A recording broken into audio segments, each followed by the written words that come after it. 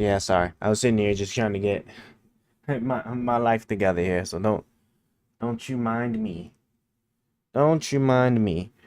But I am gonna need my headphones though, and I am gonna need to put it on. Okay, cool. So, oh yeah, it's a serial recovery of my dynamite. All right, because we got all kinds of editing to do.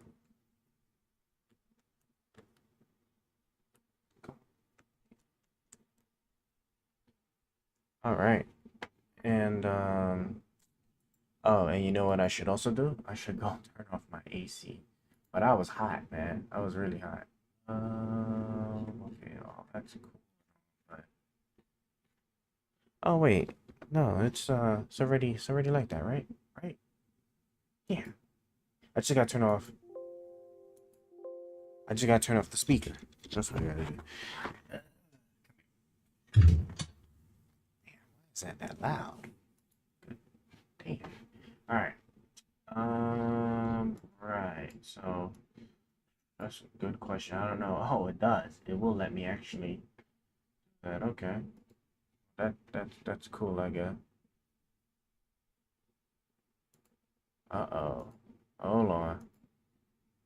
Jake Kushner, Jared Kushner. Jared Kushner, isn't that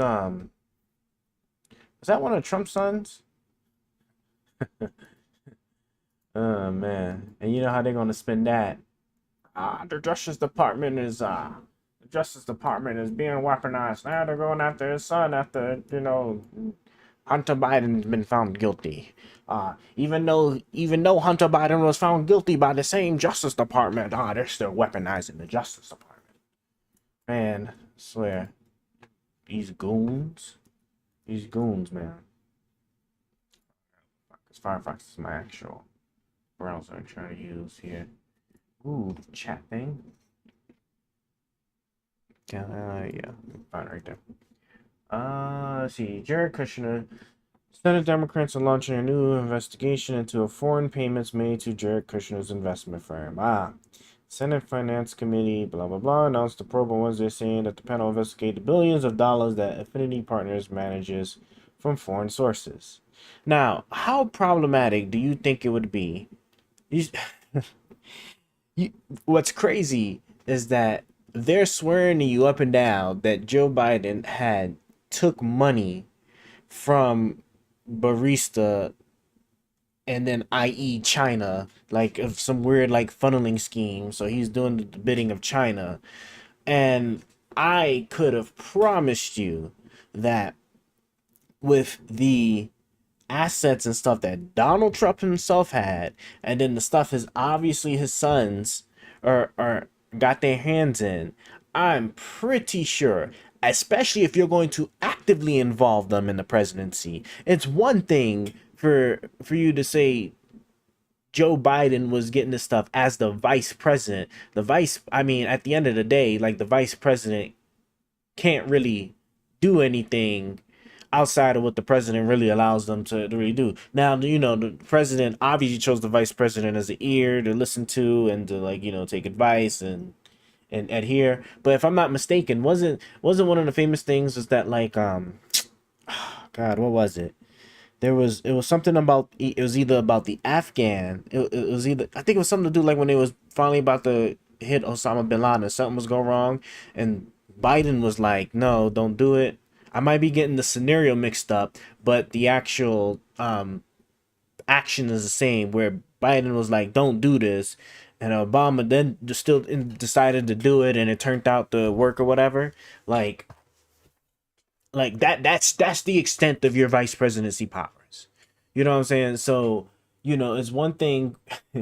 It's one thing to sit there and say that Joe Biden was taking money from, I guess, the Chinese through like a barista.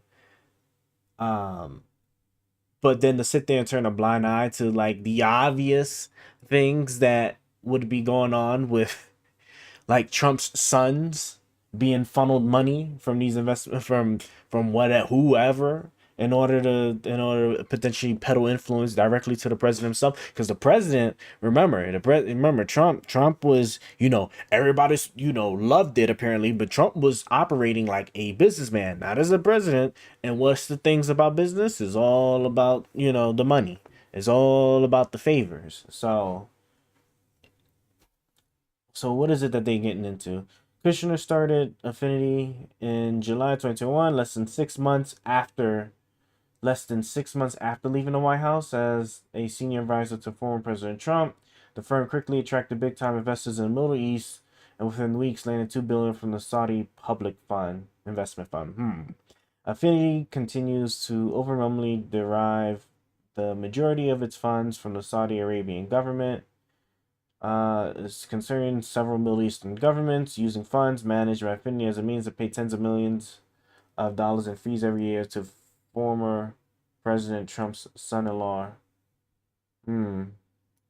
Yeah, see, I knew it. See, so there's a lot of Middle Eastern money being funneled to his son. I'm curious what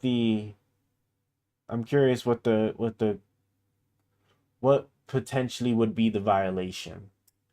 Um, so he was smart. He left the White House advisory role and then started this company in order to get the Middle Eastern money. Now, if it comes out, now here's a crazy link that would be wild. Okay. I don't know the timeline, and this is not something I'm gonna like look into deep, but if it ever catches my interest later on, I might look into it deep. What would be crazy would be if like he had communications from the Saudis, wanting to like do all his business stuff so that because they're trying to get favors. His lawyers tell him you can't do that while you're actively in the White House role, so just leave and do this and create the business, and that way you can take it. He does it, and then there's correspondence where the Saudis want his dad's ear in something. You know what I'm saying? Because you see, in contrast to the Chinese and the barista stuff, right? This sounds like there's like a very clear, easy paper trail to find because all of this is direct. So it would be crazy if they find any correspondence of the Saudis interacting with Kushner in order to be able to gain favor or to be able to talk to their dad, i.e., the president. And what would be damning, like beyond damning, would be if like they were to find out something like Trump actually made a deal. What was one of the somethings? Wasn't it the what accord was it? I'm drawing a blank on the word. Was it Middle Eastern Accord? The Abraham Accords, right? Because wasn't that what two countries? It was, I mean, obviously Israel, but what wasn't it? Saudi Arabia? I think it was Saudi Arabia. Am I not crazy? Peace among the three Abrahamic religions and all humanity. Blah blah blah. Tolerance. Blah blah blah. Wow, they do all that, but they ain't even gonna say the Bahrain, Morocco. Oh, so okay, so there's a couple of them. Assuming this is correct. So Sudan, UAE, yeah. So it should be Saudi Arabia, Bahrain, Morocco. Okay. Well, it'd be crazy if and if they had like some involvement in this, because what was interesting about the Abraham Accords, because this is about establishing peace with the Middle East and Israel, but didn't include the Palestinians. And who is supportive of the Palestinians? The Iranians. Who's not supportive of the Palestinians, from my understanding, I do believe it's Saudi Arabia at the very least. And it could be not so much as that they don't like the Palestinians. It could be a weird nexus because it's supported by Iran and they don't like Iran. Blah blah blah. Let me go and adjust my AC right quick, and I'm gonna grab a drink, and then yeah, we're gonna get started into these reactions. But I was just this was interesting. I had to stop and take a look at that real quick. But Yeah. Now let me actually flip. See, I can hear my AC starting to start back up, man. Shit killing me, bro. It's hot, but then cold at the same time. Hot but cold at the same time. Put you here. I don't need you there right now. Let me. I'm just doing something on my second screen here, and let's go to the playlist. Cool. Do that, and yeah, I actually like doing it this way. All right, I'll be right back. Just give me 1 second.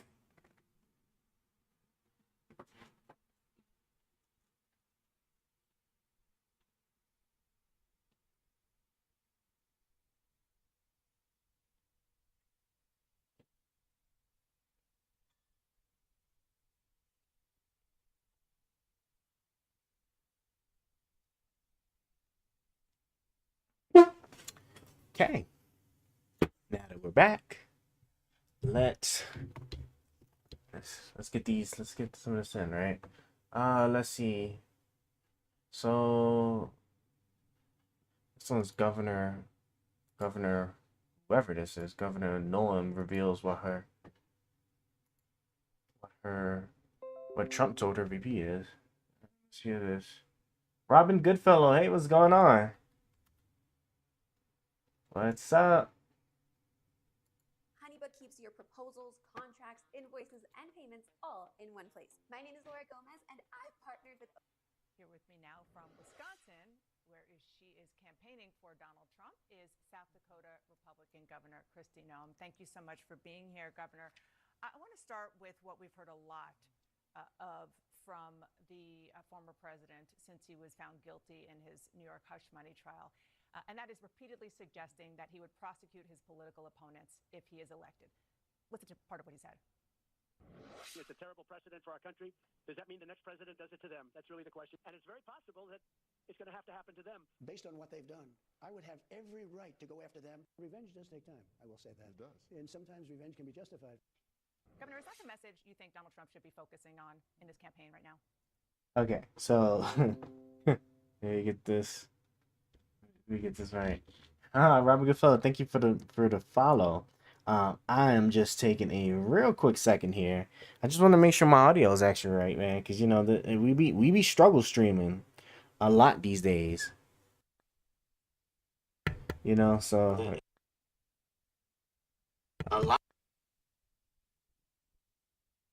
Okay, well that audio sound good, and let me just go ahead. I'm gonna just rewind it real quick, just so I can make sure that the video playback guys can hear, and then I know for certain that this setup is straight, and I won't have any more technical difficulties for a while unless I go another long moment without streaming. Every right to go after them. Revenge does take time. So let's see here. And sometimes revenge can be justified. Governor, is that the message you think Donald Trump should be focusing on in this campaign right now? Well, his message has clearly been that his only vengeance will be America's success. He is not interested in going after political opponents. He is interested in going back.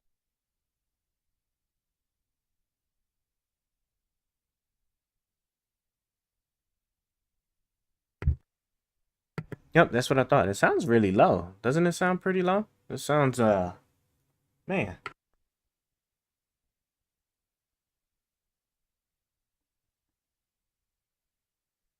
Without you having to obviously like crank up the volume here. So let me think about this one. How do I want to do this? I guess I could. Your mic is good, but the video is low. Appreciate it. Bro, I struggle streaming just will not relent. Oh wait, I wonder, could I? Is it okay? So YouTube audio is good. Maybe if I put the volume, it's a 2 PC setup, and it's just as always. I don't have an audio mixer, and so like I'm stuck to deal with just like however this is supposed to be manually. But I think I want to say this should be good here. This should be good. I hope this is good. We're gonna find out. We's going to find out. Yeah, because at least on OBS everything is maxed out. Let me play it from the beginning one more time, and hopefully that works. Come on, come on. All right, come on, come to on. the White House and working for the American people and their families. Thank you so much for being here, Governor. I want to start with what we've heard a lot of from the former president since he was found guilty in his New York hush money trial, and that is repeatedly suggesting that he would prosecute his political opponents if he is elected. Jesus Christ, I'm never gonna get this right. This is, bro. What is it that could be low? Everything, all the volume things are maxed out. Is my shit tripping? Oh, you know what? I wonder if it's actually. Let me check the filter here on this.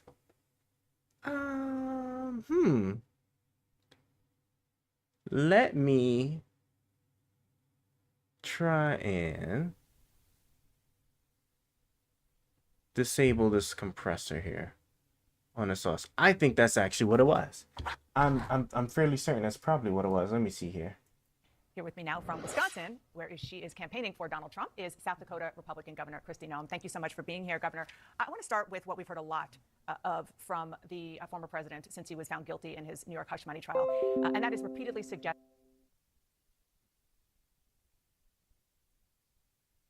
Bring that down. Yep, so it looks good to me. All right, now we can go ahead and we can just get back to what we're doing. I appreciate you, man, because when these struggle streams do be something else. All right, let me bring that down. I got plenty of charge on that. All right, so let's see context. Okay, so context is right, because all those videos of Trump. Look, let me tell y'all something. If y'all don't think if Trump gets back in that office, he ain't gonna flip ish upside down. Y'all boys are tripping. For Donald Trump is South Dakota Republican Governor Kristi Noem. Y'all boys Thank you so is much for being here, tripping. Governor. I want to start with what we've heard a lot of from the former president. This thing with like weaponizing the Justice Department. People are still making that claim, even though Joe Biden's son has now been found guilty, right? But he's still weaponizing the Justice Department. So remember that. He's still weaponizing the Justice Department. He just found his son guilty of a federal crime, but he's weaponizing the Justice Department against Trump and whoever, because he has clear control over the Justice Department and what they decide to do and don't do, which is technically true because of the way the Constitution is written, but because traditionally they want the the justice system to be independent, the president typically does not direct or dictate what the Justice Department chooses to pursue or not to pursue. I.e., this is why the Justice Department has sat there and pursued his own son and found him guilty, and now they will be sentencing relatively soon. For Donald Trump's case, that wasn't even a federal crime. It was it was New York. But there are some federal charges getting ready to come up. There's a lot of media attention saying that they're going to vote for Trump. Right now, the margins are still really thin, and I don't know. And look, disclaimer: I'm a Republican. I'm actually a registered Republican. But right now, I'm currently leaning Biden just because like I have to pick the lesser two evils, and I know that this man is going to do, because after the second presidency, he ain't got ish to worry about, right? Very first thing he's going to do, he's going to pardon himself for the crimes. It don't matter if people have never done it before or not. He's the president. He don't have to worry about another re-election. He's going to pardon himself for the crimes. So we're going to have the very first person to ever like get rid of their own crime, so they can commit a crime and then just say, no, I didn't, and then pardon themselves. Then he's going to use justice. As you can see, all those statements, he's going to use Justice Department to go after everybody. Yeah. Oh yeah. See. Yeah. See. And so it's like this. Like one of the things that really like sold me on this, you got to think, because like these goddamn goofy goobers sat there. If you remember the very first Republican debate, what was who'd you had? You had the Florida governor. It was the Florida governor and somebody else, where these goobers said they were going to do military action on Mexico. Let me tell you something. As a matter of fact, there was just a recent article about how there's a Russian warship right now doing military exercises with Cuba. So we have this beautiful country where you have these oceans for borders, and we have only two nations that border us, Canada and Mexico, right? And then, I mean, if you want to count the little islands, then I guess you can say Cuba or maybe Jamaica, maybe, you know, whatever the Caribbean islands, right? But we ain't gonna go there, right? Mexico and Canada, right? And of all things, you want to conduct an actual military conflict with the one of two countries that we border, where we don't have to, we're not like the European countries and France and on all those where they gotta worry about like actual real smuggling, like weapon smuggling, like drugs coming in from like wherever different ways, because like the Mexican border, right? If we would actually fund it and police it the right way, we can actually stop a lot of inflow. But instead, we're going to do a military action, which if I was China or Russia, right, I'd be coming to Mexico and be like, hey, look, they just did a military action. They just said F you to your sovereignty, right? They all talk about being good people, but don't actually believe that stuff. Tell you what, let's be, you know, let's do like with Cuba, right? You enter a military pact with us, right? And we promise you it won't happen again because you just let us get a little bit of land. We don't need much. We just need, you know, a couple of like 100 miles, right? Of some barren land you got. Don't matter as military, right? So it could be whatever barren land you don't make no use of, right? And let us build a military base there, right? Or a port of entry, whatever it is, depending on the location, where we may or may not have nuclear weapons. I promise you they won't attack you again, Mexico, right? This is the stuff that we've gotten down to. Yeah, DeSantis and I think it might have been Vivek. It was either Vivek or somebody else. Right? Bro, I was just I was just like, nah, like y'all boys are really tripping. Like if I had to choose between the two of like what's about to happen, because like, you know, the US as great as the US president is, he can't control everybody around the world. So that Hamas and Israel stuff, they ain't got shit to do with us. It's kind of crazy that, you know, we did the Abraham Accords and didn't try to involve the Palestinians, just like with Afghanistan, where we did the what was it? I forgot what the hell the name of the deal was, but we did it with the Taliban and didn't involve the Afghanistan like government. And then you wonder why this stuff kind of ends up being the way it is. But you know, I'm gonna leave that be. But we're just gonna go ahead. Let's just look at some of this stuff here and see what's going on. New York hush money trial, and that is repeatedly suggesting that he would prosecute his political opponents if he is elected. Listen to part of what he said. It's a terrible precedent for our country.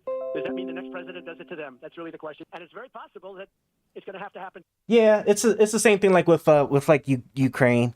There is a lot of like monetary expense on our end going, but like to be realistic with you, like we're so shitty with like how we manage our own like our finances, where our tax dollars actually go. At least with the exception, I think Israel's the only one where this would apply to. No. Ukraine is the one that this would initially had applied to, not Israel. Because I think Israel, we was definitely actually handing newly crafted munitions. The thing with Ukraine was that like that initial big, like the initial half at least of the aid that we was giving them, even though like we would publicly say it was X amount of dollars, right? But that's just because people don't understand like saying like 500 pounds of World War II munition that we don't use no more. Because I believe like the first like big bulk of like what we've given Ukraine so far was just old World War. It was like old munitions and stuff that we can't use because it's old or it's not in our rotation of what we currently use. We can't really get rid of it because we don't want to spend the money to actually disassemble it or safely get rid of it or whatever. So we just store it and then guard it or whatever. But yeah, I think now at the point now we're starting to give Ukraine more of like the actual stuff where it is actual real monetary value and whatnot. So yeah, Ukraine, Israel, and I mean you could technically say that with kind of like just all of foreign aid really, but I don't know. I don't have a good answer to like how that's really supposed to be played out. Israel definitely doesn't necessarily need it. If I'm not mistaken, like their defense system and like their actual, I think we only supply like it's like 10 to 20% of like their overall like military capability or something like that. So it's like it's not even like they even really need it from us. Like it seems like they'd be pretty good without it. But they're our allies and stuff, and so they sit there and try to provide aid. But To them. Based on what they've done, I would have every right to go after them. Revenge does take time, I will say that. It does. And sometimes revenge can be justified. Governor, is that the message you think Donald Trump should be focusing on in his campaign right now? Well, his message has clearly been that his only vengeance will be America's success. He is not oh my fucking god, this is another thing too. I have a problem with from our party, bro. Why lie? What? There are some things you can say where the truth can be just as damning as the lie. Why sit there, come on national television, and sit there and say, "Oh, you know, the vengeance, the only vengeance that he's talking about, that he has in his mind, because he ain't thinking nothing else, is going to be how successful America is." Like, come on, like, don't give me that nonsense. Like, when he gets up in there, we know it's gonna be like this. If there was ever a point in time where the Justice Department has a potential to make a case, because see, the thing that a lot of people don't understand is that prosecution in general, right? They don't prosecute all cases. They don't have no justice system anywhere has the resource to prosecute every single crime that they come across or see. A lot of times they try to like kind of just like do whatever it is quickly as possible, right? Because they're not trying to saturate the court system, because then like your court dates, which is already crazy long, like a year, maybe 2 years or more, right? That should explode like crazy. A perfect example would be our asylum laws. Our asylum laws, where like they have to sit there and they have to process every single asylum law. That's why an illegal can come into the U.S., claim asylum, and then they get to disappear for like 2 to 3 years without nobody coming to look for them to potentially deport them or whatever, because their court date is going to be 2 to 3 years out. This is what happens when you get saturated with cases. So a lot of times what prosecution will do is they'll sit there and look like, is this something we really want to deal with? Like the shit with Trump. The thing is with Trump, they gave this man multiple chances. They gave him multiple chances to give back the documents, for example, right? After the first couple of times. After the first time, right? You already opened yourself up to being prosecuted. It just takes one time. They gave this man multiple to give these goddamn documents back, and then it was like, you know what? Forget it. And then they sat there and, and now he's being prosecuted in the Florida case, which is currently stonewalled. So it's like, once he gets up in there, he gonna be hey, look, any of these things come up that deal with any of these people, oh yeah, that's their ass. That is their ass. I can see that. It's just crazy to me that you want to sit there and try to tiptoe around it, but she's not trying to say anything because she's not trying to get the ire of whoever, and then she's also right not trying to hurt his chances, because if people knew with 100% certainty that when he goes up in there, if you was complaining about Joe Biden weaponizing the Justice Department, which he clearly isn't doing, you gonna really see something crazy when Trump get back up in there. But again, and even then, it might not even affect all of us regular people anyway. So a lot of people might not even care. If I'm being really honest, it's just only going to be the people that I guess had some beef with him. So interested in going after political opponents. He is interested in going back to the White House and working for the American people and their families, bringing down inflation costs. And that's what I'm hearing overwhelmingly here in Wisconsin, is that this swing state is so important. And these people here, their number one issue right now is not that sham trial and not the verdict and the convictions and not what's going on as far as what a lot of people are talking about in the media. They care about what's happening to their families, how much grocery prices have gone up, how much better their lives were 4 years ago. So that's really their number one concern. Yeah, I mean, it seems clear what you're hearing from voters, that is what their concern is. But it is what we heard from Donald Trump this week over and over in interview after interview, that he is considering going after his political opponents. So should he stop doing that, given what you just said you're hearing from voters? What he said is that he's warned the American people, if we start weaponizing the judicial system like they did against him, God, I don't even know if I might not even finish this. What he's talking about when he's having those discussions is that be careful what you do, because that opens the door in the future to anybody doing it. And that's what he's trying to shut down. He wants people to trust our judicial system. He wants to make sure that we still have law and order in this country. If you look at conservative areas of this country, places where Republicans were in control, we have law and order. We have peace and stability. You go to Democrat states and cities, that's where you see destruction, and you see judicial systems and trials and corrupt judges that prosecute their political enemies. That's what New York was. In New York, that was definitely a rigged rigged election or a rigged judicial process against the president, politically motivated. Well, he was found guilty based on a jury, 12 members of the 12 peers of his. The other thing I just want to mention, and I do want to move on, is that right now the Justice Department is prosecuting the president's son, President. You're probably right. Well, yeah. And you know, that's always the case, right? Like, you know, they like what was it? Goddamn. I think like when Obama was in office, right? Wasn't Fox News was on his ass, it seemed like, every day about it. So like that's just typical with like all media. You got to really try to look for the sources that try to, like, I don't want to say just be in the middle, because nobody's ever perfectly in the middle, but that at least if, like, if you're gonna be on somebody's ass, like, actually try to be like legitimate with it and like have some real complaints. You know, like the very first thing they're just gonna probably go back to all of the past stuff, which is like, bro, like, you know, like it is what it is at that point. Like, let's actually just move forward and try to just like be mindful of just whatever it is that happens going forward. That's the only thing that's gonna really matter now at that point. But yeah, you're absolutely right. Like, they are gonna be, they're gonna do nothing but like CNN, what is it? CNN, MSN, all of them. When Trump got elected, and they were literally witch hunting conservatives. Jeez. Well, New York, what is it? New York, Texas, and maybe California. Well, no, I would compare California to Florida, but New York and Texas are the two places that you probably want to I stay away from, because they're of all the states, it seems like those two are the ones like with the most extreme of things going on. Because if I'm not mistaken, let's see, Texas, I was just looking at an article not too long ago, as a matter of fact. Like, aren't they isn't there gaining movement now on the whole sedation plan? Let's see, Texas, I think they're getting ready to, I think like there's a small group that's getting ready to actually get enough supporters in the Texas legislative body to perform some actual vote. Texas sedation. There is an article. Oh, I said sedation. Secession. Isn't it secession? I literally was just reading it today. Yeah, see? So Texas secessionists win GOP backing for independence vote. Major step. This is true. Like I said, New York, New York is the first one.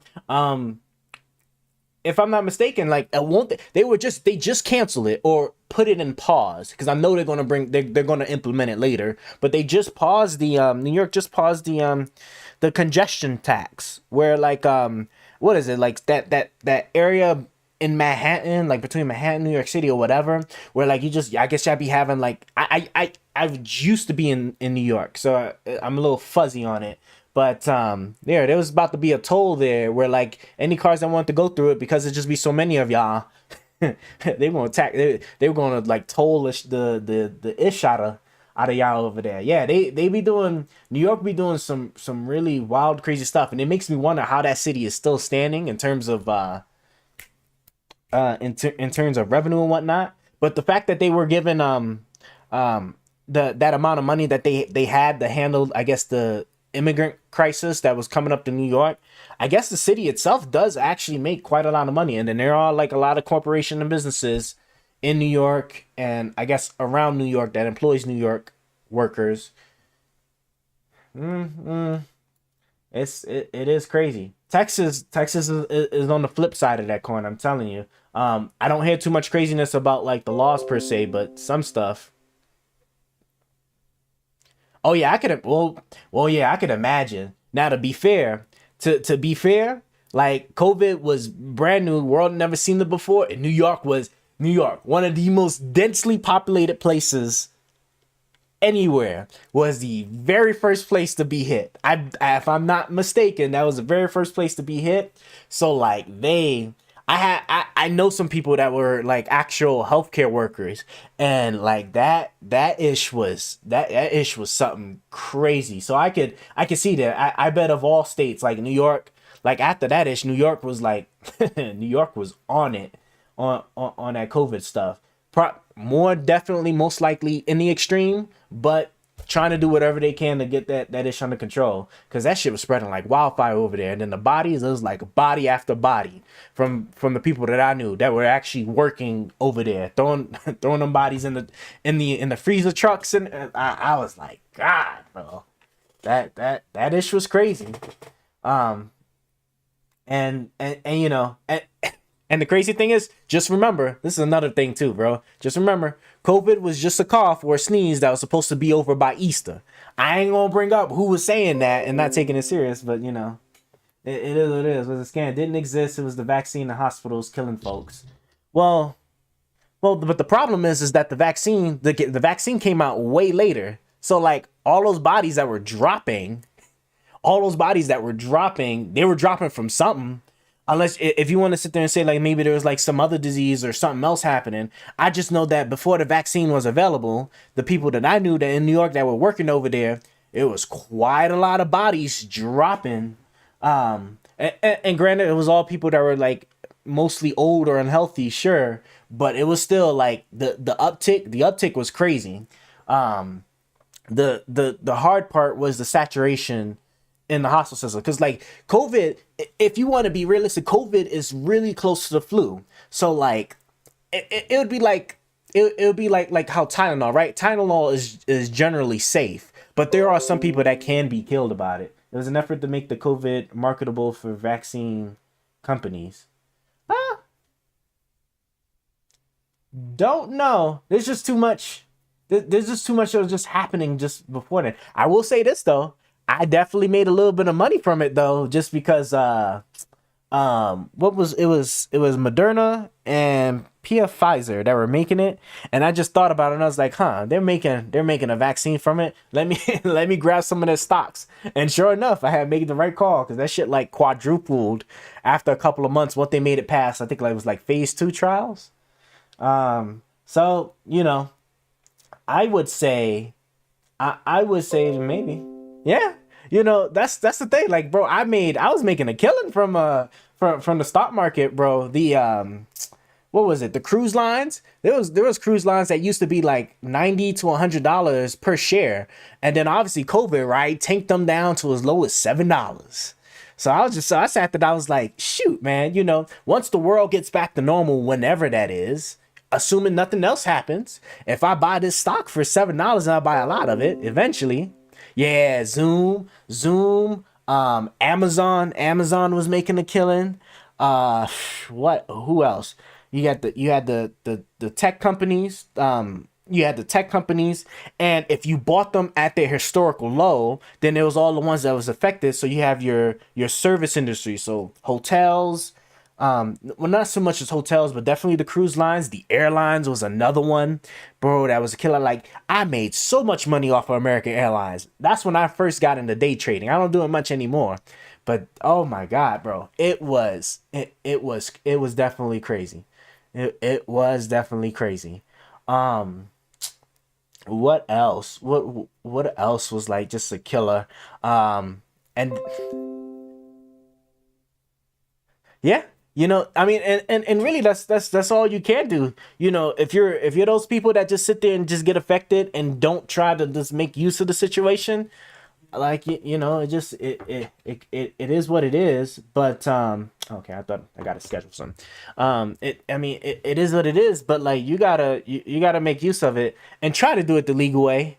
Because I remember those people that like bought, like they went around like the state or maybe a couple of states and bought up all the hand sanitizer and toilet paper and then tried to resell it, and the government was like, yeah, you crazy. And so they had to like basically, like, they already bought it, now they had to like give it all up. Yeah, can't scam, you can't do that, but you sure can, you know, try to make good use of a situation, and COVID was definitely one of those for sure. Let me I'm gonna give this video like a couple minutes. We're just gonna switch to something else. But before I forget, yeah, like these people that want to break Texas away from the United States, and you know what's funny too? I bet you I bet you these people will disappear if Trump wins. If Trump wins, right, you ain't gonna hear a peep from these people.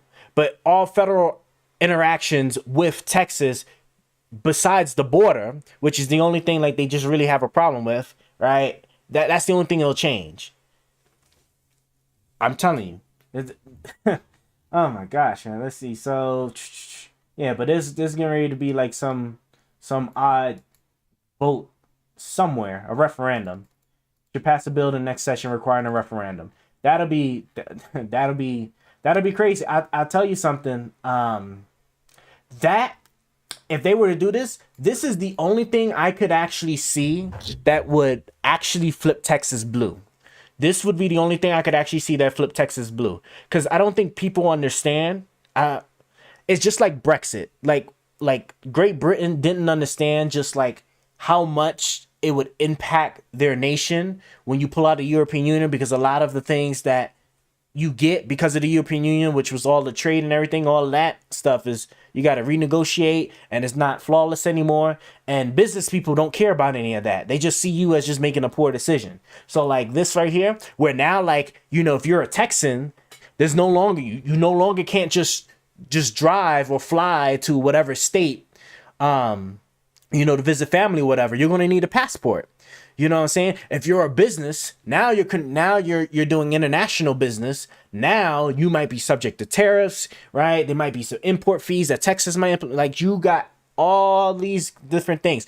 Train stations, right? That's going to have to be completely severed, because you're going to have a checkpoint where you can't just have a train coming from like whatever state, like Kansas, right? Kansas into Texas, because now you're traveling to a different country, right? You got to have passport and stuff. All like so much would change and break that it just wouldn't make it wouldn't make any sense. But and it would be the fastest way for the state to go blue. So we'll see what how this eventually turns out. And then of course it would be the extreme step that it could definitely lead to an actual and well, it would be an actual civil war. It'll be a civil war that would actually be fought, I can almost promise you, probably only by Texas. I can't see any other state that would probably jump into their aid. They were talking all that big stuff about sending the National Guard if the federal government was to like interfere with Texas's ability to defend themselves. But if Texas was to actually separate from the U.S., none of them other states are going to come in and help them. I promise you it's not. And then the federal government is going to sit there and just like before, they're going to sit there and they're going to absorb it back. And that's just not fun for anybody. And of course, right, if they get too crazy with it, Texas, right, imagine if like they succeed, and then China, because of the shit we do with Taiwan, China comes in and started trying to like give aid the Texas, right, bro? I'm telling y'all, like I don't understand why our side are creating all these unnecessary problems. It's just not necessary. Let's give this video just a few more minutes to see if there's anything good. Prosecuting a House Democrat is prosecuting a Senate Democrat. So doesn't that fly in the face of the claim that the whole judicial system is weaponized against Republicans? I don't think anybody believes the whole judicial system is. I think they see places in this country where it is. And New York was certainly one of those. And I don't know, Dana, if you read that letter from the judge in the New York City trial that came out that talked about the fact that some of these social media posts that came out before the decision and the verdicts even came out from that jury. So there may be a mistrial coming here because it was handled so poorly by this judge. And that's what I think that will be eye-opening to the American people, is they really, truly will have proof then that judge was corrupt. He should have recused himself according to the ethics and rules of New York. He should never have presided over that whole process. And President Trump should have never been in that situation. And I just want to say that those details have not been confirmed. Obviously, the trial is over. So I think you're probably referring to an appeal. I want to move on to some of the politics that we're seeing in the 2024 race. Specifically, Donald Trump is actively starting to look for. So just so we're clear, like the thing that she's talking about is sometime after the trial, when the trial's over, they found out that there was a social media post of somebody that was claiming to be related in some way or fashion to one of the jurors, and they said that the juror told them that Trump was found guilty or was going to be found guilty. I want to say it was that he was found guilty, the verdict, that he was told the verdict before they had actually officially did whatever that paperwork is or whatever to hand to the judge to actually give him the verdict. So it was like like basically like, you know, they're in a room and like they decided they're all gonna be guilty, then he just go ahead and he texts his boy real quick and be like, yo, Trump is gonna be found guilty, like that. I think that was what I read. As of right now, it's unclear who that person is. Like they have a social media post. It takes, I'm trying to think if New York could reasonably subpoena. I don't even think they can. I don't, because in order to subpoena, you gotta actually go through the process of like alleging a crime first, and it's unclear what the crime would be. So I don't know. I'm assuming it's Facebook if that was like the platform. I don't think Facebook would even honor a request for like that person's details. So unless they could figure out who exactly that person is, because I don't think they can go through the phone records. Yeah, law enforcement is not going to be able to go through the phone records of the jurors, because no crime is being alleged yet. So yeah, it's just going to be up in the air. And so with that being said, it's just going to remain a mystery. And, you know, that could have been anybody. It could have been anybody that could have just said, shit, I was saying that Trump was going to be found guilty before the trial. That doesn't necessarily mean I had like interconnections. So I don't know. That was like a gray, not necessarily a gray area, but I'm not believing it too much. But it's always between that and then the juror instructions that they have a problem with, where they instructed the jurors that you can find Trump guilty of any of these crimes, but you all don't have to agree on which one it is specifically. And that's another complaint that they have. But the issue is just that the instructions, if you actually like go deep into the instructions, the problem is, right? I'm gonna try and phrase this as best as I can explain it. All right. The problem is that Trump did a bunch of misdemeanors, and in order to upgrade them to felonies, he had to did those misdemeanors in furtherance of a crime. So he had to did those misdemeanors with an intent to perform another separate crime. And so the thing is that the actual text of that requirement says that it needs to be the intent to commit a crime, right? It doesn't say that it all needs to be the exact same crime. It just needs to be intended to, you know, to actually commit a crime. It's just like if I went to the bank and tried to rob them, but in doing so, right, before I could even get to the door, I got knocked out because somebody found my Facebook post saying that I'm about to go rob the bank. And so I got stopped before I even entered the door. That doesn't mean the federal government can't charge me for attempting to rob the bank because I didn't step foot in the door, right? I still intended to commit the crime, and that's what the text requirement is. And then the problem is that Trump's lawyers did not object to those instructions. He told them the instructions. He told them, do you all agree that this text, you know what I'm saying? Do you all agree that this text, that a unanimous agreement, which is typical, right? Because, you know, in a regular, you know, court of law or whatnot, right? The jury, if you're being charged with a crime by the federal government, it's up to the federal government to convince all, in this case it was 12, right? Yeah, 12, right? All 12 people have to agree that you did the crime. If just one person says that they don't think you did the crime, that's it. It's done. It's a very high burden. And so one of the things with that statute was that everybody, all 12 people have to agree that you intended to commit the crime. It doesn't matter if some thought you was intending to fraud, some thought you was intending to assault, whatever it is, as long as they all agree that there was some kind of intent to do a crime, then the specific crime doesn't matter when it comes to the upgrade of the misdemeanors. So that's what it is. So it's like I mean, the thing is that and something like that's New York. That's unique to New York. You know what I'm saying? States don't have that. The federal government don't have that.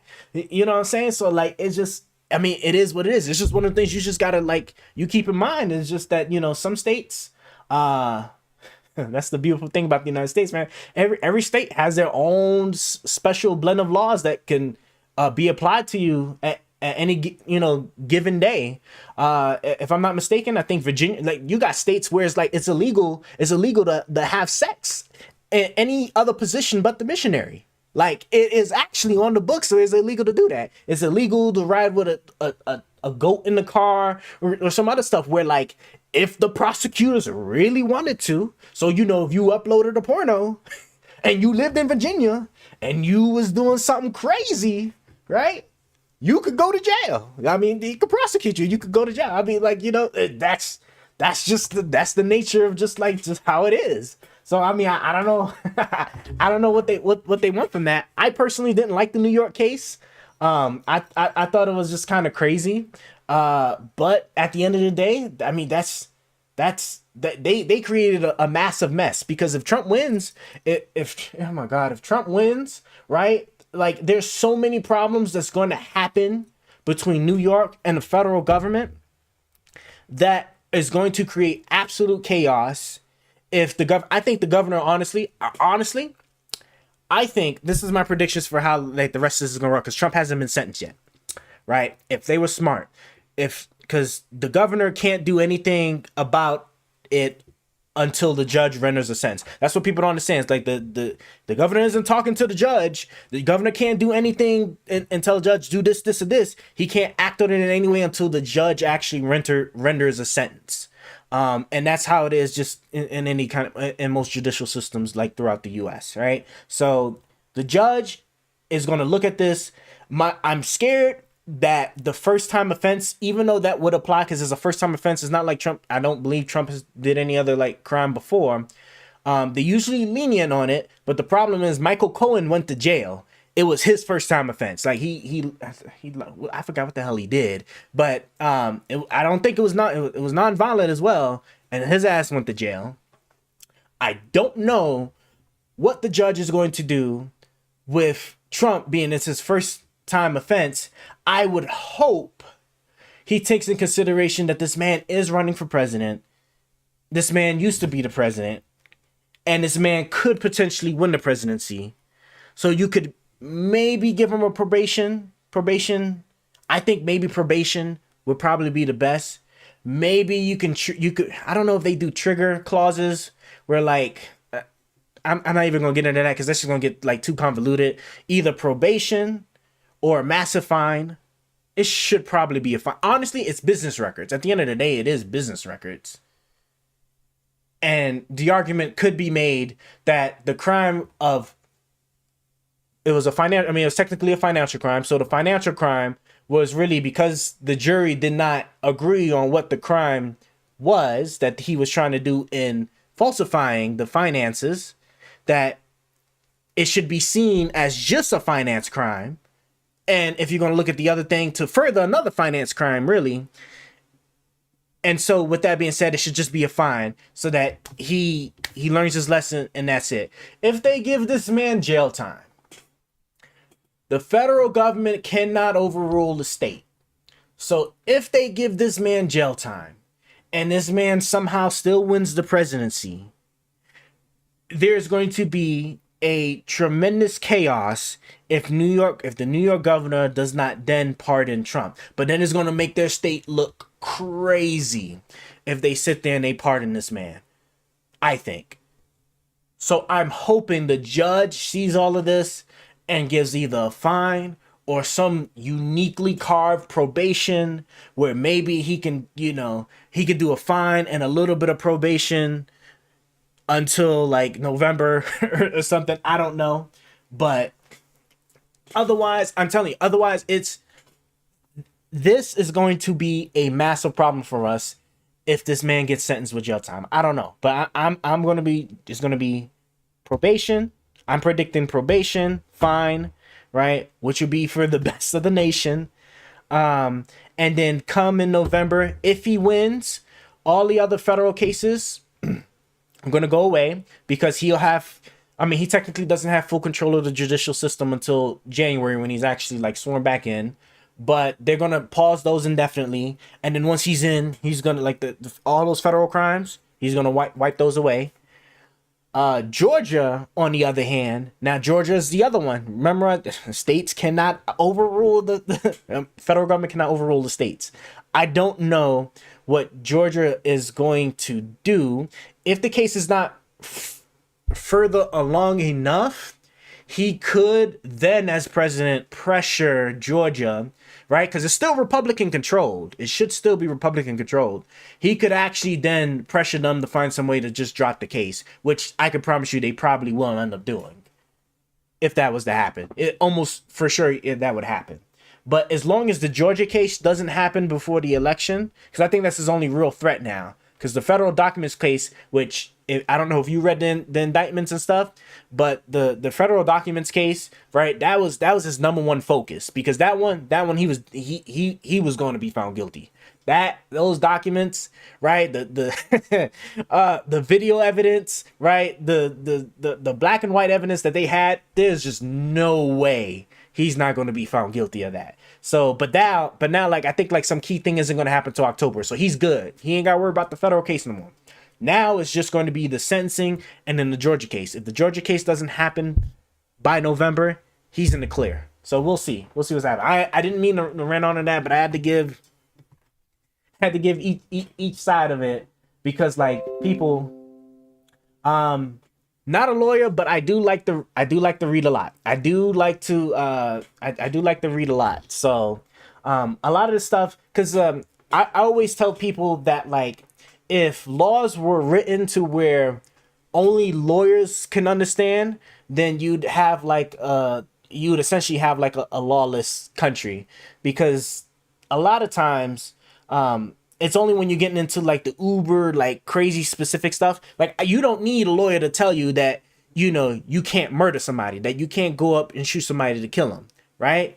But you might need a lawyer to argue if or not that was in self-defense, if things got a little crazy. If he yelled at you, maybe raised his fist, and then you shot him, right? That's where the lawyers come in. Lawyers come in clutch for those really gray areas. But you don't need a lawyer for like the easy simple stuff, you know? Because a lot of the stuff actually, like, you know, like when you look at any of the stuff that's going on, it's hard to define like the actual statute that they usually are using to charge somebody of a crime. But once you find it and you actually read it, it's usually like pretty easy to understand, because what they have is this thing called elements, where they just said, if these three things are found true, then you committed this crime, right? And then if they have exceptions, they say, and then these are the exceptions if this or this applies, right? Which some of it might be easy to understand, some of it might not be, and then that's when you're going to need a lawyer. So that's always my take on it. But if you literally just read enough of the stuff, hell, really, you don't even need to read much of the stuff. You just need, if you could just actually find, like, if they say they New York's charging you for like 2nd-degree murder, if you go over and you pull up New York 2nd-degree murder and you actually look at the text, it'll tell you, all right, somebody had to have died, right? The person that killed him had to have like did whatever to premeditate it, right? So he had that showed intent to do it, meaning like he had a gun. So like, for example, like he had a gun, right? And he drove up to like where he lived at, broke into his house, and then shot him, right? You can't, it's hard to argue self-defense, right, in a situation like that. But like, those are the things, right? Or it might say that, you know, he had to kill him without intending to do so, but was negligent in his actions, and then the dude ended up dying. You was driving a vehicle, you was drunk, so you was negligent, and then like you wasn't paying attention, and you ran over a turtle that flipped your car and made you flip on like some homeless guy that was just on the corner, right? He's dead. You definitely killed him. You ain't intend to kill him, but you know, like, he's dead. So yeah, you about to get got. And that's what I'm saying. Like the text, like the stuff on the elements, they're usually really easy to understand. It's just when you're trying to argue your way out of it that's when you really need a lawyer for. All right. I think we're gonna give this like 30 more seconds here in this video. We're gonna go to the interview. There's an interview. There was an interview I saw, or that came up. I saw of like Pierce. I don't know if you're familiar with Pierce Morgan and Candace Owens. That I really want to look at and see how the hell that turned out, because I know she probably was like on some crazy stuff. That's my assumption. We'll see. CNN is told that there are 7 potential Trump VP contenders receiving vetting material mute so this? far. Okay. You're not on that list. Do you have any indication that you're still under consideration to be Donald Trump's running mate? Oh, is this only just VP stuff now? Get online in minutes. And then of course we got ads. And that was loud. Good Jesus. President Trump over and over again. He needs to pick whoever helps him in his policies. So gets up and fights for the average everyday American. That makes me Okay, proud. yeah. So On that list that I just showed, there were 6 men and one woman. Women, particularly suburban women, I don't need to tell you, could play a big role in who gets okay, yeah. She's gonna go into VP stuff. I'm not even interested anymore. Okay. Well, let me see if I can find this Candace Owens video real quick. I just want to make sure. If I play this, they don't hear nothing, right? Yeah, because I got to mute it. Okay, cool. All right, so that'll work for that. Let's see. So it's here. All right, awesome. Ooh, an hour and 20 minutes.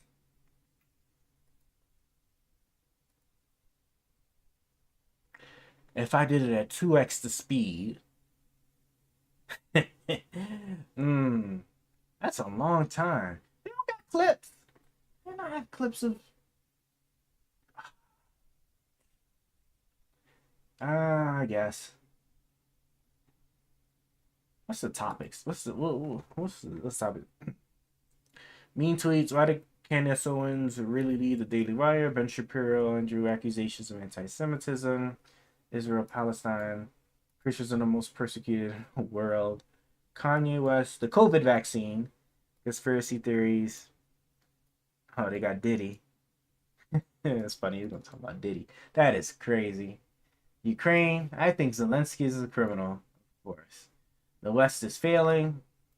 And then Taylor Swift is the most toxic feminist ever. Anybody got... Is there any Swifties?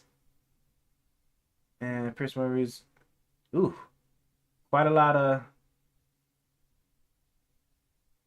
Even some be construed as anti-Semitic. Okay. So there's a lot... there's a lot of actual people for Candace's side. That's interesting. Okay. Well, let's... Do I wanna? Yeah, sure. Why did you leave the Daily Wire? A lot of attention has been focused on you constantly referencing Christ is King. To deliberately use that phrase was much of your characterization of me in some of those mean tweets, but that's fine. We can move on because there's a much more interesting story, I think, involving you, which has played out in the last few months, which everybody knows about. So let's just talk about that. Why did you leave the Daily Wire? Well, unfortunately, I can't talk about the specific reasons that I left the Daily Wire, but what I can do is respond to whatever reasons were given to the public. And obviously, no sooner did we agree to leave than Andrew Klavan of the Daily Wire did an entire episode stating that the reasons that I was leaving was because I was anti-Semitic and I was engaging in a type of anti-Semitism that was hard to pin down. And that is why in my first episode of launching my independent podcast, I hit back pretty hard at him because I think it's pretty despicable, first and foremost, as a colleague who I had a great relationship with, to have engaged in that, knowing that I was not at liberty to say anything. Oh yeah, I do remember. I don't know if you know her, big firebrand. She used to be with the Daily Wire. They parted ways, and my understanding is because she was getting a little bit too much for them when it came to what they were saying, anti-Semitic behaviors or anti-Jew stuff. I mean, you know, it's so funny because people, you know, they'll complain so much about free speech, platforms shouldn't do this, platforms shouldn't that, but they don't even believe that themselves. Like these companies that are ran by these people are running rampant at unis. Yeah. Yeah, because you got all the protests and stuff, and the way they handling those protests is crazy. Like I don't understand like how, especially for a private university, because you best believe if I pay tuition to that school and I'm trying to go and I ain't trying to deal with none of that ish, and then you got people standing in my way to get the education that I paid for, and the school ain't doing nothing about it. Oh no, something about to happen, right? I ain't saying, I'm not advocating for paws to be put on people, but I'm just saying, like, you ain't, You ain't that you basically robbing me of my money, and I ain't gonna have it, right? I think I remember seeing the one video of the guy that was trying to go through, but they kept blocking him. But I think they was only blocking one exit. So for me, I'd just be like, whatever, I'm gonna just go the other way. But you best believe if that other place was blocked too, I'm gonna call the school and I'm gonna give them one chance. Hey, look, I paid tuition, I paid you for education, and you got these people here keeping me from doing it on your property. You either need to give me back my money, or you need to go ahead and you need to get these people to move, right? Because if neither one of those things is going to happen, then I don't know what's going to happen. I ain't going to say what's going to happen, but somebody going to have to give something. All right. And, maybe that could be probably an easy lawsuit for the students against the university, right? Because then if they were cheated out of their tuition, it is. And that'd be a huge come up. Students should have their free speech too, instead of being called Hamas supporters. Yeah, no, they definitely should. But there's a way you have to go about it. Like, you cannot. Oh God, what was it? What was the specific thing about it? Like, the students, like, if all they were doing was like, if you just had a collection of them in like some grass area or whatever, protesting, like you would usually see a protest free speech stuff going. Excuse me, then that's perfectly fine, right? There's no issue with that. The problem then comes where, like, you start taking control of buildings, right? When you start commandeering buildings, when you start blocking entrances and exits and stuff like that, that's when now things start to become a little bit different, because that would be like, could you imagine if people was protesting police brutality, and so like every police department, they had people in front of the doors so that police couldn't come in to get their badge or whatever, like that'd get wrapped up real quick. You know what I'm saying? Now, if they were sitting there on the side of the sidewalk protesting, right, then won't nothing happen. I don't know why the universities handled it the way that they did, right? They could have easily, the students forced them into it. So, like, if they had to sit there and get them removed, it is what it is. You give them one warning, protest what you want, do what you want. If you block this entrance to this building, right, or you're going to get expelled. It is what it is. Like, and you ain't getting your tuition back, but you can't stop other students who paid their tuition to come into this building. So I don't know what to tell you. Go stand over there. You can stand by the entrance. You can stand close to the entrance, but you cannot block the entrance for other people to come in and out. Period. And you damn sure can't take control of an entire building. That's kind of crazy. So, that's what I think is where they kind of dropped the ball on that, because that's kind of crazy. Just crazy. I thought it was a very underhanded, disgusting tactic. And so let's see what do I think she's going? Well, I'm going to save it. Let's just concede. I responded in force. I want to play you what Ben Shapiro told me when I asked him about this on Uncensored. One of the consequences of this war has been a lot of very high passions on both sides, a lot of angry disagreements. You and your company have been at the center of a very high-profile one at the moment with Candace Owens, who's now left Daily Wire. Was she fired, or did she leave of her own volition? I'm not going to speak to this topic, Piers. At all? At all. The only thing I will say is what I've said all along with regard to Candace or with regard to any of our other hosts. I am not in hiring and firing position with the Daily Wire. I'm a co-founder of the Daily Wire. I'm a co-owner of the Daily Wire. I'm not actually in management. And as far as the free speech situation, what I will say is that no company has the obligation to literally pay anyone. The Daily Wire is a publisher. It is not a platform. Do you agree with that, Candace? Agree with which part? Well, okay, any of it. Well, I think that it's interesting, and I'd love to sit down with and debate Ben Shapiro on a number of topics, particularly cancel culture, because I know that he's made some comments in the past that he believes that publishers, platforms should allow people to have different ideas. And so those particular comments to me sound in contrast to what he has said in the past, but I can't speak on behalf of him. See, and that's because nobody in those positions, right, that own platforms. I promise you this. If you go to Trump's, what's it called? Is it Truth Social? If you go to his Truth Social platform, create an account or whatever, and then you start spreading like propaganda on how Joe Biden should be president and should win the next re-election, I promise you're going to get shut down. Like, or at the very least, if they have any type of monetization scheme going on that platform, I promise you're not going to get it. You know what I'm saying? None of these people actually truly believe in free speech when it comes to the actual company platform or brand, right? At the end of the day, it's about the money. And so, like, with the Daily Wire, my understanding, you know, especially with like the two big heads of the company being Jewish, like you're not gonna make it that far if you're doing anything that can be construed, whether it's reasonable or not. Anything that can be construed as anti-Jew, you're not gonna be on that platform. It's just unfortunate. It's just like with YouTube, right? If you do anything on YouTube that potentially hurts their image, you're not gonna be monetized. Like, free speech applies to the government, it doesn't apply to private companies. Like, and anybody that sits there and tell you how all these people should be free speech and whatnot, they don't actually that own like social media type-ish companies. So like PBD podcast, the Daily Wire, the Tim Pool's podcast, like all these like big giants. I honestly, like, even Joe Rogan I think does actually do a good job maybe playing like in the middle, but like none of these people truly believe in free speech, because the moment you come on their platform and say anything crazy that they don't agree with, you're not going to be there. That's just what it is. Like, I don't know why that's such a surprise to her, you know. And then the thing is, with Ben Shapiro, he's just going to say the same thing he just said. He's not in the hiring decision, so it doesn't. So, like, you know, whatever grievances you have, it ain't got nothing to do with him. That's just all he's going to say. Obviously, I personally believe that media companies are healthier when you allow people to have different opinions and allow people to debate those opinions. Personally, I love to see a debate between two people, and so I can only tell you what my perspective is and can't really. And the thing is, she's right? It's healthier when you get people that could debate, and you got, you know, whatever different varying views. And I agree with that. But the problem is that the money doesn't follow. It just doesn't agree with that, right? Because when you're whatever company that depends a lot on advertisement dollars, I mean, it is what it is.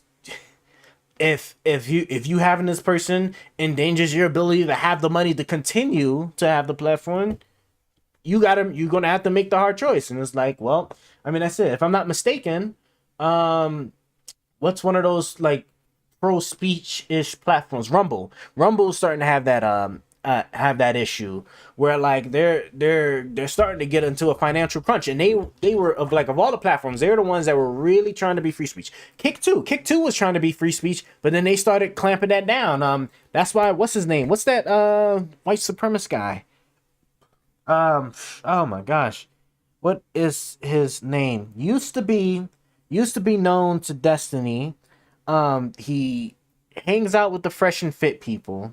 I can't remember his name, right? Used to be with Kanye West too, right? He was on that he was with Kanye on that the Sandy Hook guy. Bro, why can't I remember none of these names right now? Right? Alex Jones, right? What is that other guy's name? Right? There was another guy.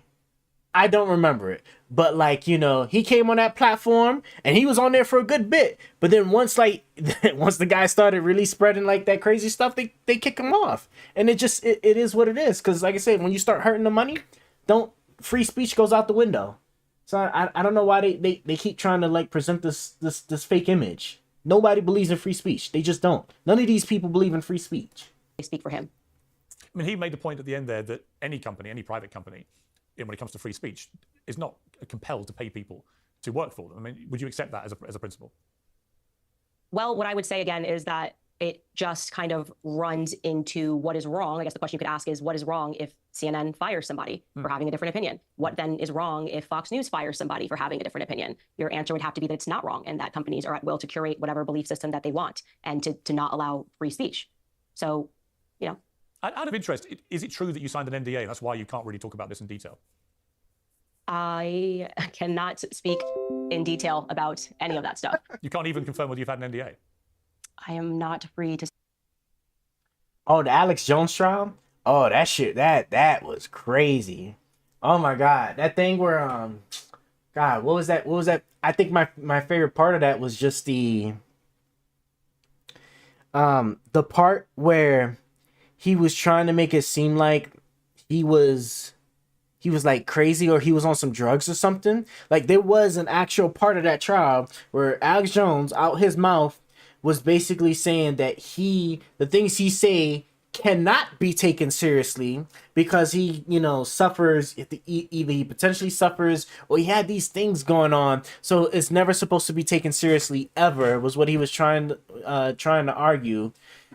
Even though he stresses it all the time, how much you should take the things he says seriously on the actual platform. It was just crazy. The crazy thing is he was right. What was he right about specifically? I'm kind of curious what your cause shoot, man, we can. Let me see here. I forgot I'm using Firefox, so still getting used to Firefox. Hey, Firefox is such a cool browser. I might have to use this more often. Alex Jones. Spelled Jones wrong there. Offer to settle. Alex Jones. Wait, they're gonna settle? No, this is 2023. Wait, what are they gonna settle? For a minimum of 85 million. Families offer to settle for 85 million. That's still a hell of a lot of money. If you're saying he was right about the Sandy Hook thing, I didn't watch the trial in full detail. His opinion, it was a psyops orchestrated by the government. I didn't go into like deep detail of the trial, but I'm pretty sure.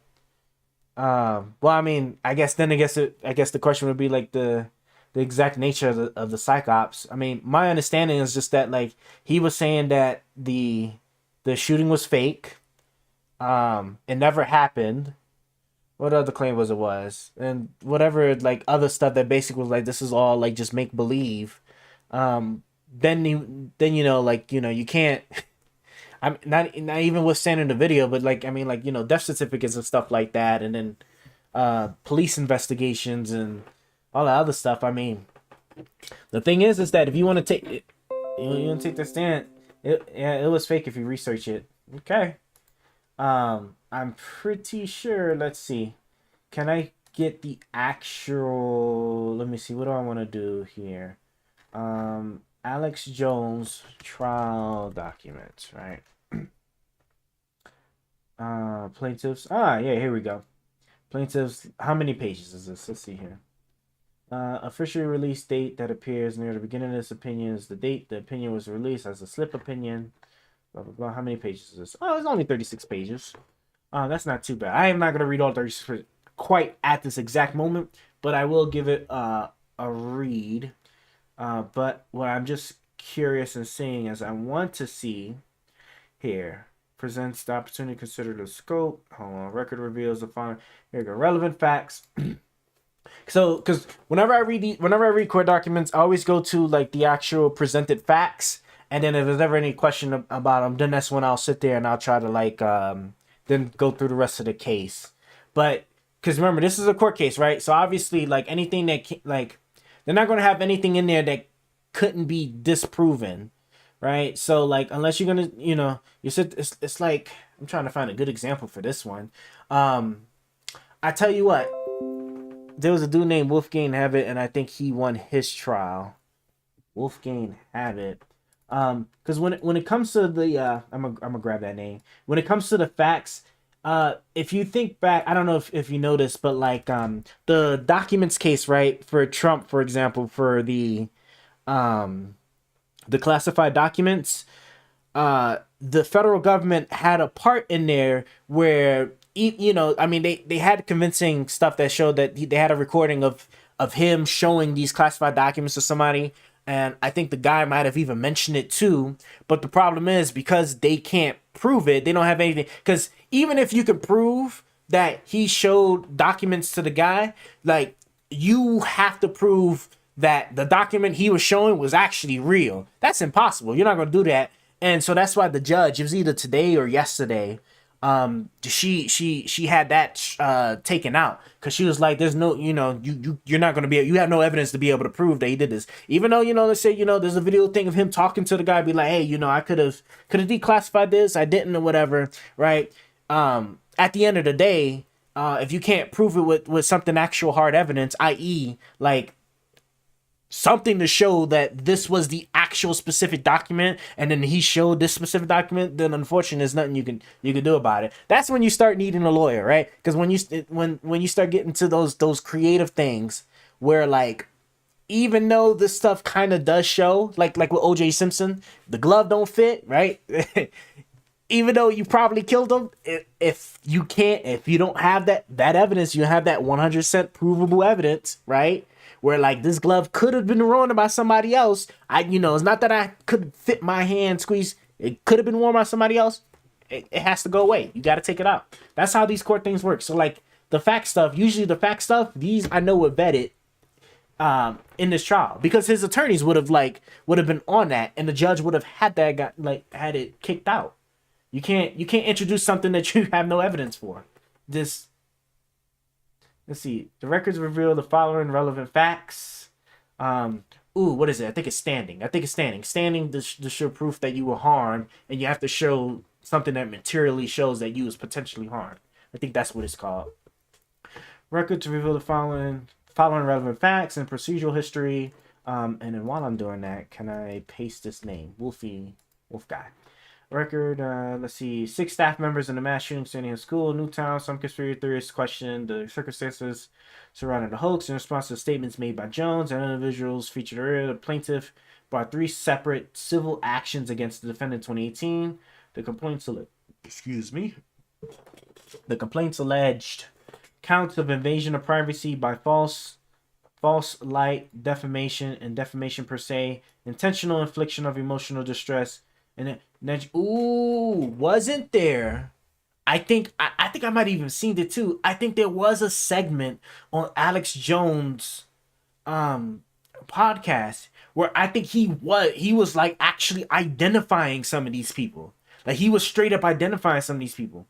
You see, this is what get you in trouble right here. Okay, you can say something was a hoax, sure, right? You can sit there and you can say, like, oh, they're probably lying about this or whatnot, right? It's not until you start doing something that directly links to direct harm of a specific person to where it becomes a problem. That's usually where you'll get caught up in a civil lawsuit, right? If you say something that can be directly linked to some type of harm to the other person, that is the key for a civil lawsuit to take place. This is why, you got defamation. This is why, when Fox News said that, was having all these people that kept saying that, the voting machines was rigged and stuff, right? Why Fox News? Because if Fox News was telling the truth and they wouldn't have to worry about it, right? They could have just went to court, but they settled for a hell of a lot of money outside of court because the evidence was just too overwhelming that they were lying. And so that is how you get caught up in these civil suits. So I think, it sounds like to me like this specifically, this wasn't so much as just about the whether the shooting happened or not. He might have actually said something. I do believe he said something that was like of direct harm to these individual people, and then that's what the problem was. Complaints claim violations of the Connecticut Unfair Trade Practices Act, general statutes, blah blah blah. November 2018, defendant filed special motion to dismiss the plaintiff's complaint pursuant to anti-SLAPP law. Yep. In order to respond to the special motions to dismiss the plaintiffs moved for limited discovery.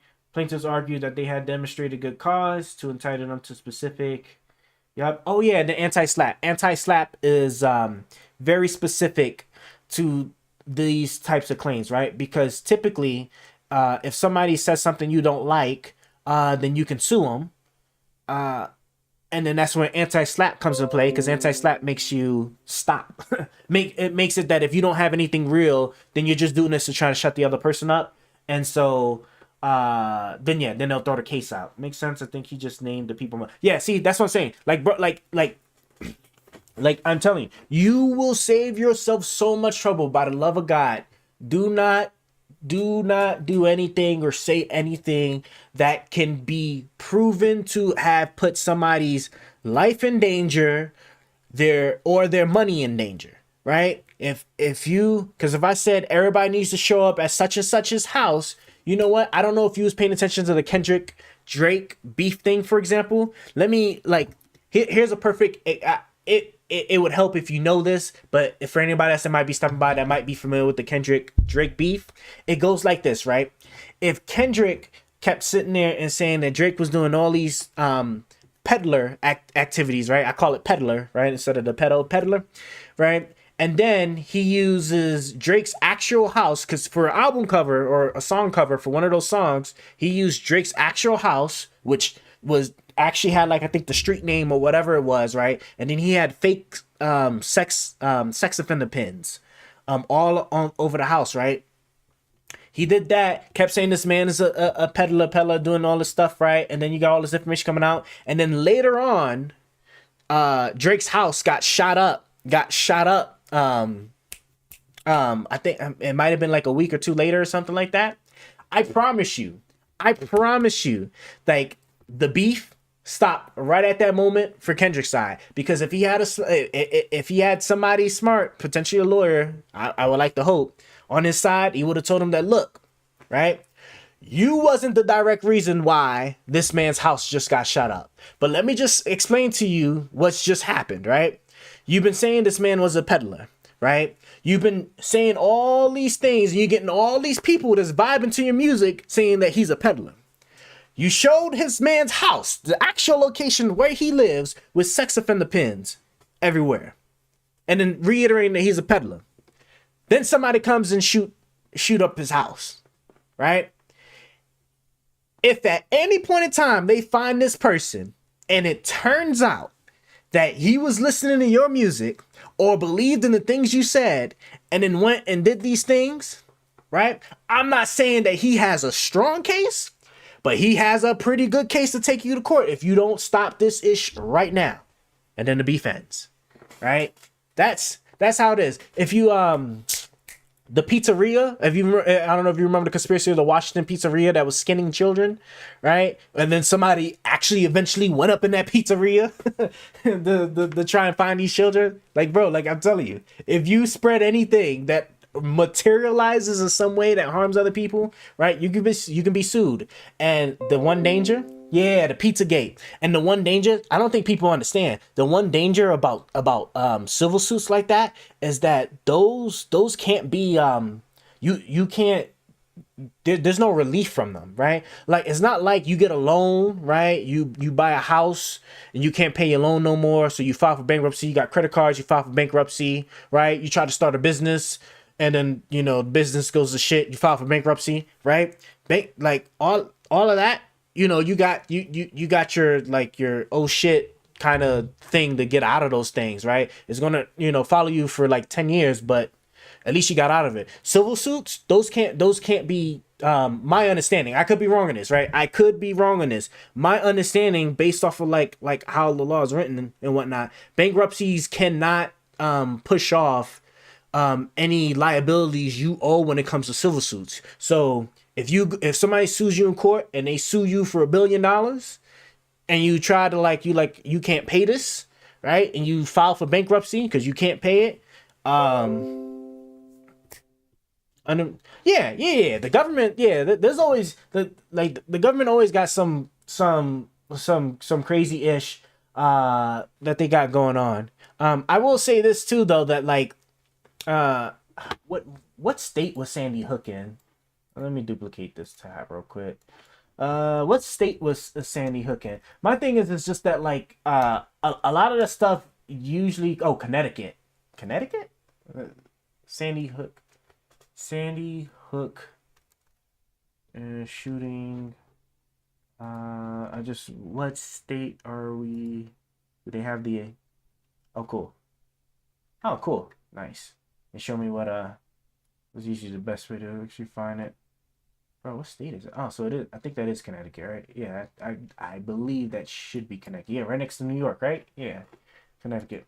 I don't remember if Connecticut was like right leaning, but sometimes too, like it be more of the states that be just having like some crazy like shady stuff going on. Florida Times. Why is Sandy Hook denied charge? Oh yeah, this is the guy. Wolf. Is he one of is the Wolf guy? Is he one of the guys that had one of the lawsuits? Let me see, lawsuit. I don't remember. Arrested, allegedly accused of copy. Oh wait, was he? Wait, who's he arrested by? Was he arrested by the federal government or was it the state? Was arrested on Monday after allegedly harassing families associated. See, that's that problem, man. I'm telling you. The moment you start actually like doing something directly to these people, it becomes a problem. This is in Florida? Oh no, he was in Florida where he got arrested. Okay. Arrested and charged with unlawful possession of personal identification. Possession of personal identification. That's wild. How did he get caught? How do you get caught? How do you get caught carrying personal identifiable information that you shouldn't have? I mean, yeah, like, yeah, I really don't even know how you get caught, because unless you get traced because you access a system you shouldn't have access. But like if somebody just came up to me and just like handed me some information, yeah, like that's just the thing. You can say you say what you want, just don't do not identify people, and do not say anything that could mess up their money.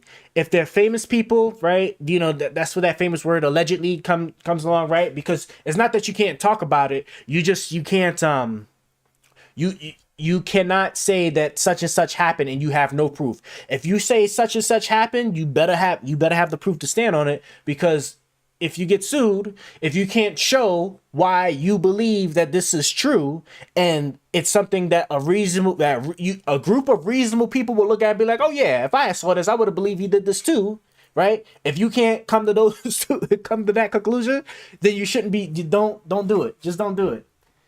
But okay, so he was arrested for having personally identified information. Conspiracy theorist who is investigating the Sandy Hook shooting that occurred. Let's see. Since the shooting, defendant has contacted the victim's family members and have continued to harass them, asking questions and alleging the children involved are crisis actors. See, even that part. So, like, believe it or not, telling the parents that their children are crisis actors and stuff, like even stuff like that, you would have actually been good on. But if you kept on calling them and whatnot, then harassment starts to come into play. Former contributor, far right media, Infowars. That's what the pocket. Infowars. I can't remember the name. Blah blah blah. Thing assessed with proving himself right. Blah blah blah blah. Among the identified information was. Oh no. This man had the identity theft stuff, boy. Social security number and date of birth. Those are only two things you need. It allegedly sent information to hundreds of people via email. Yep, there you go. And I don't even need to read it. I don't even need to read it further. That's where you get caught up. That is where you get caught up, right then and there, right? It's not so much as that you get the because I was saying I would have been, it would have been crazy that they somehow managed to catch somebody that had I'm gonna just say had PID on them, right? Because unless there's a trace view accessing some secure system, it's just like on the black web. You go on the dark web and you buy information and stuff, right? Like you, or at least you meet up somebody and they pass you the information, right? They have no way of seeing that or tracking that per se, like unless you really get into the weeds of the federal government there. But yeah, the moment he started distributing it, then he got caught up. That's funny. That's actually really funny. Accessed a copy of his TransUnion background check report and emailed it to the FBI and other authorities, claiming Fusner had been using a dead woman's.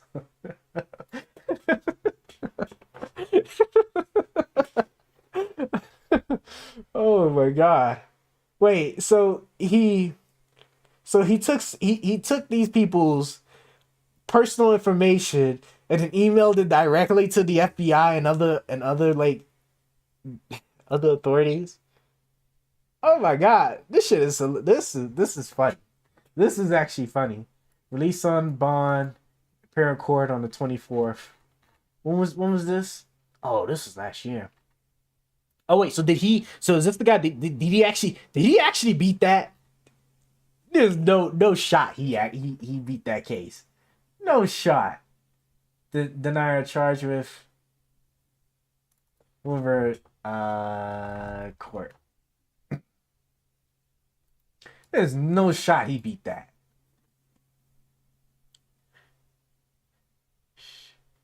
No way. So scroll down to the bottom. Opinion of court. That he should have was not instructed to avoid filing future shotgun pleadings. 2 chances to amend, dismissed with prejudice, blah blah blah. Where's the hell is the opinion? Judge conducted a step-by-step analysis of the shortcoming of count 1. With this in mind, district court stated when dismissing the second amended complaint had been on notice from early in the case of the pleading deficiencies, had not the two amendments and cured those deficiencies. Therefore, the district court exercised its inherent authority to control its dockets, did not abuse its discretion by dismissing Halbert's second amended complaint on shotgun pleading grounds without giving him an opportunity to amend, as he had repeatedly filed. It just says affirmed. What the hell is this? Oh, the causes of action, second amended complaint. Go back. Non-argument calendar. Oh, appeal. So this, okay, yeah. So this was just affirmed. Appeals the dismissal of his second amended. Okay. Oh, so he was definitely found guilty because he wouldn't be appealing anything. So sounds like he was guilty. That nigga guilty. Hold on. At the hearing on his matter, complaint contended, blah blah blah. It's found out in the case of respondent's compliance was nothing more than methodology, delivery, and really precise. Did not violate FOIA's Act. The final order of the complaint is hereby dismissed. The complaint is hereby dismissed. Yeah, I wish they'd be a little bit more clear about this. Now I'm gonna have to actually read this. Or no, or is this about the? Or is this also about the appeal? Matter was heard as a contested case, at which time the complainant and respondent appeared, stipulated to certain facts, presented testimony, blah blah blah. For purposes of hearing, the above captioned matter was consolidated with docket, blah blah blah. To considering the entire record, the following facts are found in conclusion of law reached. The respondents are public agencies within the meaning of such. By letters dated, blah blah blah. The complaint through counsel made 3 separate requests to each of the respondents for certain records, including certain records related to Sandy Hook Elementary School shooting system, security system installed, certain records. That the problem is he was investigating it. Also, Professor Jim wrote a book on it. I think he got in trouble too. This actually sounds like this actually might be good here, because if they're requesting these things and he didn't get it, then yeah, right. Then you can say that there's probably something like kind of crazy going on, unless they would argue like. Because unless they would argue relevance, that's the only way I can see them being kind of denied it. Because if you're harassing people, if you're harassing people, would the footage actually matter of the actual Sandy Hook shooting? If you're actually, I don't know. See that'd be something like on a lawyer thing. Because I don't think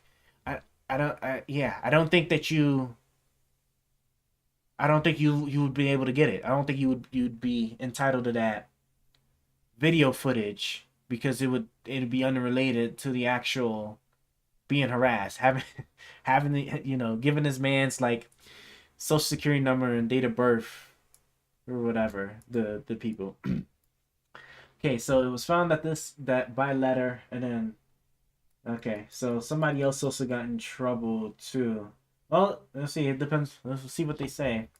Let's see. So it was found that by letter dated such and such, counsel for the respondent informed the complainant that his request had been received, and that the 3 agencies were compiling and reviewing records responsive to this request. And it is found that by the same letter, the respondent's counsel discouraged the complainant from appearing at the respondent's offices to inspect records until such a time as a date and time had been agreed upon. Wait, okay, so he's telling them do not show up at these guys' offices until we get a date. It is found that by the letter dated blah blah blah, the complainant's counsel reiterated his request and asked that the respondent indicate clearly whether responsive records would be provided or if the request was being denied. It was found that later the respondent's counsel provided a detailed written response indicating that the responsive records, 30 in total, were available upon payment of the $19 copying fee. Okay, so they're rendering the documents. It was found that the complainant through counsel appealed to his commission, alleging that the respondents violated the Freedom of Information Act by failing to allow full and complete inspection and /or copying of the requested records within 4 business days of his request. There's a way out of that. So FOIA does have like timelines that people need to adhere to, but there's always like stipulations to that. Like you can't request a crap ton of documents and then expect to be rendered them all in like however many days. And then like, you know, if the agency is shorthanded and stuff, they get exclusions or whatever. Like you know, the court system usually just doesn't care, right? So this I'm pretty sure the court system probably threw away that complaint. So this might be what this complaint is actually probably about. Public record files means any recorded data or information relating to the conduct of the public businesses prepared, owned, used, received, or retained by a public agency, or to which a public agency is entitled to receive a copy by law or contract under Section 1-218, whether such data or information be handwritten, typed, tape recorded, printed, photo stated, photograph, okay, except as otherwise provided by any federal law or statute or state statute, all records maintained and kept on file by a public agency, whether or not such records are required by any law or any rule or regulation, shall be public records. So every person shall have the right to inspect such records properly during regular office or business hours, copy such records in accordance with subsection G, blah, blah, or receive a copy of such records in accordance with section 1 to 12. Okay, and then this section says that any person applying in writing shall receive a prompt request, a plain face smile electric copy. Yep. It is found that the requested copy seriously existed on public records. Okay, yep. After taking the evidence and hearing 5.5 hours testimony. That's crazy. Did he really just put this in there and didn't actually put the section that actually said like the specific number of days that they had? I would have thought they would have included that if they were going to make the complaint, but okay. After taking the evidence and hearing 5.5 hours over the course of 2 hearings, it was found that the respondents have provided the complainants with all records responses to his request maintained respectively. Specifically, it was found the respondent provided the complainant within all the records they maintained regarding installation of the security system Sandy Hook, that there was no responsive records, that there are no other responsive records, and no agency of the town ordered porta potties, and consequently there are no records related to any porta potties ordered by the Chatfield porta potties. Oh my god. And that there is no dash cam video for Newton police officer Figo because her vehicle did not have a dash cam recorder on such and such date. At hearing on this matter, complainant contended he was not given a copy of the original dash cam video because the video, when played, should have shown the date and timestamp. Okay, the complainant further contended. Wait, this was in 2012, right? Bro, like, no, never mind. No. The complainant further contended that a copy of the same video obtained from the Connecticut State Police showed such date and timestamp. The complainant indicated at the hearing that he wants a copy of the dashcam video that shows the date and timestamp. Notwithstanding the complainant's contention in this regard, it is found that the respondent. So this is all. So this whole thing was just only about him complaining that the. Okay, so this definitely was not it. This definitely wasn't it. It was complaining that he wasn't given all the documents, but they're saying that they gave him all the documents, which it sounds like they did. So, ooh, yeah, I'm not going through that. But see, and that's the thing too, right? So then, like the states, kind of like what we were just reading, right? States have like their own caveats when it comes to FOIA. Federal government has their own caveats when it comes to FOIA. So you have FOIA, and then you have all of the like different caveats that could apply. You have the state-related stuff that could apply. And so let's see. Convincing evidence was that the school was not in use. It had flooding damage and was generally unkept. What is it now? Let's look and see. Sandy Hook flooding.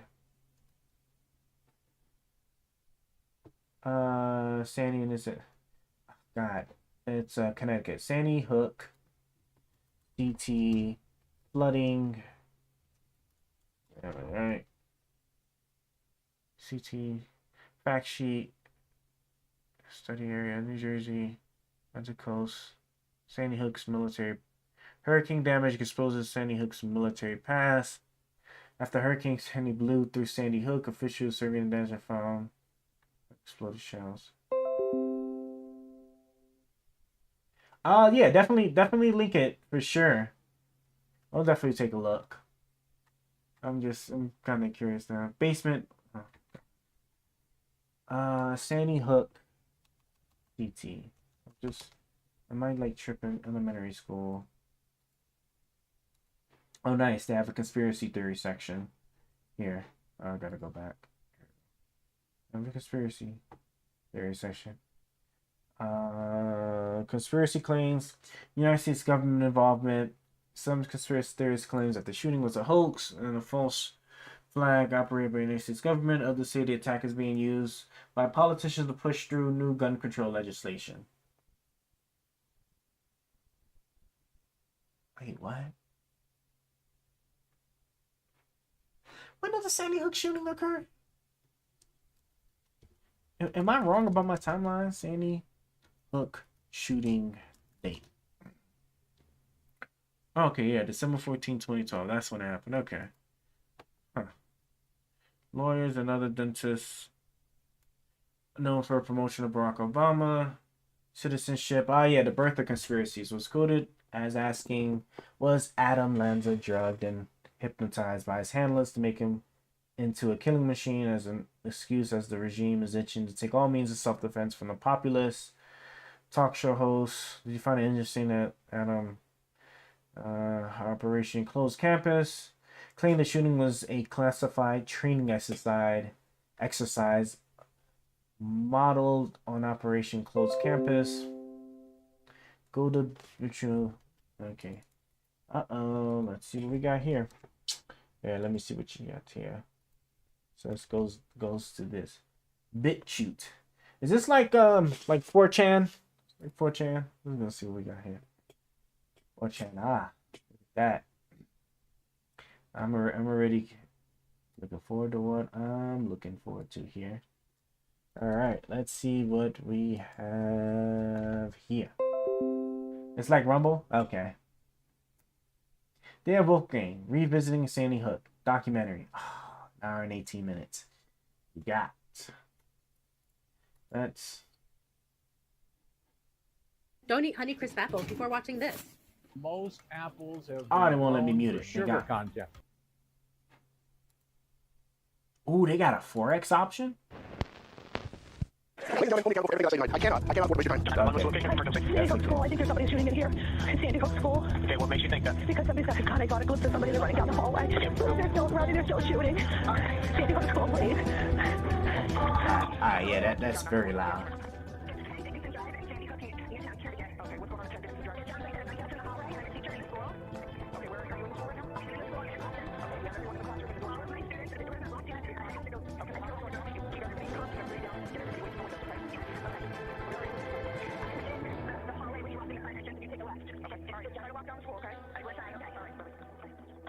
Location of emergency. Sandy Hook Elementary School, 12 Dickinson Drive. Yeah, got that. What's going on down there? Listen, I believe they're shooting at the front glass. Something's going on. All right, I want you to stand on. Where's you in the school? Ladies and gentlemen, Sandy Hook touched my heart. If we don't come together as a country, as a people, we are in serious, serious trouble. It looks like that's a church. 20-year-old Adam Lanza launched his massacre at home. Officials say Lanza shot his mother Nancy multiple times, killing her in her bed. Lanza then took 4 guns, legally registered to his mother, and drove this black Honda to Sandy Hook Elementary School, about 5 miles away. Students there had finished reciting the Pledge of Allegiance. Then, around 9:30 Friday morning, staffers in the front office heard popping noises. Lanza entered the building, carrying a Bushmaster AR-15 assault rifle, with 2 semi-automatic handguns inside the pockets of his military-style cargo pants. Police say he was also carrying hundreds of rounds of ammunition in multiple magazines. The precise sequence of what happened next is unclear. But we do know Lanza headed down a hallway towards the section of the school containing the classrooms of the youngest students. There, he killed 20 first graders, shooting all of them numerous times with the .223 assault rifle. 6 adult women, including the principal, the school psychologist, and teachers were also killed. The shooting lasted about 10 minutes. The slaughter ended as the first police officers arrived on the scene. The officers heard a final volley of shots. Lanza had used one of the handguns to take his own life. So let me see if I can try and go through the official narrative so we can hear what the official story Whole is. thing Ready? an elaborate hoax. A 112-pound, 6-foot boy who never had any presence on the internet before somehow got a hold of 4 giant guns and an even bigger rifle and shot his mother on top of a beautiful white down coverlet, leaving only a raspberry jam flavored stain and no blood or spatters on the walls anywhere. Then he took all that weaponry, managed to park in front of a school. Then he manages to shoot his way into a window, but somebody conveniently moved the pamphlet thing out of the way so it wouldn't fall down. Goes in the window, manages to kill 26 people, perfect shots, everyone's dead except for I think 2. And then for some reason he goes back outside and puts the big rifle into the trunk of his car where it can be discovered later by somebody else. And then what happens is somebody shows up that we don't know who, decides everybody's dead and tells all the ambulance people and the emergency medevac helicopters, don't bother coming, they're all dead, we don't need you to check this out. And then the children are left there until that evening, so that the coroner tells us the next day that the children were all removed in the middle of the night and none of the bodies were shown to their parents. And this was all, at least the evacuation of the children was photographed by a lady named... Okay, the way this is starting off, yeah, I can tell these guys got packed up. That's just crazy. You should see what the children in the Middle East can do, right? Oh my gosh. Shannon Hicks, who had plenty of time to reframe the shot. How'd I do? Like, what? Oh yeah, no, they got packed up. Yeah, these boys got packed up. You kidding me? Rick said I was a Florida State Trooper. Take a look at me, 80 pounds ago. That's a lot of donuts. When you become a law enforcement officer, they trick you with these donuts. They start with one, then you got a dozen, and look what happened to me. I'm going to sue them. So I can tell you this, when I came to this country, and when I joined the service in 1966 during Vietnam, I took an oath. Ladies and gentlemen, it means something to me. When I got out of the military and I became a Florida State Trooper, I took an oath. It means something. When I got out of the Highway Patrol and became U.S. Customs Agent, what did I do? I took an oath. When I became a naturalized U.S. citizen, what did I do? I took an oath. And even when I became a teacher and a school administrator, I took an oath. Ladies and gentlemen, I've traveled this country from one end to another. I get hired by school superintendents and school board members to look at their schools and come up with emergency management plans, do school safety assessments, and make sure that these principals have a plan in the event there is an emergency. In 1994, when A lot of became director oaths. School safety, the first thing I realized in my school district of 65,000 students, we had no plan. How in the world do you run a 65,000 student school district and not know what you're going to do if there's a shooting?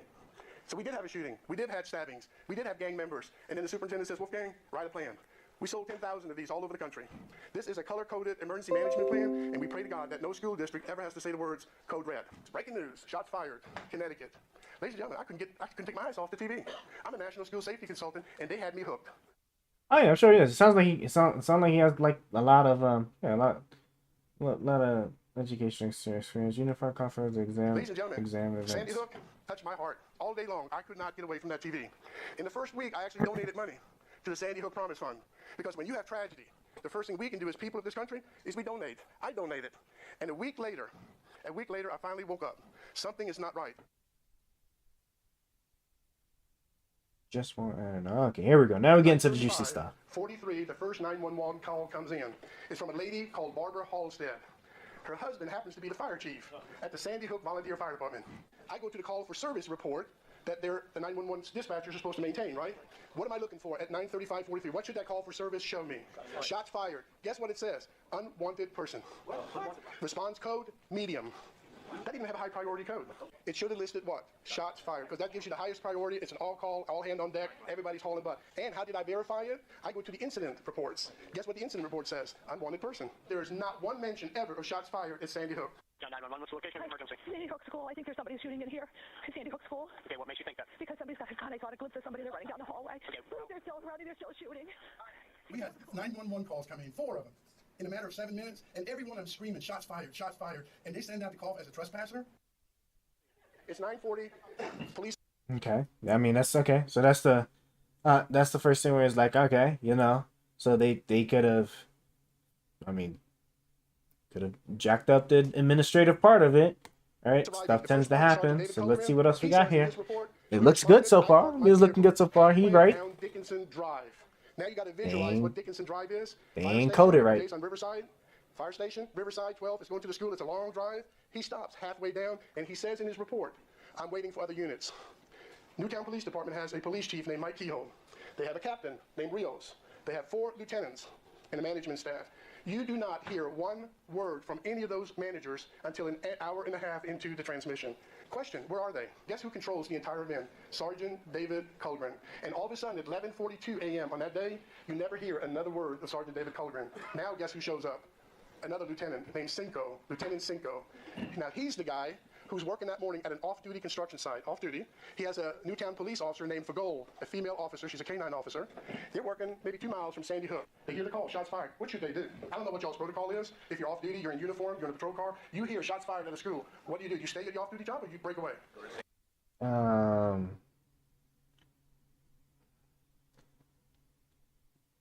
The only reason I'm gonna say I'm gonna have a problem with that is just because what was it? Didn't we just have, not just have, but wasn't there another school shooting where the cop came up to the school and he stayed outside while the dude was still up in there blasting? Like, he did not go in there, he wanted to wait for backup. So like police drop their police drop their duties all the time. And then like this thing, like he's making and then the thing is he's making a moral argument, right? If you're off duty, that's like the same thing like at work, right? If you have a job, if your job doesn't specifically bind you to needing to like work around the clock, like some positions famously are, like if you're doing like live production, like certain like critical infrastructure jobs, right? Those require you to kind of be on call at all times.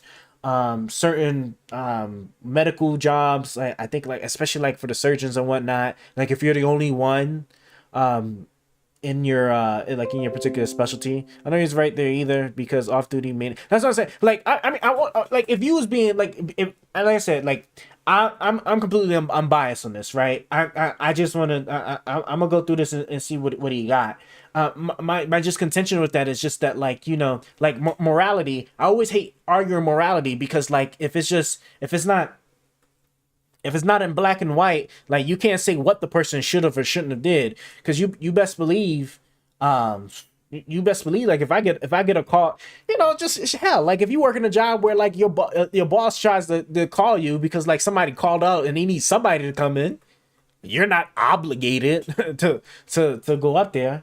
So that's why I'm like, you know, but and I'm trying my best not to nitpick, but I think it's important, because like when you're making an argument, and this is the thing where I see kind of the fail a lot on our side. Like if you're going to make an argument, especially if it's for something important, you want to stick to only the facts, because if you start putting in too much other stuff that gets picked apart easily, then even if all the other stuff you're saying is true, it can make the presentation that what you're arguing might not actually be legit. Like when they were saying like Biden was apologizing to the illegal immigrant that like killed that one girl, because he didn't want to call them illegal, so he was apologizing to them. Like that was the story that's being portrayed. Like that, to me, that's crazy, right? Why not just say that he was apologizing to calling illegal immigrants illegals, but didn't want to get the girl's name right? Instead, they had to twist the story, say he's apologizing directly to the person that killed her, right? When the truth is just as good, right? Just as good as what it is you're trying to portray. That's why I'm always a bit nitpicky on these things, you know. Yeah, you know what I'm saying? Like you need your evidence to be rock solid. You don't want it to get picked apart easy, because if you got something good, if you got too much crazy stuff around it that looks crazy, then it won't matter. That's just my only problem with it. So let's see what he got. You go to the shooting, right? These two never leave. They stay for 4 hours. Now this is a lieutenant. At 9:42, nobody's entered the school yet. Not one policeman's in. 9:42, he's running a car tag check on a black Honda Civic, 872YEO. Takes about 2 or 3 minutes to come back. Then he reaches in, takes out a long rifle, puts it in the trunk, locks it. He has yet to go into school. What's the higher priority, neutralizing the shooter or running a car tag? There's a Lieutenant Van Galley, Newtown Police. I'm curious. Did do you know did the people that were involved in Sandy Hook, did they ever sue? Because a lot of this sounds like if they were that bad, it sounds like they could have sued like the well, it's not necessarily the police department, but it would be the city. It would be the city that's doing the policing, that would have had to pay out a lot of money. I don't know why I keep doing that. Sandy Hook. What city was Sandy Hook in? Sandy Hook School City. What city was that in? Is it just called Sandy? There's no way it's just called Sandy Hook, is it? Public Schools. Sandy Hook Promise. Newtown? Oh, it is Newtown? Okay. Newtown Public School System. Okay, so it was that. I was thinking it was that, but I wasn't sure. Like, if the police were that bad at their job, because that's what happened with the other one. Like the other school shooting where the cop the cop did not enter and he stayed out there because he was basically he was scared. I mean, you can't knock the man for that. I mean, it is what it is. He just shouldn't have been in that particular job, and waited for backup. And like the victims or whatever, they sued the city, and obviously they won that suit and they got paid. So I'd be really curious if it's Newtown. Let's see, so Newtown, Connecticut, lawsuit, Sandy Hook. Did they sue?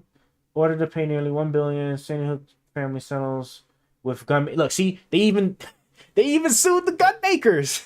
They even sued the gun makers. Like, I'm telling you, boy, like our country, boy, will. Oh my God, boy. I was just having this conversation with somebody else, right? There's two quick ways to the American dream, right? You either need to get hit by a bus, or you need to you need a scam. Just my God, like this particular was a high priority CIA op or something, so the effort to conceal it was aggressive.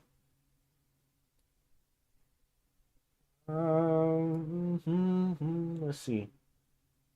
With gunmate, well, I guess let's take a look. But they didn't bother suing. They didn't bother suing the school. They give you, but it's what I'm saying. Like, but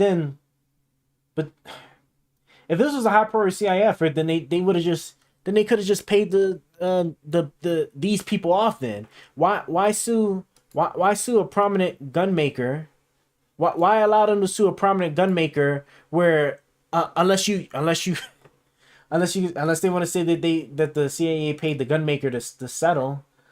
Families of 9 victims agreed to a $73 million settlement of a lawsuit against the maker of a rifle.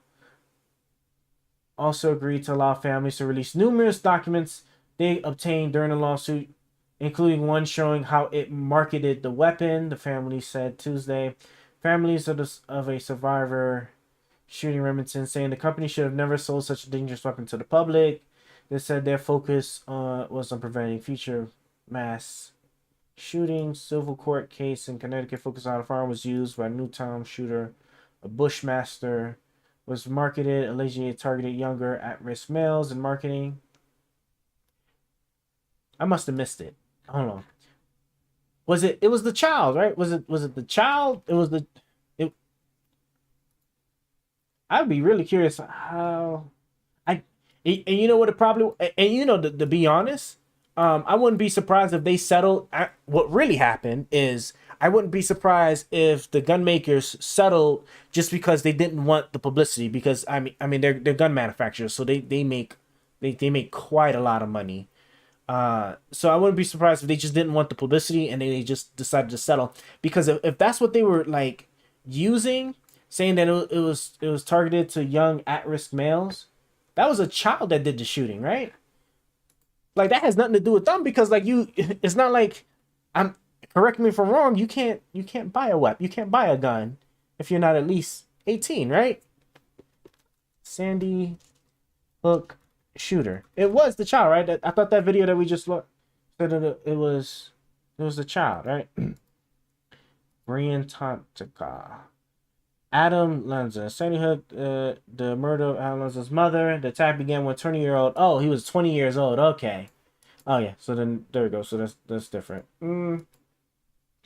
He looked at. I swear he looked like he's like no more than 16 in that documentary photo. But okay. But it doesn't look like. I guess they didn't bother suing the city. Documents shed light on Sandy Hook shooter. Oh. Sorry, I'm looking at the wrong tab here. Connecticut. I just want to make sure the quick skim. $73 million settlement lawsuit against. Oh, that's the same thing, right? $73, right? That's what, yeah, the gun maker. Alex Jones, 65. Offer saying $55 million. Sandy Hook families reach. Yeah, so they didn't bother suing the city. That's man, that would have been a crazy. Like, come on, they could have sued the city. They could have sued the city and definitely won. The gunmaker thing is kind of crazy. I'm not sure if they could have if they would have really won that had they gone to court. But I'm sure it probably looked bad for the company, so they was just like, no, let's just settle and just get rid of it. And then of course, then they got Alex Jones. So like, you're talking about money, man. If I could get my hands on that kind of money. The photo looks like some early Photoshop from the documentary, right? The documentary is what let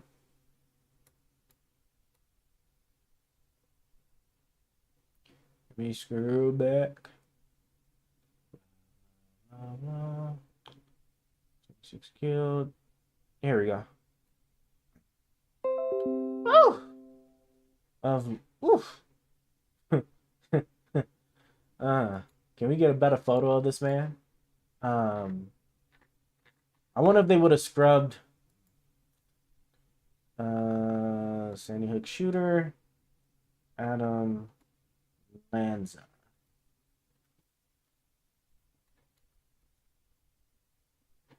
Yeah, there we go. I don't know why they. Yeah, there you go. But there's no telling like when this photo was taken. But okay, but he was 20 years old at the time. Damn, son. Oof. Why do they got this man head shaped like that? Oof. All right, well, let's get back to the that's crazy to me they didn't bother to sue the city. Guns and an even bigger rifle, and shot his mother. Newtown Police Department has a police chief named Mike Kehoe. They have a captain named Rios. You do not, an hour and a half into the trend, 2 a.m. on that day, you never hear another word of Sergeant David Culligren. What should they do? I don't know what y'all's protocol is. If you're off duty, you're in uniform, you're in a patrol, you break away. You go to the shooting, right? Okay, here we go. These two never leave. They stay for 4 hours. Now, this is a lieutenant. At 9:42, nobody's entered the school yet. Not one policeman's in. 9:42, he's running a car tag check on a black Honda Civic. 872-YEO. Takes about 2 or 3 minutes to come back. Then he reaches in, takes out a long rifle, puts it in the trunk, locks it. He has yet to go into school. What's the higher priority, neutralizing the shooter or running a car tag? There's a Lieutenant Van Galley, Newtown Police Lieutenant, in the hallway. Runs into a first-grade little girl. It could be your little girl. He sees her, he grabs her.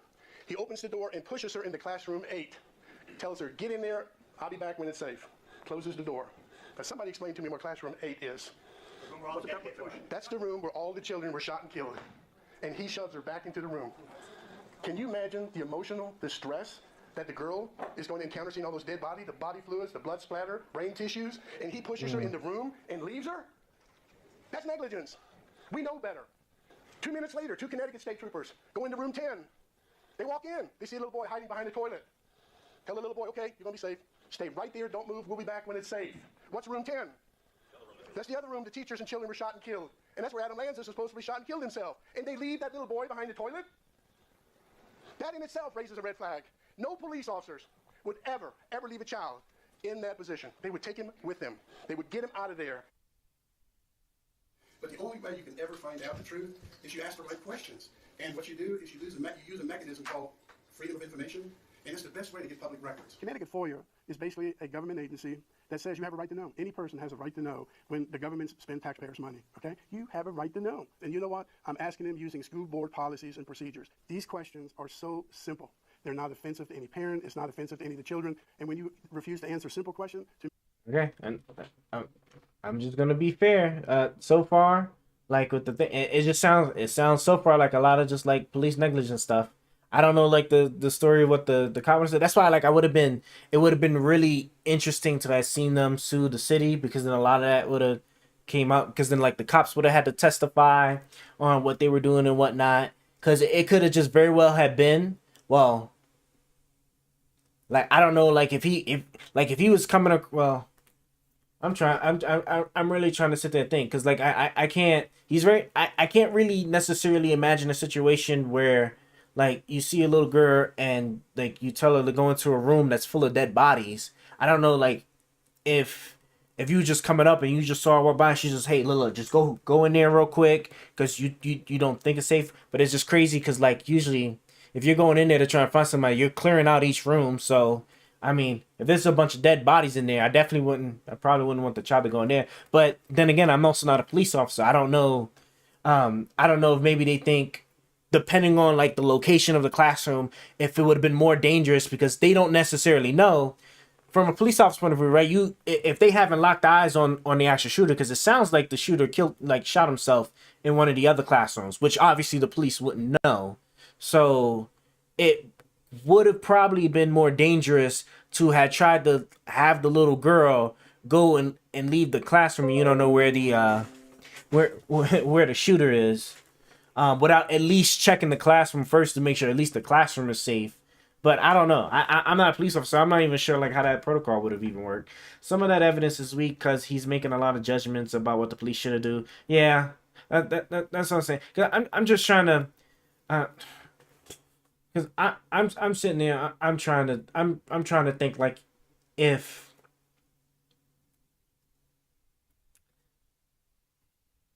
Yeah, I don't know. Yeah, I just don't know. I just don't know. I don't know like what anybody would really do without actually understanding like the training of the police officers to understand like what generally they would like to happen, and like where exactly the police officer was with respect to the building, right? And obviously the cop doesn't know that the shooter is dead. So all that's out there. Me, serious red flag. Why are no trauma helicopters called? Why were EMT never allowed to enter the building? Who's the incident commander that morning? All right, this one. Well, depending on what he's gonna say, but I'm gonna tell you right now, like, cause this right here, this is standard protocol anywhere you go. Right? No medical professional is allowed to go anywhere if it's not deemed safe. Right? So we're gonna see what at what point does this become an issue. But if this is just like if this is just like immediately after they got to the area and they see all the dead bodies and stuff, like there's no medical professional is going in that building at that moment in time. Maybe this is like well after. We'll see. Never allowed the paramedics and the EMTs to enter Sandy Hook Elementary School based on their sworn police affidavits. They were told to stand outside in the triage area where you see the red tarp, the yellow tarp. They were to stand there and not come inside. The next three people that go into school is Colgrim, Officer Smith, and Officer Seabrook. Not one of them is a paramedic or an EMT. So who declared all those children dead within the first 8 minutes? As the rescue team is coming into the school, the incident commander should have done what? Trauma helicopters with doctors. Think about a children shot. Put the trauma surgeon in from Hartford, Connecticut. Put him in the trauma helicopters. Get him in the air. Not one of them was even requested to lift off. I called them. I know how we do business on Long Island. I know what's available to us as far as Right. what's available in the backwoods of Connecticut. They got a 13-minute flight time. Hartford, Connecticut had two trauma center? To a trauma center. 13-minute flight time. And you know, to this day, not one ambulance ever showed up at the front entrance of the school. Are you going to tell me that they carried a child that was seriously shot 3 to 11 times? They carried it all the way up Dickinson Drive, up to the firehouse to put in an ambulance? You see 7, 8, 9 ambulances at the firehouse? What is wrong with that? Then I saw the truck delivering porta potties, 11 porta potties. Hey, here's my question for you, firemen. Whenever have you had the worst mass casualty shooting in elementary school history, and all the fire trucks are sitting at the fire station? They're all shiny, they ain't moved. And the worst traffic control ever seen. They blocked ambulances, people from coming, but they did get the porta potties there on time. So it took me about a month to figure out who the owner of the porta potty company was. It's called See, this is exactly what I'm saying. They're not being extra clear on like the timeline on that, because that sounds like while the event is still going, they don't necessarily know who the shooter was, especially if the shooter shot himself in there with the group. They don't know where the shooter is. You can't bring people into the area if you don't even know for certain if the area is secure or not. Right? So like as far as having a medical professional out to the side so that anybody that you do find is surviving, you can bring them over there to them. That part makes sense to me, because you can't let the medical people in there, because then they will become liable if you haven't cleared it. But it's not necessarily clear. Like if they cleared it after the fact and they went around the area and secured the area and they're like, okay, it doesn't look like there's anywhere there, then yeah. Then they could have had started letting these people come through. But at no point in time will any medical professional ever enter an area that's not deemed safe. So that part checks out. Now, as far as like why they didn't like lift off with a helicopter and stuff, I'm not understanding the timing behind it. But it does look fake that the fire engines were right up on the road. The porta potties look like a movie set. Yeah, they do. To be kind of honest, I don't even know what the what the porta potties are really for, unless it was getting it. I don't even understand what the porta potties would have even been for, unless they're planning on keeping like I don't know, some type of police presence of investigating force there, like more than 20, for a long time, like basically like for like the entire day, and then thereafter. But I guess like you obviously can't use the school bathroom. Huh, that's funny. But yeah, I don't even know. I honestly don't even know like what the porta potties would even have been for. But it must have been because they was planning on having people there for like overnight or something, or like for a long time. And then the thing with the fire trucks. School? Are you going to tell me that they carried a child that was seriously shot 3 to 11 times? They carried it all the way up Dickinson Drive, up to the firehouse to put in an ambulance? You see 7, 8, 9 ambulances at the firehouse? What is wrong with that? Then I saw the truck delivering porta potties, 11 porta potties. Hey, here's my question for you, firemen. Whenever have you had the worst mass casualty shooting in elementary school history, and all the fire trucks are sitting at the fire station? And then that's my other issue too. It's just like of all the things, like what is a fire truck? What are fire trucks going to do over there at a mass shooting event? They're all shiny. They ain't moved. And the worst traffic control ever seen. They blocked ambulances, people from coming, but they did get. Now now as far as the traffic control, that can't be helped. Like I think they said it was like 50. What was it? It was like 50,000 like children there. If I found out my child's at a school and there was a school shooting, I don't care like what type of roadblock is there. I'm gonna make my own road and I'm gonna get to that building. And if I can't make it anymore, I will definitely park my car somewhere on the side of the road somewhere. That's probably what this gray one did, right? And I will walk the rest of the way. I'm getting to that building. So like the traffic control, that part can't be helped. But no, you're I think so far I'm like in between with it. I am honestly kind of like in between with it, but it seems a lot more like it was probably like some really like shitty planning. And that's the thing with fun, because like he made a really good point earlier about how like they didn't even have like a policy or whatever set in place for a mass shooting. So it sounds like they just really just didn't have they didn't have the shit planned out properly for if such a thing happened, and they got caught with their pants below their ankles. So it took me about a month to figure out who the owner of the porta potty company was. It's called Chatfield Porta Potty. Yeah, that's something I don't know what the porta johns are for. I can't think of anything. When were they ordered? Who paid for them? She called the police. The Southbury Police Department, a sergeant called me the next morning, said, do not ever call the porta potty company again or you'll be arrested. What? Harassment. Now, I want you to call the porta potty company. And here's the thing. They got a porta potty company in Newtown, Connecticut. They got 2 of them. The entire campus is a crime scene. That means no parent or anyone else is allowed to enter the crime scene. And they're actually delivered within 3 hours of the shooting. Here's my question to you. I want to know who the incident commander is who ordered porta potties. But they won't order trauma helicopters? Do you know they never let paramedics and EMTs inside the school the entire day? What if that's your brainchild in there?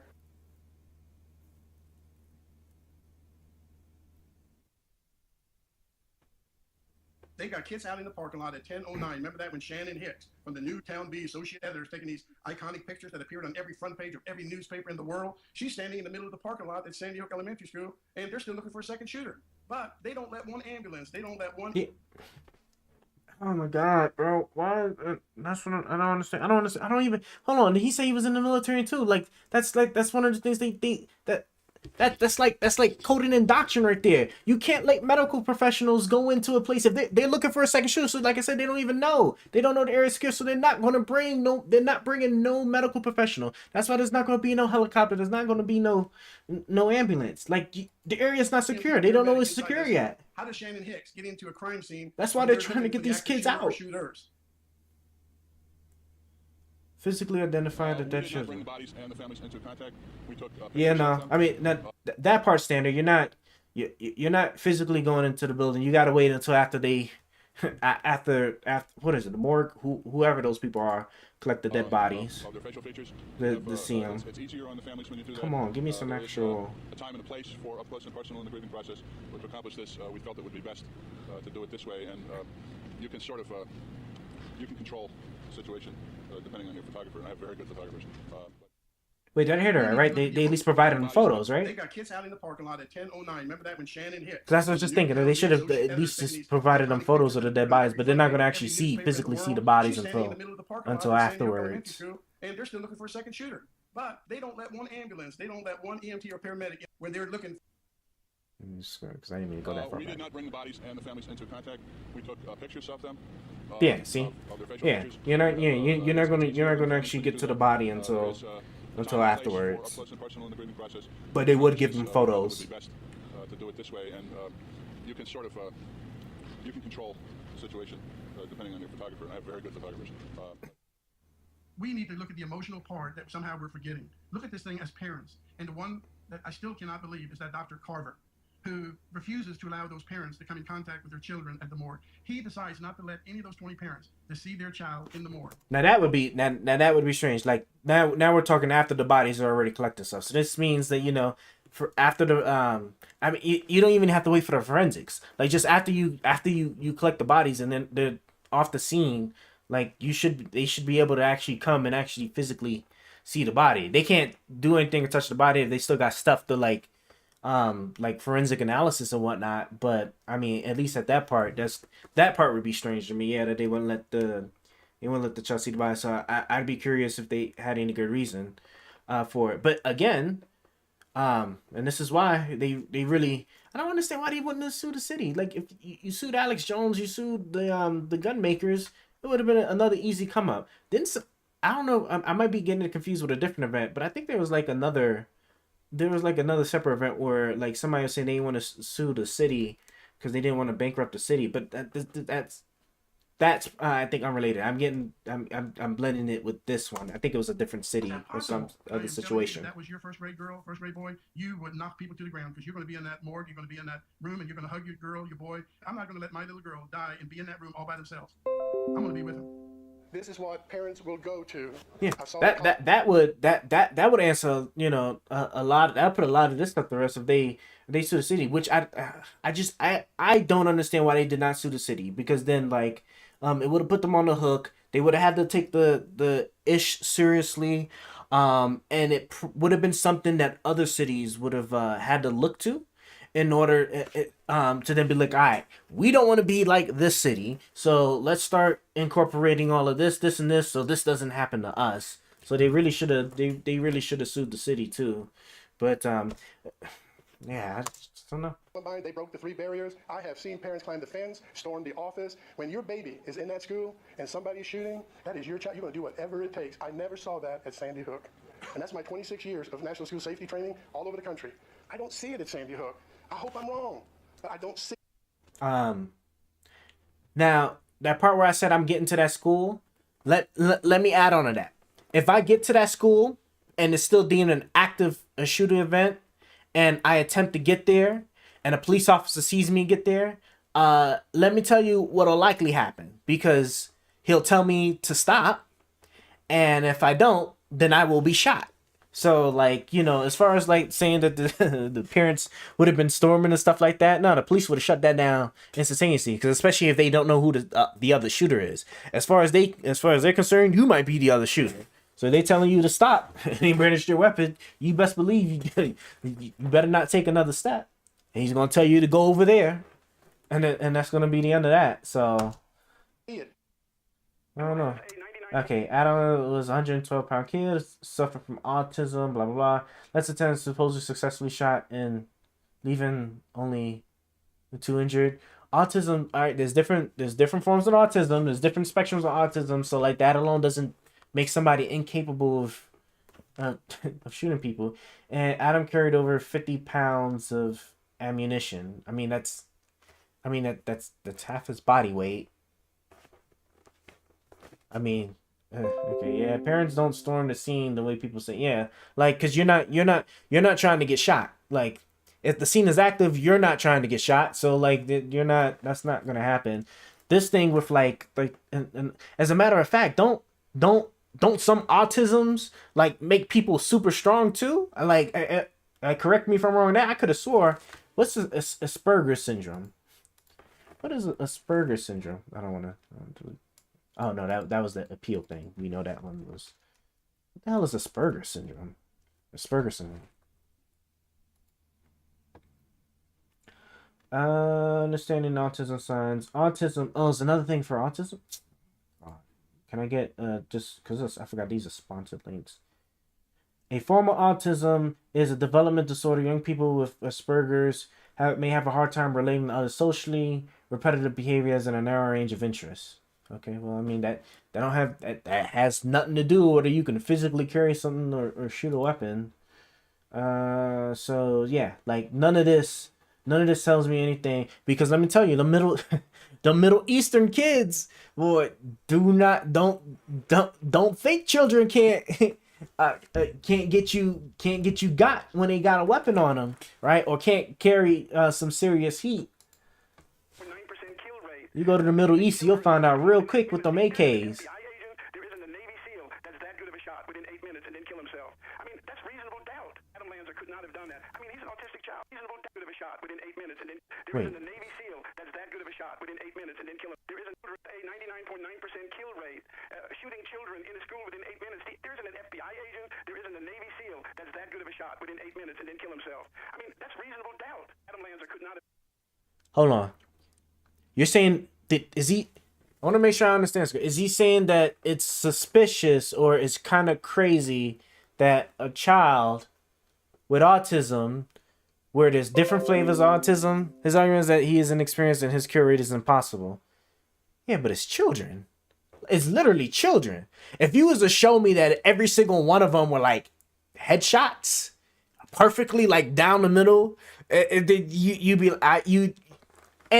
right? But especially like when because autism manifests itself with also different types of talents as well. So we don't even know. Like I said, I don't know what type of autism this guy. You got autisms that are like they're like magicians with the pianos. You got autisms where like they're magicians with like certain type of like critical thinking. Wasn't that show based off of a true story, like The Good Doctor or something, where like the guy is autistic, but like the way he can like think of things, he can solve medical problems, whatever. So like, I mean, they're still children though, right? It's not like they all die.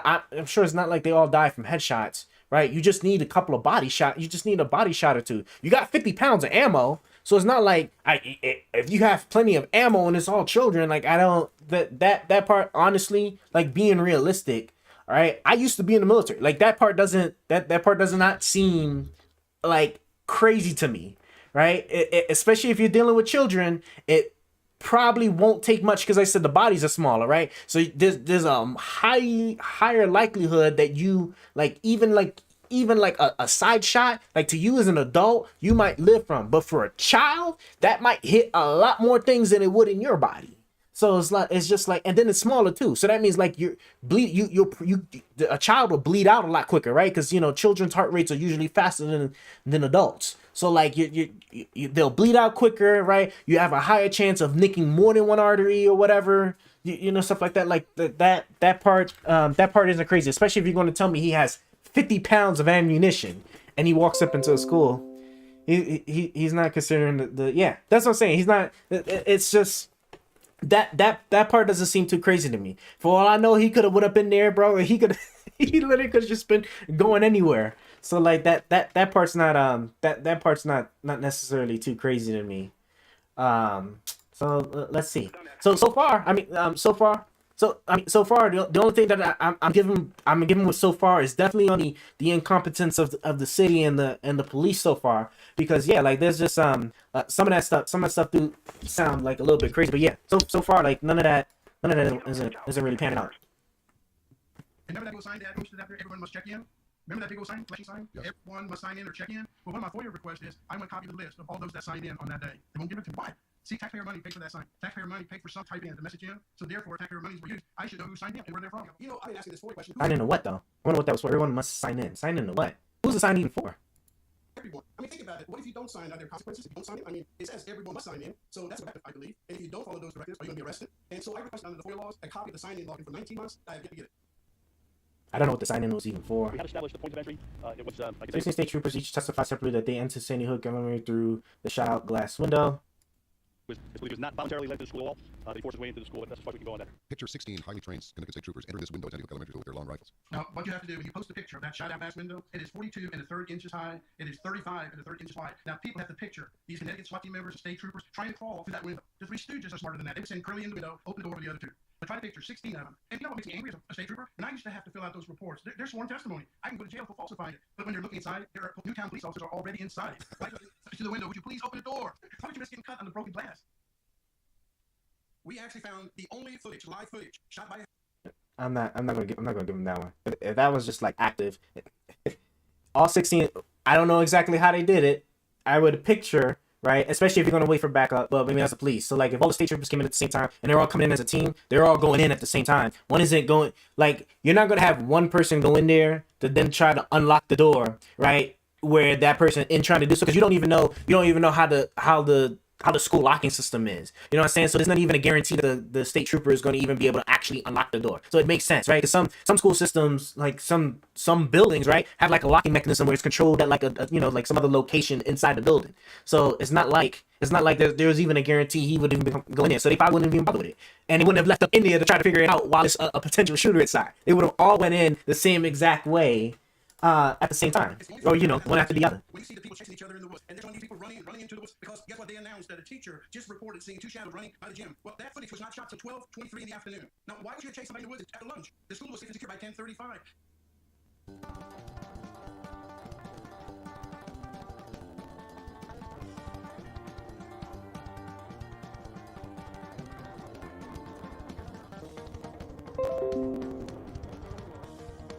Yeah, like they're not like they're gonna give the door, like, honestly, they're gonna give the door one try. That's it. They're gonna give the door one try, right? And if the door don't open, they're not gonna deal with the door anymore. Like, that's it. There's an active shooter and stuff like that, because like there's all different kinds of locking mechanisms. So they're just gonna use the window.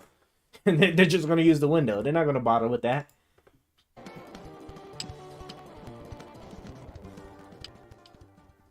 As I explained to you in previous press conferences, we've done everything we need to do to really peel back the onion layer by layer, and examine every crack and crevice of that facility. And that does not include, or exclude, I should say, the outside of the building. The outside of the building is also part of the crime scene, every single vehicle in that lot. So it's going to be a long, painstaking process.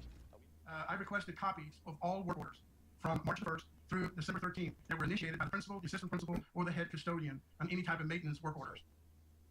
I want you to open your heart, open your eyes. And the only way you'll ever understand this is if you're about to enroll your child in this elementary school, and what you're about to see, would you enroll your child? And take a look at the first picture. This is a school that every national news media, the second day after the incident, talked about. What a pristine, what a vanguard school, what a picturesque. It is the school that made people from all over Connecticut move to Sandy Hook just so they could enroll their child in that special school. Look at the bushes, all overgrown, and what do you see running down the side of the building? It's mold. Now think about it. These are kids. It's an entrance. It's a main entrance. The picture should speak for itself. Look at the rotten wood. This is an exit. Okay, like anybody's gonna hype up their school and stuff. That part I'm not convinced with, but also too. It is Connecticut too. Ain't Connecticut that property on Monopoly that's always like the most least valuable one? Like at the end of the day, these school systems are beholden to like their property. I still say it's weird as when he shows you the school. I mean, we about to see, like, if it seems like the crazy so far, like that's everything outside of it, like, 'cause, I mean, at the end of the day, like, regardless, one of the things I learned not too long ago is that like these, like, a lot of these schools depend on property taxes for in order to be funded. That's how if I'm not mistaken, how these schools get their money. They get their money from the property taxes. This is why areas that are like what they say is like for like the rich and the more higher income people, why those schools look nice, have more things and everything, because all the property and stuff in that area and around the area, like all the property tax, right, is obviously like elevated. So it's like a lot higher. But then you go to like these other places where it's like, the hood, ghetto, low income, whatever it is, right? All those schools there, right, might not be necessarily in the best condition. And that's just because like the property taxes are much lower because the area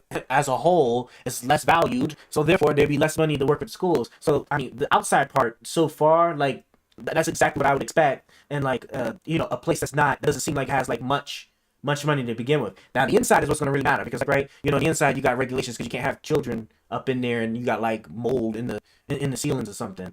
And then if you do, right, then, and again, right, and then if that's the case, then you can sue the city. You can sue the city if the city's not doing what they're supposed to do to keep the house safe from mold. So let's see if he shows me anything on the inside. How in the world did wheelchair kids get out of the back of that school out of these portables when they don't even have a ramp? They're not even ADA compliant. Broken gates. Now, this picture was taken on December 14th, 2000. They don't have ramps. If you look at the writing, it's Well, already been marked. well, hold on though. Where is that? I think I've been to a school like this before, where like the buildings, like they got buildings on the outside, right? Yeah. Oh, hold on. Let me play. They got buildings on the outside, but the thing is that like, but like they also have like classrooms on the inside, so like it's not like it's not like the children on wheelchairs couldn't use the classrooms on the inside. I want you to open your heart. If you're about to see, Yeah, like I've been to schools like these before. Where like because you got the main school building, and then on the side you got like these little I guess you can call them huts or whatever. And there's something, you know, they got steps or whatever. And it would be to like additional classrooms and stuff. But those classrooms, at least when I went, were they were for like more extracurricular like stuff. I'm trying to think, like it was like some type of like odd science biology type class. I can't remember what the other one was, but they weren't like your regular, like your regular stuff. Like all the regular stuff was in the main school building, and then you had like some of these like certain other types of classes. I mean, you know, I've only been at that school for 1 year, so it's not like I'm preaching exactly like how it is there set up and like what it is now. But yeah, the renting, I don't think the rent thing would apply, because as long as like the main building, the wheelchair people can get into, then I don't think it would necessarily this matter. is the school that every national news media, the second day after the incident, talked to rest. It is the school that enrolled their child in that special school. Look at the bushes, all overgrown, and what you see running down the side of the building, it's mold.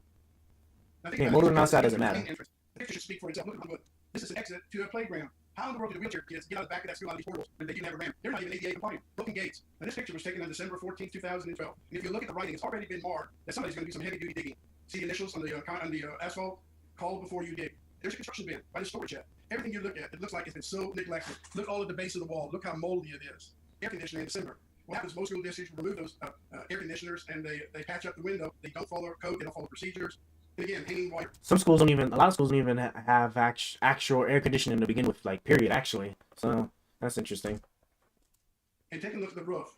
I had their 5-year building maintenance plan, and the roof in 2010, 2011, inside that plan, which I have, there was no money budgeted for 2010, 2011, no money budgeted for 2011, 2012, no money budgeted for 2012, 2013. It also said that all the carpet inside that school need to be replaced. It's a serious safety violation. The maintenance of this school is totally ignored. If there's one thing that I believe in, Okay, that's a bit of a stretch. That's a bit of a stretch. There is a normal rotation of carpet, but that's not that doesn't necessarily have to do with safety. There it says call before you dig in permanent. Well, yeah, I mean, like whatchamacallit, they had I mean, like he says he has maintenance records. He said he had maintenance records, but it doesn't. Let me go back to that part where he was going over the documents, because it doesn't make clear if he had any like renovation, if he didn't requested like actual renovation plans. Like maintenance records aren't going to show renovation plans. your building maintenance plan, and Yeah, these are all just maintenance plans. So he wouldn't. Yeah, like renovations and stuff. You know, it's easy. While I was in high school, I was actually my city had a group, had created a special group that I was actually part of. And it was great. I think I might have been the only, like, technically the only child. Everybody else was adults, and like we was coming up with a 5-year renovation plan for like the school system and all, and we was going through like all the schools and stuff, right? And that would have been like through the city. That you wouldn't have found any of that to have been annotated like anywhere in any of the actual school documents, with the exception if like maybe like if there was enough renovation to where like the school's maintenance costs might have been higher, but even then that's not even a guarantee, because it's not until after the renovation is done where then like any maintenance plans and stuff might be revamped, because they tend to not do that before, because sometimes renovations there are snags and like it might not come out, or there could be like potentially some unforeseen things. But yeah, like the plan to dig thing, it could have very well been the case that there was like renovation plans or whatever, but you're not gonna, that stuff you're definitely not gonna find reflected on schools maintenance reports, because that's not gonna, like, that's not coming out of, that shouldn't be coming out of the school's money, that should be coming out of the city's money. So I wonder if he got documents from the city, because that stuff like that isn't going to be done to the school. Like major things being done to the school, that's not actually going to come out of the school's budget. That's the city. That's the city paying, because it's a public school. If it was a private school, then it'd be a different story, right? Because obviously it wouldn't be the city, right? It'd be the school in their own like whatever budget. Budgeted for 2010, 2011, no money budgeted for 2011, 2012, no money budgeted for 2012, 2013. It also says all the carpet inside that school need to be replaced. It's a serious safety violation. The maintenance of this school is totally ignored. If there's one thing that I believe in, is that we have pride. We have pride in how our school looks. This is building, and then if you look at grass, that is long-term neglect. And again, take up the mold. I mean, this stuff is growing. It does not happen overnight. It's just filthy. I don't think Sandy Hook is a functioning school. Nobody who loves their children would ever send them to this filthy school. I spend my lifetime keeping schools clean. And I'm gonna tell you what, for the tiny children arrive, I mean this with all my heart. I want my school to be clean. It's called pride. I don't see any pride here. Look at the corners. What do we call this stuff? at the bottom of the doors, it's all water damage. It takes a long, long time to get mucky door frames in Boulder College. That's a watermark. That is a sign of flooding. And again, Dawn Hochsprung would have never let her school look this way. All it shows is neglect, neglect, neglect. You got room number 11, but you got a teacher placard says 10. At least they ought to get the door numbers right. I challenge any teacher, any dean of student, assistant principal, counselor, please. They did Tell me. It's $200. These are suckers. They didn't have no money for maintenance. My school was my high school was flooded. But that was internal, right? It was like one of the pipes busted and stuff. And like literally you'd walk into school and like the water was like ankle high. Like you was definitely like trying to do it. This didn't happen during school, but like during like regular school, because I was in like what is it, summer school activities. I don't even know what the hell you'd even call it. And I said one of the pipes bust and there was just a lot of flooding and stuff. And I'm pretty sure that they didn't do anything to the walls. If I had to guess, I'm pretty sure the maintenance people just like sucked up the water and stuff. It's not like they would have, because if at any point in time like any of the pipes busted and there was water on the stuff, they wouldn't have like, and those are like wooden doors too. So like they it's not like they would then go like, okay, well let's just go and replace all the doors and stuff. If they ain't got the money and they ain't got the money, yeah, it just seems like a low budget school to me. But it's kind of crazy that you say it's not a functioning like so where's those figure 60,000 children going? How would they have been like faking the enrollment records, right? Isn't it federal law to like have children enrolled? Don't as a matter of fact, doesn't federal funding also follow like how much children are enrolled in certain schools and stuff too? Like there's so many different like ways you would have been able to like check that, or it would have been verified and been caught, right? You're telling me that and then you got other people, and then what? So then after the shooting, then all of a sudden they just magically started using the school? I don't know. That I'm not gonna lie, that part I don't know. Please. Let me see. It's a very meticulous process. We leave no That just seems like just a poorly maintained school, but that doesn't stop them. I've been in some shitty schools. I'm telling you, that ain't gonna stop it. Our local partners are working with us, and we're going to move that and expedite that along as quickly as possible. This afternoon, I spoke with Governor Moy and FBI Director Mueller. I offered Governor Moy my condolences on behalf of the nation and made it clear he will have every single resource that he needs to investigate this heinous crime. I will do everything in my power as president. To this day, for 13 months, I have been Oh my God, is my shit management services. I've been writing the chairman of the school board superintendent. I have written everybody. I want to know who was the incident commander. I didn't even know I was snagging like that. Hold on. Pause that right fast. Let me see what is happening here. Oh yeah, the record's got a big gap. Then yeah, that is certainly an issue. Hold on. Why is wait, oh my oh, I must have knocked out the power cord. My laptop's gonna die soon. Hold on, let me see. Where are you? Where are thou? 1 second. Man, why is that shit so hot?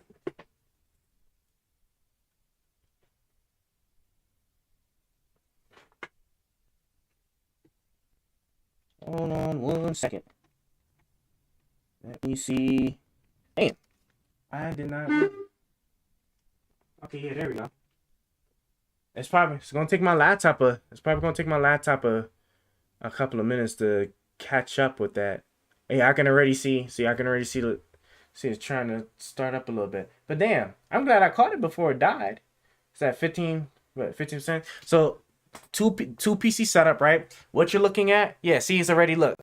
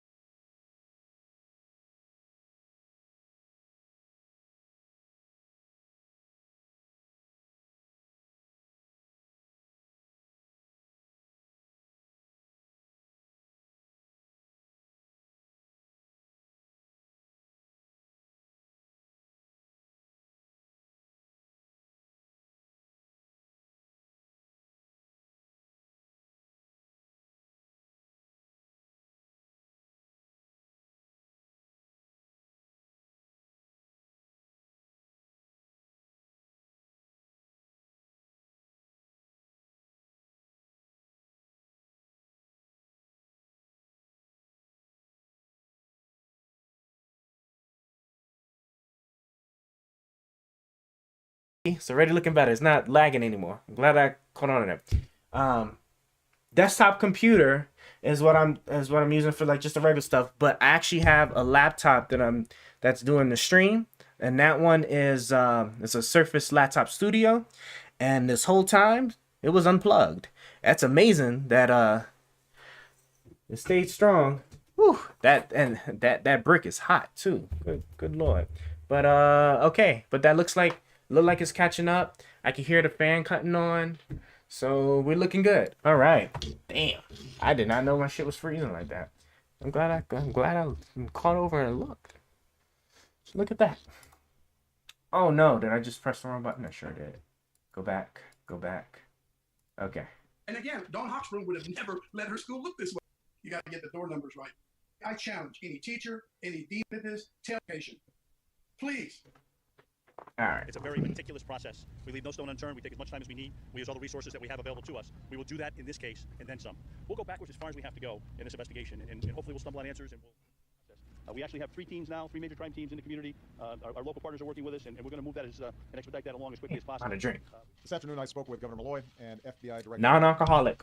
I offered Governor Malloy my condolences Nah. on behalf of the nation. Don't and made it clear he don't will like beer. I have a problem drinking beer, but investigate this heinous crime, and I will do everything in my power as president to help. To this day, for 13 months, I have been writing the Commissioner of Emergency. wait, you can't hear me? What? Hold on. Am I tripping? Let me see. Hold on. Can I? There's. Oh, there is. Yeah, you're right. I hear no sound. What happened? What is muted? Let me see. Elgato. The Elgato is all audio is gone. Okay.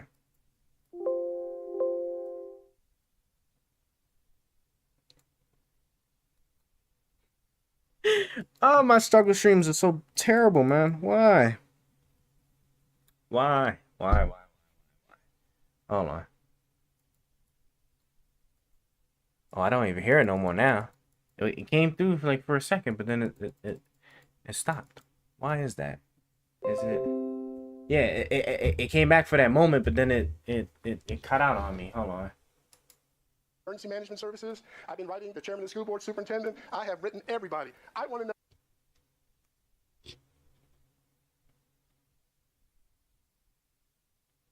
Hold on. Let's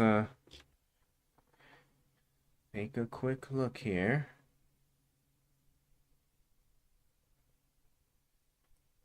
Hold on. Go back like that. Come in there to this. Okay. There we go. Everything's okay. So look at everything. If you're still good, yeah, message in the chat. I think it is. I hear it. I hear it all coming through now. So, all right. I just wanted to make sure. That's how I struggle streaming. I struggle streaming be notorious sometimes. Oh my gosh. Oh man. All right. Let's go ahead. Let's get back to this documentary. Who was the incident commander on December 14, 2012? Is that a simple question? They refused to tell me who was in charge. I want to know who the incident commander was for medical services on that day. To this day, guess what? No return phone calls and no responses. Why? We as a nation, we as a people, we as a country, we deserve the truth. And I don't understand. 3 years and we can't get the truth. 3 years and we cannot have a congressional investigation. 3 years and we can't have a grand jury investigation. 3 years and the FBI classifies the Sandy Hook school shooting as its top secret investigation. There's something more to the story. Ever since Homeland Security and FEMA got together under one umbrella, you need to look up the word capstone. Research the word capstone. Do you know what capstone is? Capstone exercise is a whole community event. Is that what this is? Yes. Well, Mr. Halbig, Wolfgang, how did the whole community get involved in this? Nobody died. It was an exercise, a whole community exercise. Capstone is called a FEMA, a Homeland Security FEMA capstone exercise. It comes from it starts at the president's desk. What did he use? He used Air Force One to fly into Newtown to pick all of those parents up. And do you know none of those parents live in Newtown today? Now go to, ready? Go to column. You know none of the president's desk. It comes from that. Capstone exercise 2016, but the shooting was in 2012. It starts at the president's desk. What did he use? He used Air Force One to fly into Newtown to pick all of those parents up. And you know none of those parents live in Newtown today? Now go to, ready? Go to Columbine. 14 students died at Columbine, 23 seriously shot and injured. Half the parents who lost a child still live in Columbine. If you read Capstone, okay, it must be an entire community event. It has to be faith-based. All the churches have to be involved. The funeral homes have to be involved. Everybody. Do you think that the residents in Newtown want to be remembered for the rest of their lives as the town of the massacre? We want to be remembered as the bridge to a kinder new world. How many people involved in this conspiracy? I believe the whole community. I believe the Catholic Church. I believe the fire department. And let me tell you why they did it. They've got over $200 million since that exercise. Newtown has got over $200 million from the federal government. They use it any way they want. $29 million donated by people from all across the country. And then every parent, this is one that bothers me, being a principal, okay? I've had children die in our school. Yeah, we've had fundraiser. But we never paid a parent $281,000 because their child died in our school from us.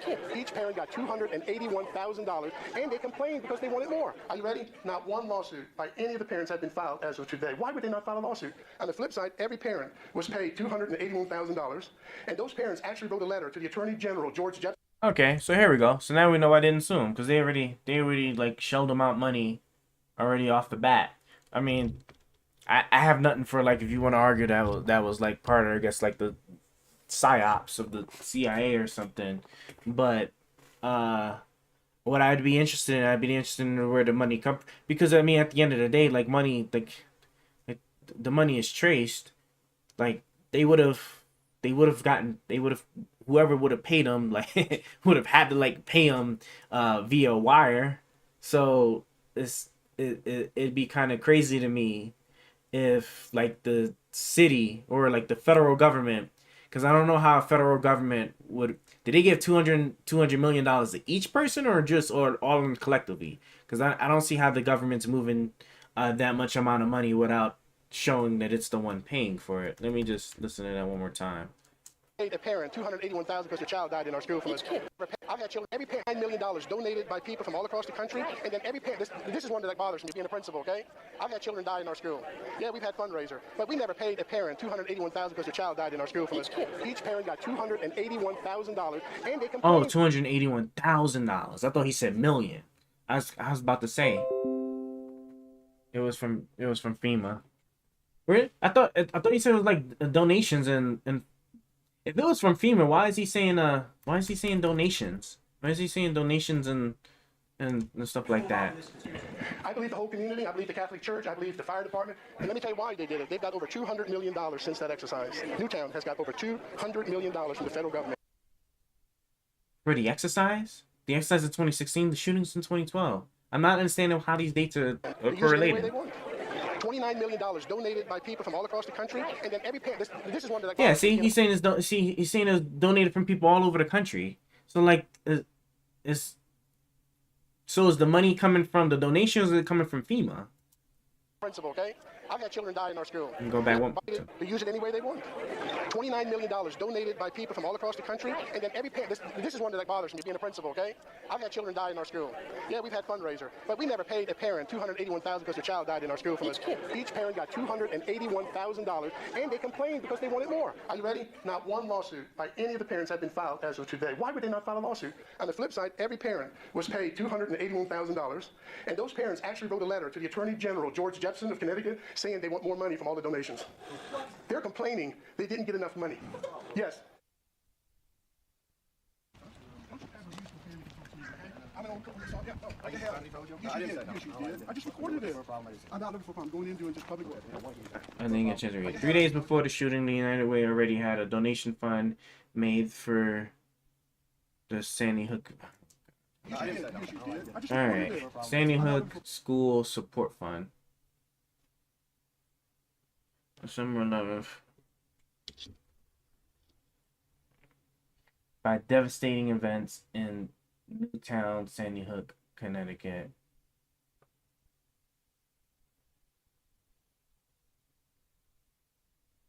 Oh my God. Is he really? Okay. Well.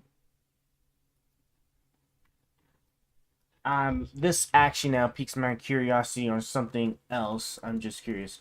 Sandy Hook.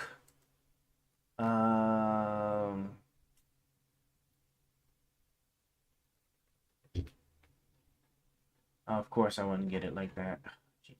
Sandy Hook, Connecticut, Connecticut major events. That's the school shooting. School shooting is a tipping point in our history. Gun violence, organization, prosperity, shooting. Is there anything after or before the shooting? Preventing gun violence. Shooting. Anniversary, abortion rights. Sandy Hook. Survivors are graduating. Alex Jones ordered to pay nearly. Alright, let me start with this instead. This is what I'm going to do here. Okay, so this is what I'm looking for, right? So he's saying that they had this posted 3 days before the shooting, right? 2012, right? Yeah, because it was in 2012. No, I don't want you accessing my location. Stop it. Sandy Hook shooting date, right? This was December 14th, right? So 3 days, right? December 11th, 2012. Now, if I go, now this is where we should be able to catch it, right? And shouldn't be doctored. One of the very nice things about the internet is you have things like the web archives. I think the other thing's called like the Wayback Machine, all that stuff, right? So what I would easily be able to find, can I zoom it? No, oh, I can't zoom in a little bit. Okay. I'm going to let me split this up. I'm just typing in there real quick. HTTPS : too much T's. :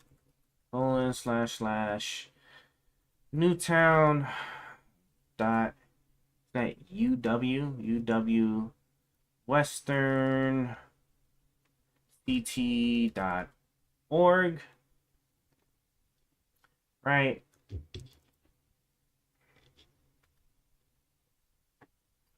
Let me now go to, I'm just curious what this, if I was to go to it right now, what would it even look like? Newtown.uw Western, I think that should be an R, and CT.org, right? Because it'd be Connecticut. Oh man. It's not loading up. Newtown.Western CT. Okay. Now let's go the Wayback Machine. Let's go to the Wayback Machine. Wayback Machine. Let's go here. And what do I want? I want 2012. Look at that. And don't got it on the 11th, but I do have it on the 15th. Let's look at the 15th, and then we're going to try a different place and see what it was. Yeah, still loading. So there you are. United Way extends our most sincere condolences and prayers to all those families affected by the devastating events at Sandy Hook, Connecticut. Blah, blah, blah. Oops, didn't mean to do that. 15 December 12, right? Okay, yeah. So this was like donations. Okay, so this was for donations. And I got it for the 15th. Let's see.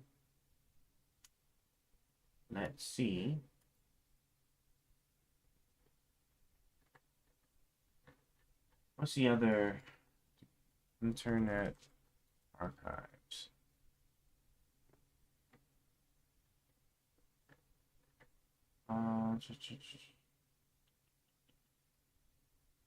Digital library, digital materials. God, what's the name of the other website? Look at historical websites in the past. Use Wayback Machine in any browser. 8 ways to view old. There's a Wayback Machine and there's just a few others. Wayback Machine is great. Sorry, I'm on a delay. Oh, yeah, no, you're fine. That's just, my computer's just probably just slowly catching up because it was just on the brink of death. Apparently. There you go. Yeah, webarchive.org. Right? Was, oh, that's the same thing. Okay. What's the next one? To blah. Time here. Archive.md. And I want to archive as well. I want to search the archive for save snapshots. Search.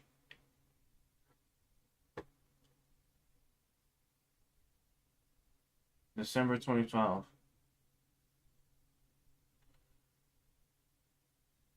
Yeah, I mean, like, how would I have guessed?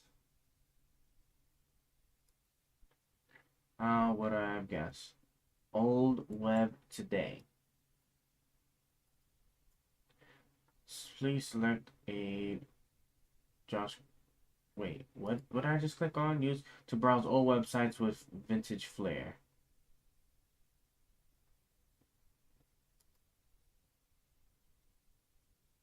Browse archives at. Okay. Let's try this, right? And we got the 2012? 2012 11 no, December, sorry. 2012 12 11. Alright, and browser. Oof. Jesus Christ. Yeah, I guess we're just Firefox, right?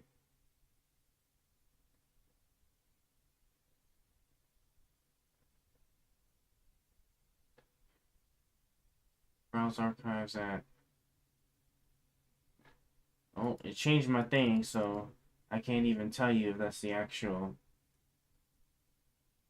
date. Whoa, didn't mean to do that. Oh, God, this is gonna kill me.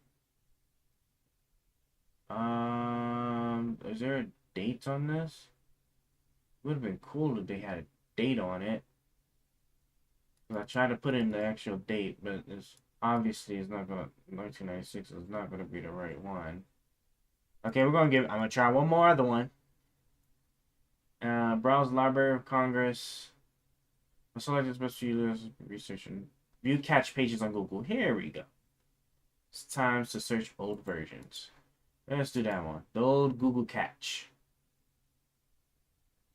Okay, why did it? Jesus. Simply search Google for the URL you'd like to search. Click Tools, select Anytime, then choose Custom Range, and then put that. Yes. So if I click here and I do that, I go to Tools, I go Anytime, do Custom Range, and can I click this? Let me click a day here and see if I can then manipulate. What is it? 2012.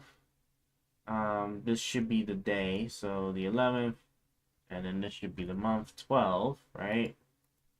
There you go. Yep. And I mean, I guess I could just give it the day after, or I'll just stick to the 11th. Right. So here's my issue with something like this. Like this is cool and everything, but this right here, you can't really prove anything like that, especially if you didn't take it, because you know what would it be like kind of crazy. Let's see here. What would be kind of crazy is if I do this and I select this section right here. Let me move the chat out the way and let me put it on this side so people actually see what I'm doing here. So I'll put the chat over here, this chat window over here, and then I'm going to pull this up some, and then I'm going to come into here and say this was actually in September. I'm going to press enter. I'm going to make it look a little bit more real than that and change that to E. And then I'm going to go like this, and then I'm going to take my screenshot and say, look, they was talking about Sandy Hook 3 months or 2 months before it actually happened. And then I'm going to then like continue with my life. That's why like I don't like this, because this like it's very easy to fake this, and this could easily be misleading. That's why you just watch me check all the other archival sites to sit there and see if I got any registration, and like and two of them had the 15th or only the 15th. So right, this Newtown, this archival MD thing, 15th December. Wayback Machine had the 15th, didn't go any further back than the 15th.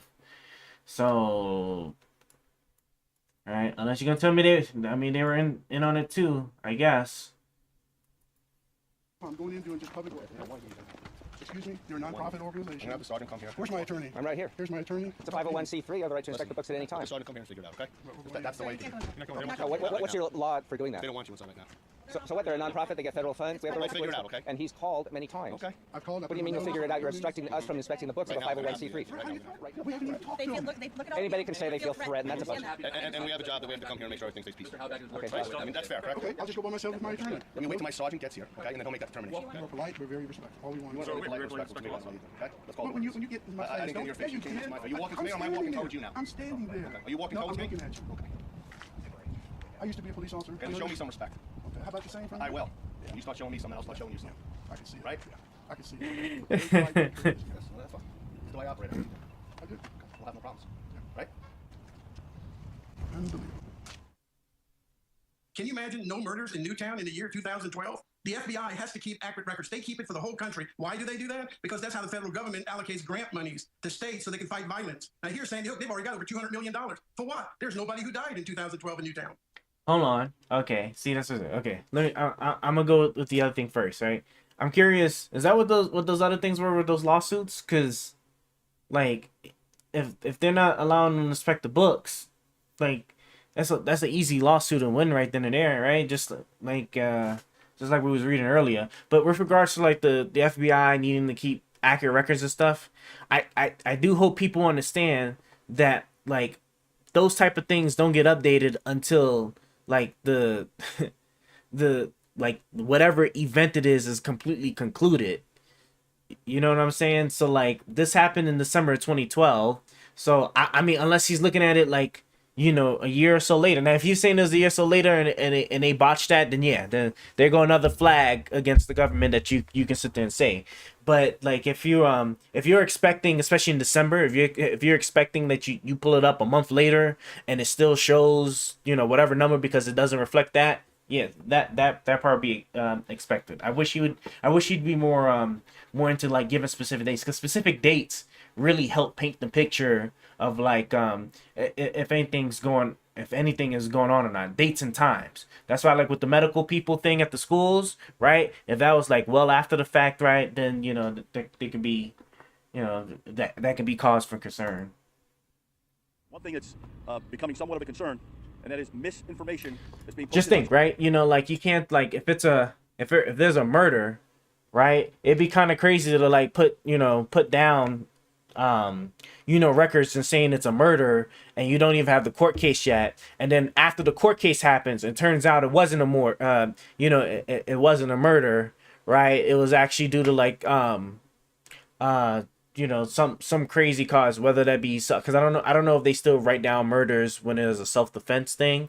You probably looking at the FBI at that, but like if it's just something crazy, they would definitely have to wait until like they get all that all said and done. At least that's what I'm like 80% sure is the case. But again, without the timelines, I don't know what was possibly even going on. social media sites. There has been misinformation coming from people posing as the shooter in this case, posing using other IDs. Now this is where see, and this is exactly what I was thinking. Cause see, now we're starting to get to the part where like now that you got all the conspiracy stuff is going, so now I can see them starting to now start locking certain stuff down because you got people actually threatening. Because this is the thing I was saying, right? You know, when you got the conspiracy theory and you got the stuff starting to spread, right? You might not do anything, but like some crazy dude like in the backwoods somewhere like might get some ideas and might start like doing kinds of crazy stuff, right? I can't tell you like how many prominent figures of these people that be online get death threats on a daily. You know, like it is just it's just crazy to me, just like how much like these people act out the things that they do. Prosecution will take place when people perpetrating this information are identified. Over here. Again, all information relative to this case is coming from these microphones, and any information coming from other sources cannot be confirmed, and in many cases, it's been found is inaccurate. So I simply, that's the newest twist today that we want to make sure that's perfectly clear. that social media websites that contain information relative to this case are not being posted by the Connecticut State Police, are not being posted by the Newtown Police, are not being posted by any authorities in this case. So any of that information and people that are putting that information up there in any manner, all right, that can be construed as a violation of state or federal law, will be prosecuted, will be investigated and prosecuted. Sheesh. Earlier today, a tragedy of unspeakable terms played itself out in this community. Lieutenant Governor and I have been spoken to in an attempt that we might be prepared for something like this playing itself out in our state. Hey, how are you? Hey, Governor Wolfgang Halbig. Hey, how are you? I'm just asking one question. Who shared with you on the national news and the Lieutenant Governor that somebody told you something like this at Sandy Hook would happen to you here in the state? No, I mean, oh, you look good on television. Thank you very much. No, somebody, you said, I never said that. someone told me and the Lieutenant Governor that something like this might happen. Nobody? If I can get it recording, send it here, would you look at it? I'll look at it. Thank you, sir. Lieutenant Governor and I have been spoken to in an attempt that we might be prepared for something like this playing itself out in our state. Call your congressman and senator. They won't respond to you. Tell them that you want a copy of the FBI report. Tell them that you want a congressional investigation. They do not want to talk about Sandy Hook. Why? They're your senators. They're your congressmen. They work for you. They do not want to talk about Sandy Hook. And so here's my question to each one of you tonight. Do you honestly and truly in your heart believe that Sandy Hook actually happened? Yes or no? No. All right. Number two. Do you believe that children and teachers actually died on December 14, 2012, Sandy Hook? Yes or no? This is the worst part right here. Like, if it had just stopped right there where you just don't believe it, then that's one thing. The moment you start taking action because you don't believe it, that's where you start getting into, like, muddy waters. Damn ring cut me. It's 24 karat gold. Now, when I asked the question of people all across the country, I did it on an airplane coming in here today. Do you believe it? They all go, yeah. How did you learn about it? The news told me. They actually believe the national news as a means to seeking the truth. They don't even have the courage or take the time to ask questions. I used to teach American government. In the last year and a half, executive order, are you ready for this? Signed without congressional approval, allows the national news media to use propaganda in all of their news reporting. Wait, what? The NDA, National Defense Authorization, legalizes the use of propaganda on the U.S. public. Okay.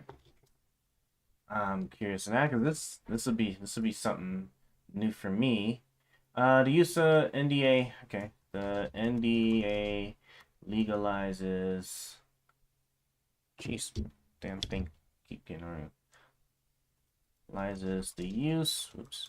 The use of propaganda on U.S. It would help if I could not have terrible typos. Propaganda. Legalizes propaganda. Newest version. That's not fair though. You're investigating something should be protected free speech. You're investigating something should be protected free. What is it specifically they were in, what are you referring to specifically? Investigating something that was something that should be protected free. Oh, well, okay, no. Okay, no. I see what you're talking about now. So, but here's the thing though, right? Like, you can't,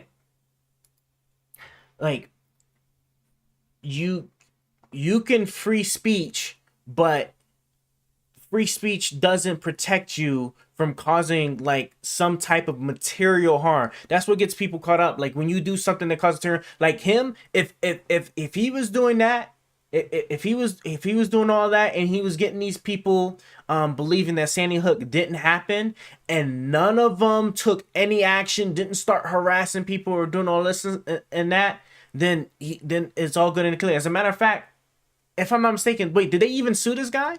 Did they sue him?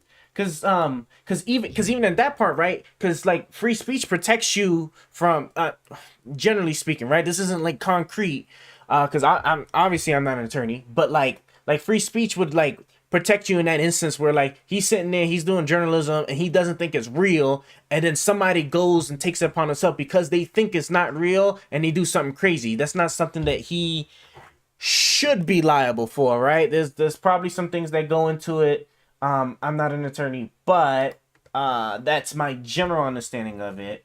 But this guy, what was this guy's name? Remind me what this guy's name is again? Are we? Oh, we're already into the following day. Adam. It was a Wolf guy, right? Dear Wolfgang. Wait, what was this guy's name? I don't remember. Does he have a Dear Wolfgang breaks down Cindy? Is it just what's this guy's actual name? I thought this guy had an actual name. Let me look at this real quick. Because I'd be really curious. Dear Wolfgang. I don't know if it's a legal name. Is that with Wolfgang Halberg? Here we go. All right. Because that's why he wouldn't have been. That's why he wouldn't have been sued. San Diego denied charged with having victims arrested on money charges. Yeah, I don't see anything saying that he was sued. Is accused of possessing the personal information. Yeah, doesn't seem like it. I don't see none. Yeah, see, because like he wouldn't have, as long as he well, I mean that's why he got packed up for having like the personal identifiable information of people and was sending it to whoever it was sending to. But then even then, doesn't even look like. I wish I can get like the actual documents. Doesn't even look like, because we was just reading this earlier, right? No online court record has been posted on Tuesday. It's unknown if he had a lawyer. Jail record sure it was released. Luna Ponzer, whose 6-year-old son died at Sandy Hook. That repeatedly emailed certain people and law enforcement agents, social security number. Yeah, but he wasn't. Yeah, so it doesn't look like he was. So see, he wasn't pushing. It looks like he wasn't actually pushing anything that was going to bring harm. Besides sitting here like passing on, I guess like somebody's identified information. But he was. But I mean, if he was taking it to law enforcement, then. Yeah, if he was taking it to law enforcement, then he wouldn't have got for that. So yeah, so because he's not being sued, I think this actually would be a good reason of free speech right here, because like, see, he wasn't being he wasn't sued by any of the families and stuff, right? So like, so if they would have tried to, they likely would have lost in court, because like he's just doing investigative journalism. He has free speech. He's not inciting. That's the word I was looking for. Good Jesus. For the life of God of me, I could not think of it. Inciting. He wasn't inciting people, because that's as a matter of fact, I believe that's even one of the things in the free speech doctrine, right? Isn't it? Free speech amendment, right? First Amendment. Come on, just give me the text. Just give me the text. What does? Oh, come on.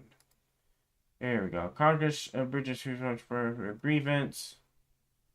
Can I get the actual text, right? Because I think that's actually like written in free amendment text, right? That's actually written. Constitution is blah blah blah for or abridging the freedom of press or the right to the government of abhorrence. God,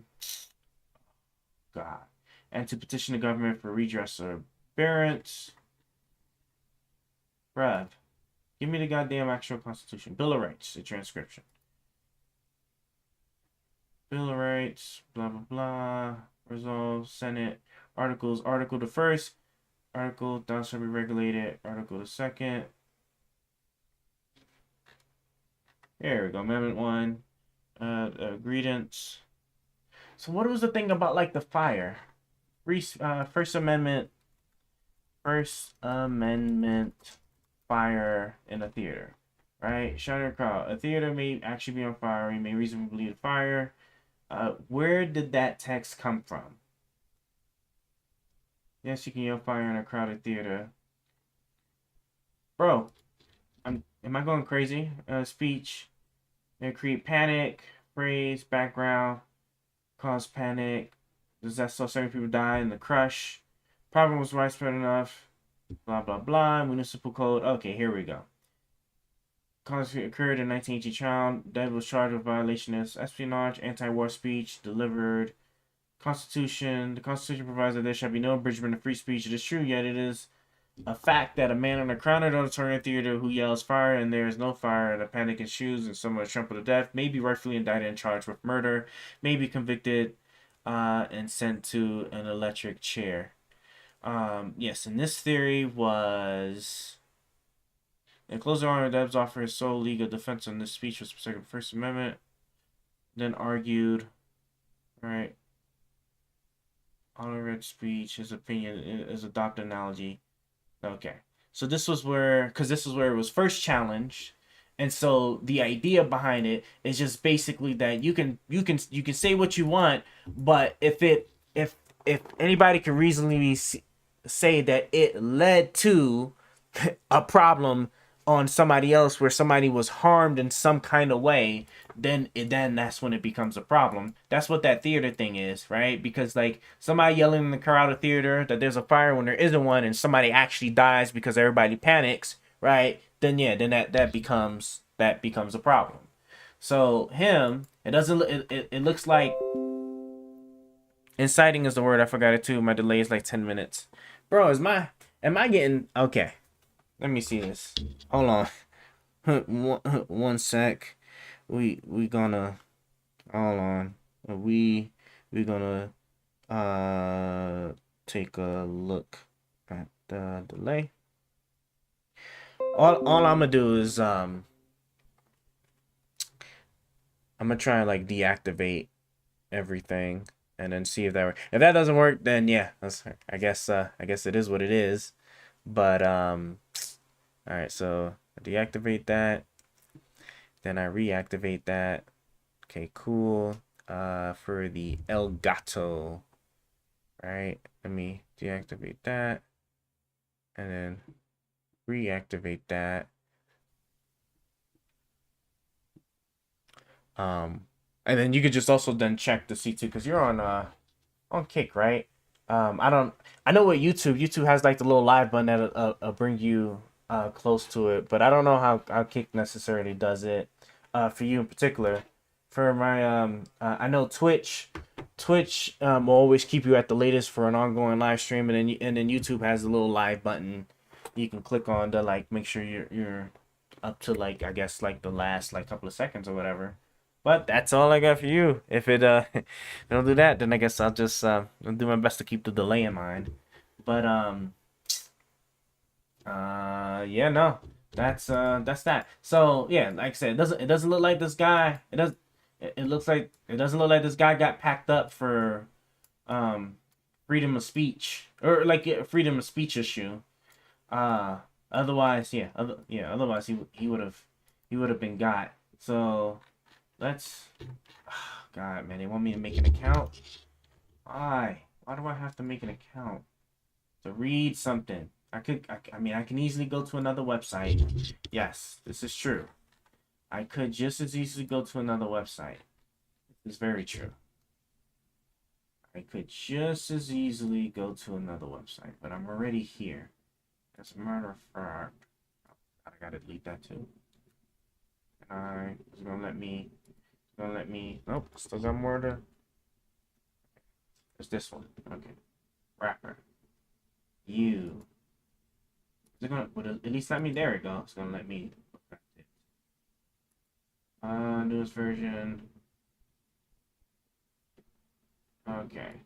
Congressmen seek to lift propaganda ban. That's what I want. Okay. Propaganda. Congressmen seek to lift propaganda ban. Propaganda was supposed to target. Oh no, my AC is finally cutting on. My audio. If I sound robotic, sorry, ain't nothing I can do about it. My AC is finally cut on, and I'm like right underneath a vent, which I think should help too, because my laptop is on fire right now. Yeah, my laptop is like really cooking, and it's pumping out a lot of air. Jesus. Let's take a look here.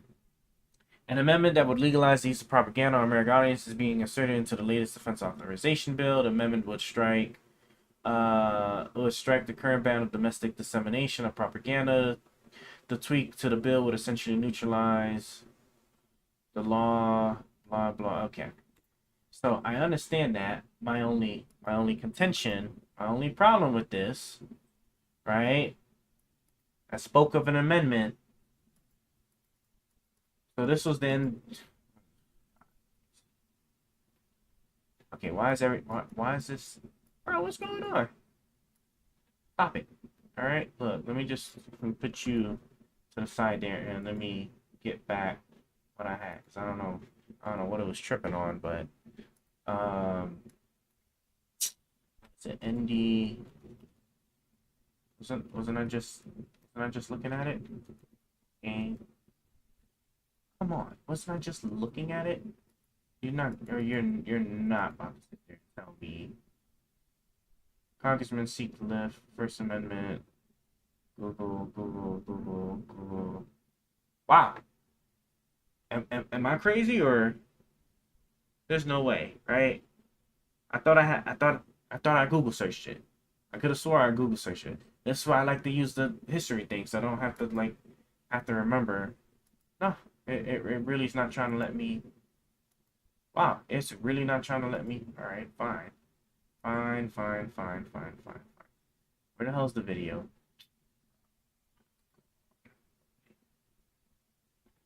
Where is the video?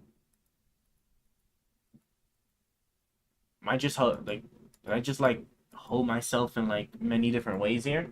Oh, I'm tripping. The newest version includes an amendment.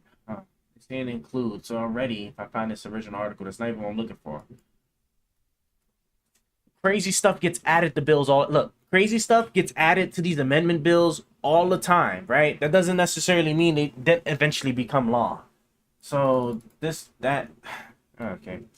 NAA legalizes propaganda.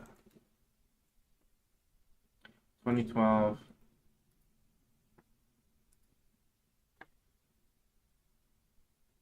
Broadcasting boards to provide a free, proper, and disseminated information intended for foreign audience abroad about the United States, blah, blah, blah. Authorized Secretary Board to make available in the United States motion pictures, films, video, audio, and others to prepare for dissemination abroad and disseminated abroad pursuant to such act. The United States International Broadcasting Act amends the Foreign National Act, states such as provided.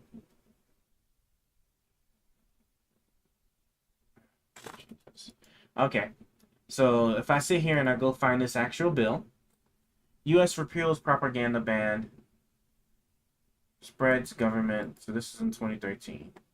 New governmental program, a positive step for decades, took anti-propaganda law prevent the U.S. government mammoth broadcasting arm from delivering programming to American audience for decades. But on July 2nd, that came silently to an end with the implementation of a new reform passed in January. The result, an unleashing of thousands of hours per week of government-funded radio and TV programs for domestic U.S. consumption in a reform initially criticized as a green light for U.S. domestic propaganda efforts. So what just happened? A vast ocean U.S. programming produced by a broadcasting board of governors such as Voice of America, Radio Free, Middle East broadcasting networks can only be viewed and listened to at broadcast quality in foreign countries. The program varies, but its breadth is vast. It's viewed in more than 100 countries, blah, blah, blah. The restrictions of these broadcasts are due to the Smith-Mundt Act, a long-standing piece of legislation that has been amended numerous times over the years, perhaps most consequently, blah, blah, blah. Has no friend of blah, blah, blah. Moved to restrict them from domestic distribution, saying they should be given the opportunity to take their rightful place in the graveyard of Cold War relics. Was bolstered, blah, blah, blah. Should kept American. Sold their amendments on sensible rhetoric. American taxpayers shouldn't be funding propaganda for American audiences. So, did Congress just tear down American last? Okay, let's see.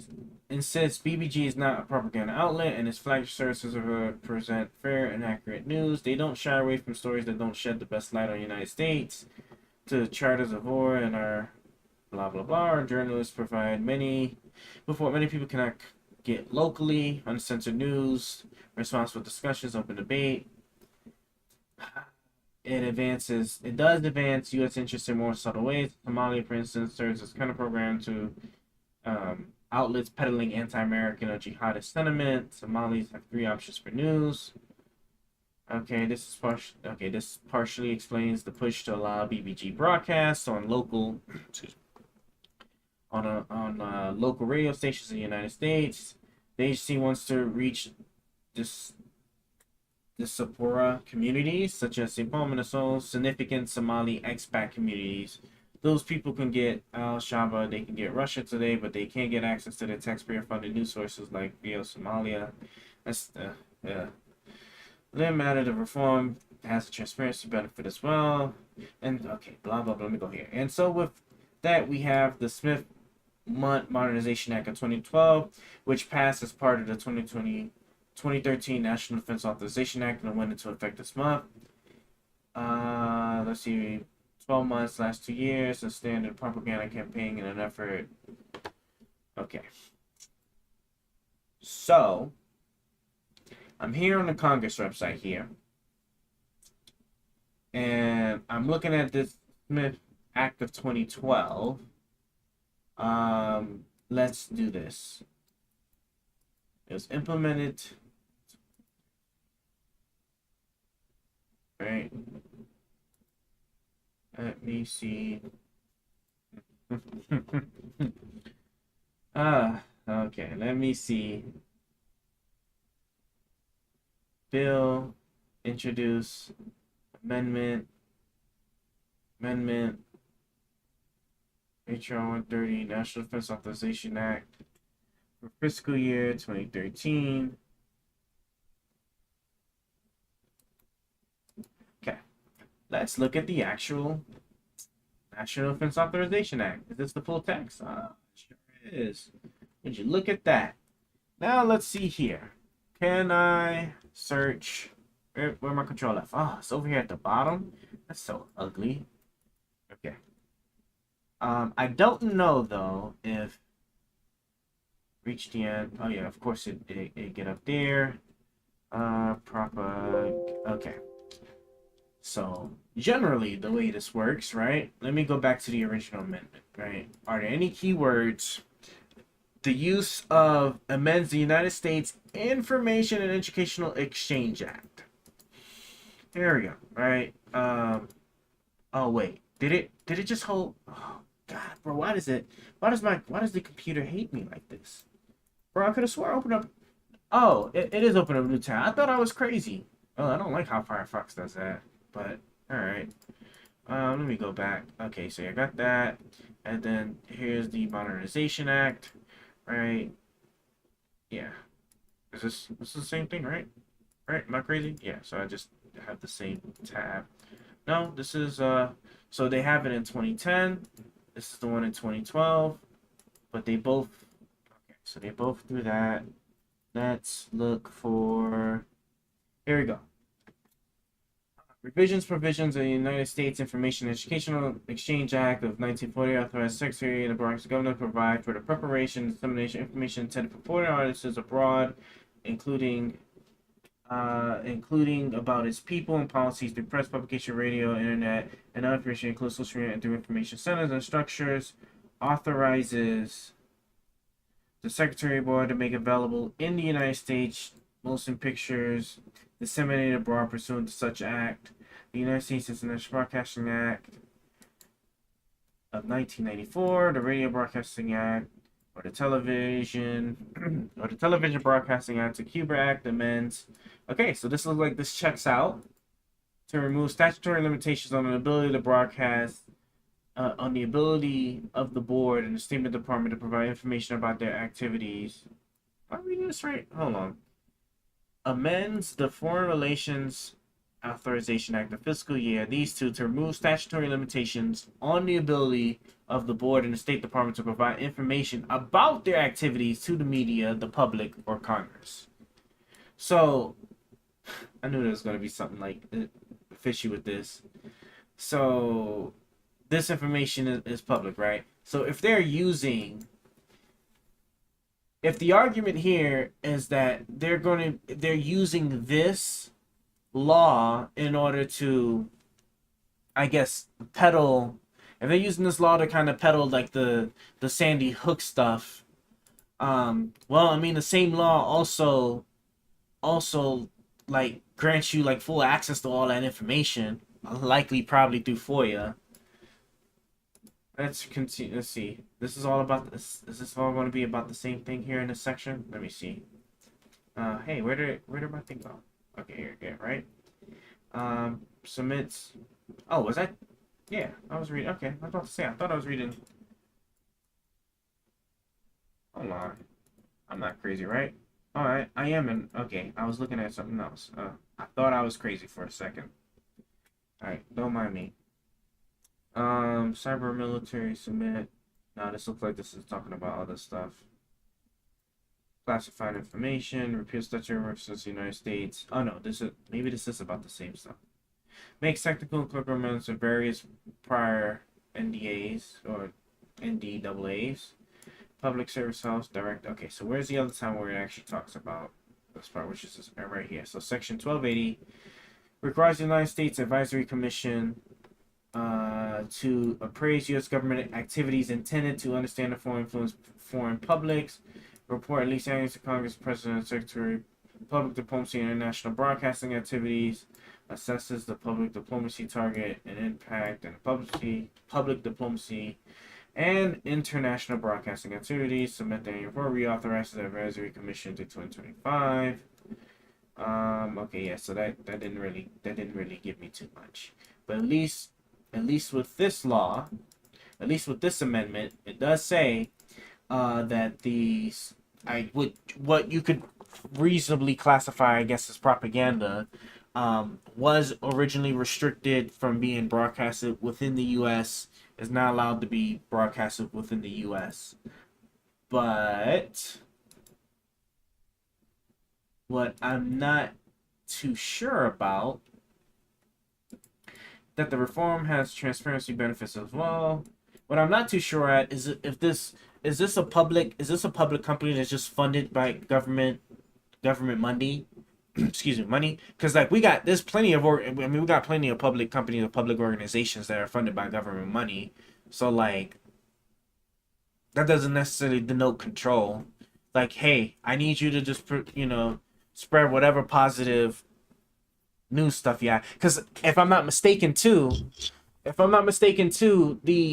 problem that the government would actually like run into would be First Amendment issues, because you're making a public company have to say or have to push certain things, and the moment they choose not to, right, like that would be a huge problem for a propaganda. So that's why I'm a little bit skeptical about it. It just seems like that the stuff that they just made, the stuff that they was doing overseas, available in the U.S., but it's not all too clear if they have direct control over the company. They shouldn't be able to.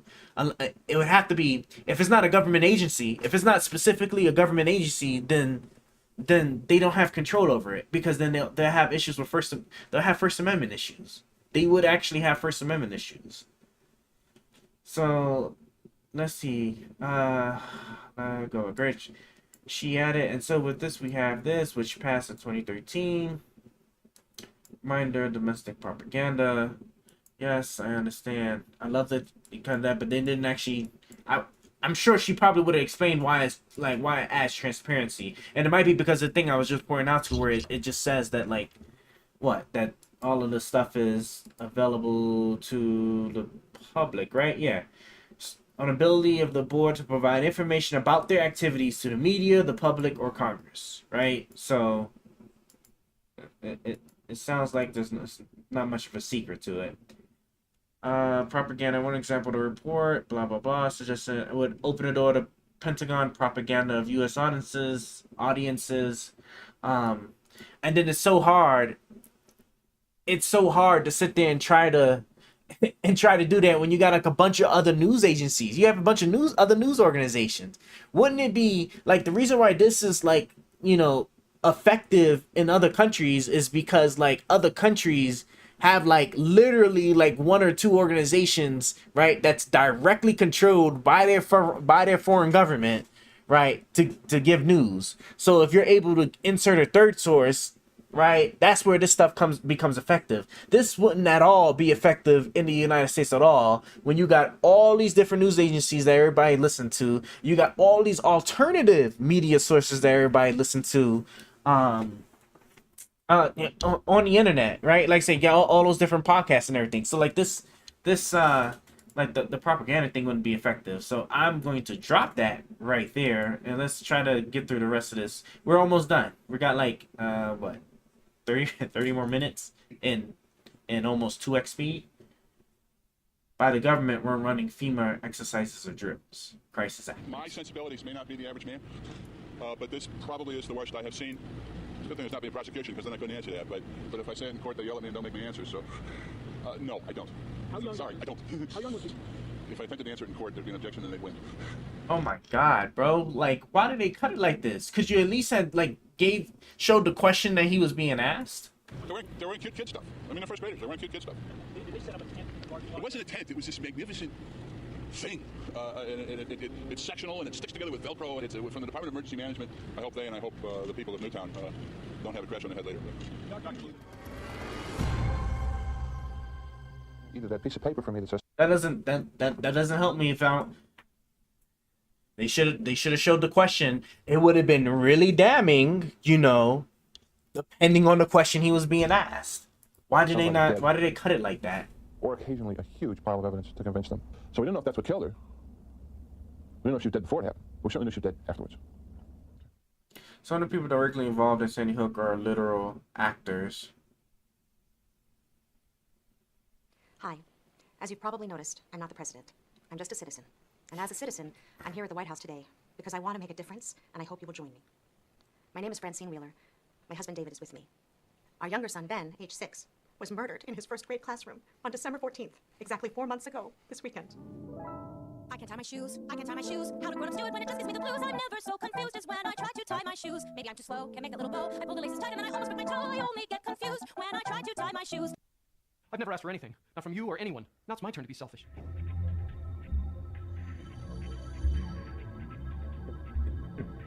Oh my gosh. That's not convincing at all. It doesn't matter. Parents, right? You go into a school, right? And there's many kids, so like if you're gonna sit there and tell me that you're not gonna see any parents that don't happen to be actors, don't happen to be police officers, right? Or whatever thing that this argument right here, this is a bit of a real stretch, okay? Look, this is a bit of a real stretch here. Weapons were registered. It doesn't matter if they were purchased legally. The principal, who, God bless her, lost her life, was just a very special person. And all the parents knew that. 2 years ago, I called my 8-year-old son an asshole. Now, how's that for great parenting? That's the argument they're really about to make. It was a stressful situation. Can you describe him again? He was naked. That's it? No height? Weight? Appreciate it. No, I just like to read, because look, the thing that I just try to fight with the most is that I try to cut through all the fluff, and I just want to be with the facts, right? Whether you're looking at it on one side or the other, and then like I said, that's why, like, me personally, like I actually do have a lot of pride being a Republican, you know what I'm saying? But I'm going to be objective, and I'm gonna keep it truly honest with you that our side just hasn't been doing too good lately, just because they're allowing people to like make the side look weaker by not trying to just stick with the facts. I promise you, if you just stick with the facts, right, you're going to win, because like the truth, a lot of the truth can be just as damning and just as effective on other people. So I appreciate the comment. Thank you. That's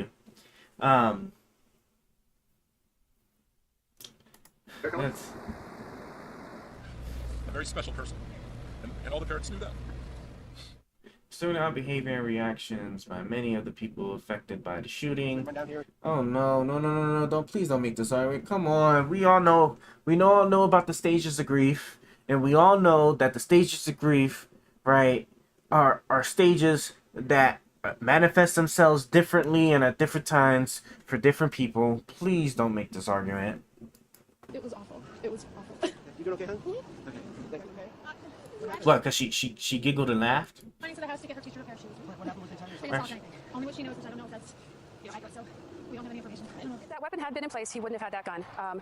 But what happened instead, what happened 22 decades ago was that the assault weapons ban was left to expire. And they had started at that time, the CDC had started researching on ways to prevent gun violence. And what happened instead was that the NRA and the NSSF got a hold of some of our elected officials, and they were able to get them to stop trying to find out ways to get information to prevent gun violence while we weren't looking. We weren't paying attention. They changed the laws. You know something, and this is probably why that gun company probably settled outside of court, because they didn't want to bring any more publicity. They didn't want to bring any more publicity to the situation, anything like that, and they just wanted to get rid of it. Because they didn't want to, because the more it drags on and stuff like that, the more like you start getting the ire of like politicians and stuff that can enact laws. But the thing is that like if the argument is that they did this in order to institute a gun ban, like that was never going to work. That just was never going to work, because it doesn't matter how emotional, bro. There could be a mass shooting event in every state right now, right, where like 10% of the population gets murdered, unless you're willing to have, what is it? Is it 2/3? I think isn't it 2/3 of the states in order to like pass a constitutional amendment? You can't get a gun ban. You just can't. It will fail, especially with the makeup of the court now. Even the makeup of the court back then, right? Like there's no way you're gonna get a ban. That's why New York's wasn't New York's gun law. New York is the strictest state.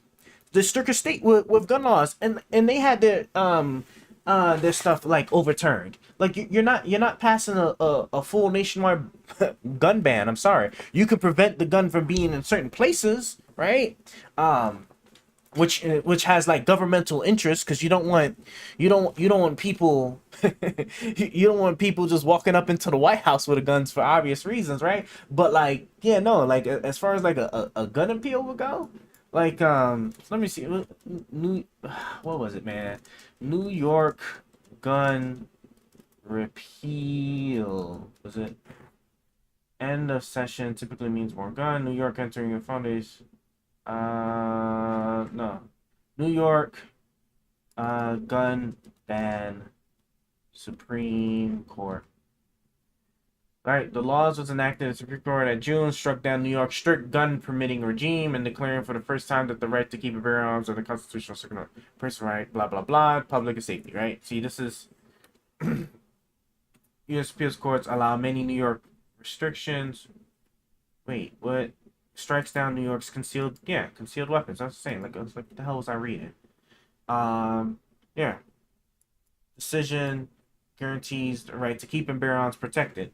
Yeah, all right. Packed up.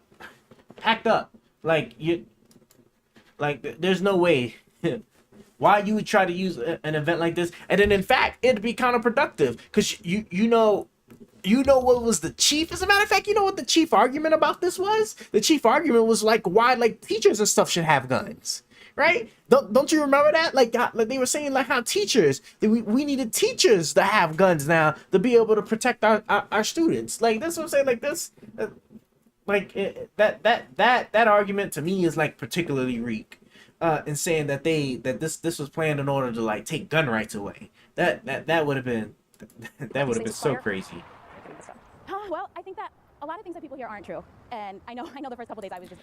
Because let's see, 2012. So I think at the time, right, it was I believe back then it was a democratically controlled Senate and right, House of Congress and the Senate were both Democrat controlled in 2012, I believe. I was just graduating high school around that time, so I'm a little vague on that. But yeah, all three parts of the legislative process controlled by the Democrats.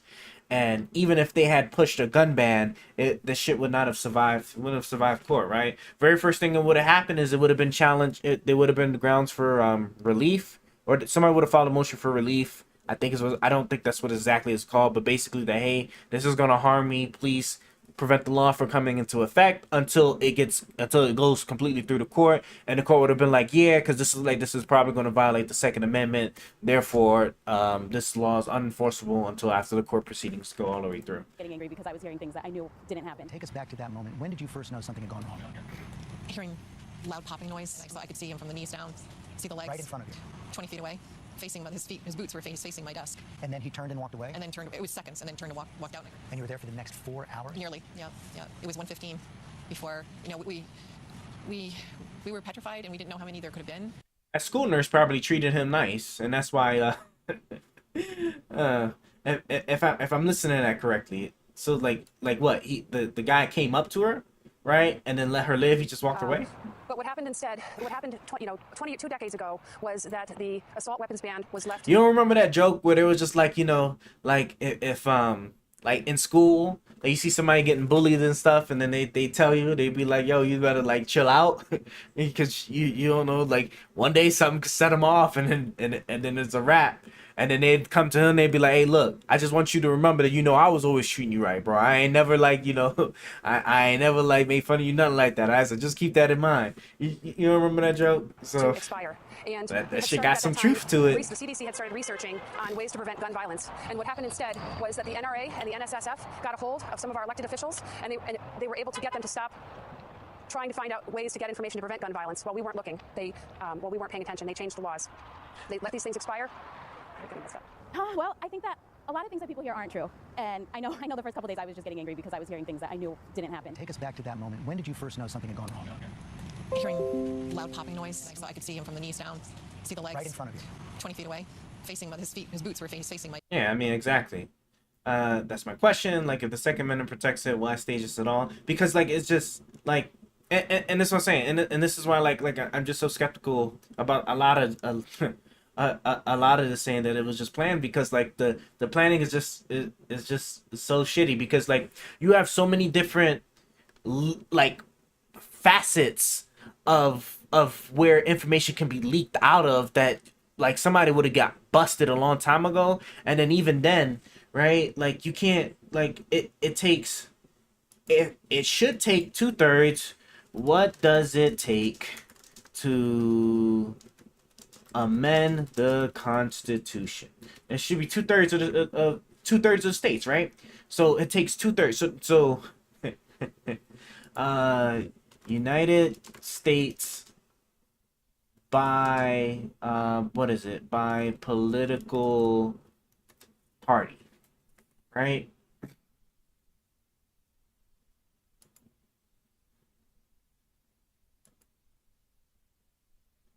(2012) and 2020. Let's look at the 2020.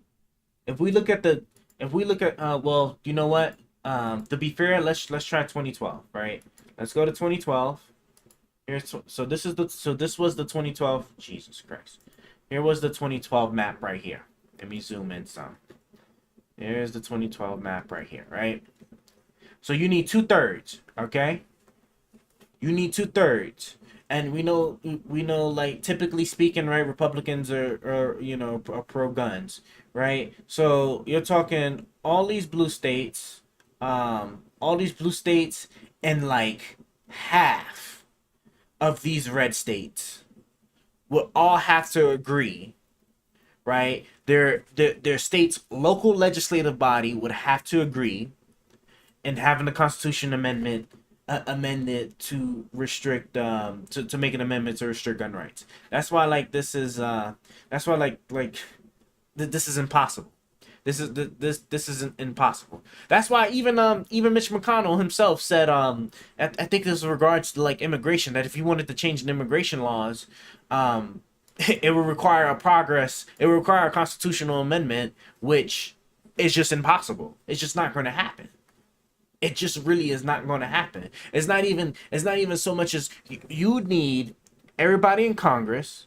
You need essential. Well, first off, right, you still need the usual that you need in Congress and the Senate, right? My understanding is like you're still going to need the majority of Congress, majority in the Senate, right? And you still need the 2/3 of the of the entire country in order to pass an amendment. Although I'm questioning, does the president is the president required to sign? Does the president sign a constitutional amendment? The Congress proposes an amendment of foreign resolution since the president does not have a constitutional role in the amendment process. General resolution does not go to the White House. Oh, okay. So it's literally just through Congress themselves. That's really cool. That part I didn't know. So that's interesting. So It's actually a yeah, and it'll make and yeah, I guess it would make sense. I guess. So, oh yeah, I guess. He turned and walked away? And then turned, it was seconds, and then turned and walked out. And you were there for the next 4 hours? Nearly, yeah. It was 1:15 before, we... School was deemed safe and secure by 10:35 a.m. We were petrified, and we didn't know how many there could have been. And we were listening. You couldn't hear a whole lot, but we did. I mean, we heard screaming and the gunshots. And Richard and Krista Rico say that talking about their Jessica brings tiny moments of comfort. She was a ball of fire. She ruled the roost. She our little CEO, we called her. She was the boss. I knew exactly what she was wearing. I knew I was going to see her little ponytail come around the corner and her jacket and her black glittery Uggs that she had on that morning, and I knew I was going to see her, and I didn't. They finally, around 1:15, asked everybody to sit down, and they said that it was a tragic day in Newtown today, and 20 children were killed.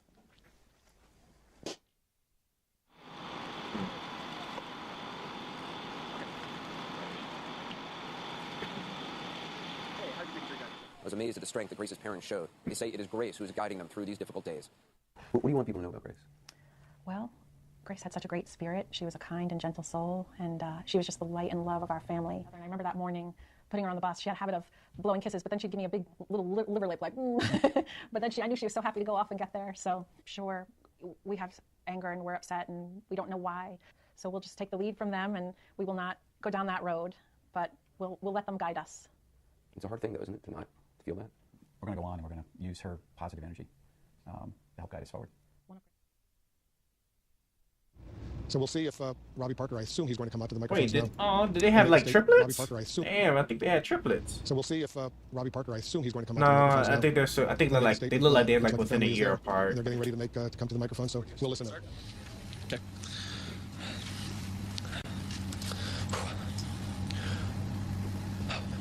So my name's Robbie Parker. My family is one of the families that.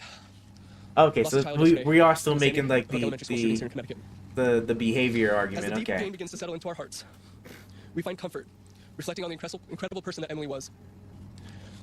I guess that's it. Yeah. It's about emotions. It's about how people respond to a tragedy. I didn't see that at Sandy Hook, did you? Parents, when I was a state trooper, the job I did not like is having to go to somebody's house at 3 o'clock in the morning, knock on that door, and do what? A death notification. Ladies and gentlemen, when that light comes on, they look at me, we had Stetson hats on, and they know something's wrong. I'm about to give them the worst news that they could ever get, that their son or daughter just died. You want to see emotions? You want to see heartaches? Their life was just destroyed by my news. They hug me, they grab me, they cry, they won't let go of me. I don't even know these people. And by the time an hour passes, I actually have to take them in my car and take them to the morgue to identify the body. Yes, ma'am. Why? The reason that I believe there is such a push from Democrats. They truly believe that this country needs to be without guns. And there's a reason behind that. It really scares me. When the United States government, Homeland Security, buys over 3 million rounds of hollow point bullets, who the hell are they for? Can I tell you what? It scares me. 6 million. Huh? Sorry, 6 million. I'm old. When I was a state trooper, we were never allowed to carry hollow points. We actually would get fired if they caught us with them. Yes, sir. As soon as you hear Sandy Hook, the first thing that the Connecticut legislature... Oh, man. Okay. I have nothing really. Yeah, I have nothing really to really say about that. I mean, like, state troopers. So I mean, like that's a state government. I mean, I don't know. You got what is it? Is it the food? Not the Food and Drug Administration, is it? No, I think isn't it them that regulates? Who regulates firearms? I'm forgetting the name of it. ATF, right? It was one of those A words, man.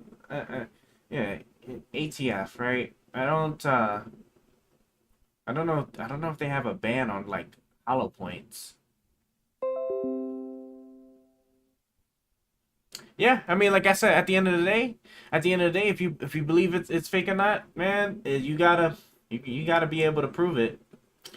No, you gotta be able to prove it, right? And then the thing is that like with a lot of fake events, for big fake events, like bro, like there's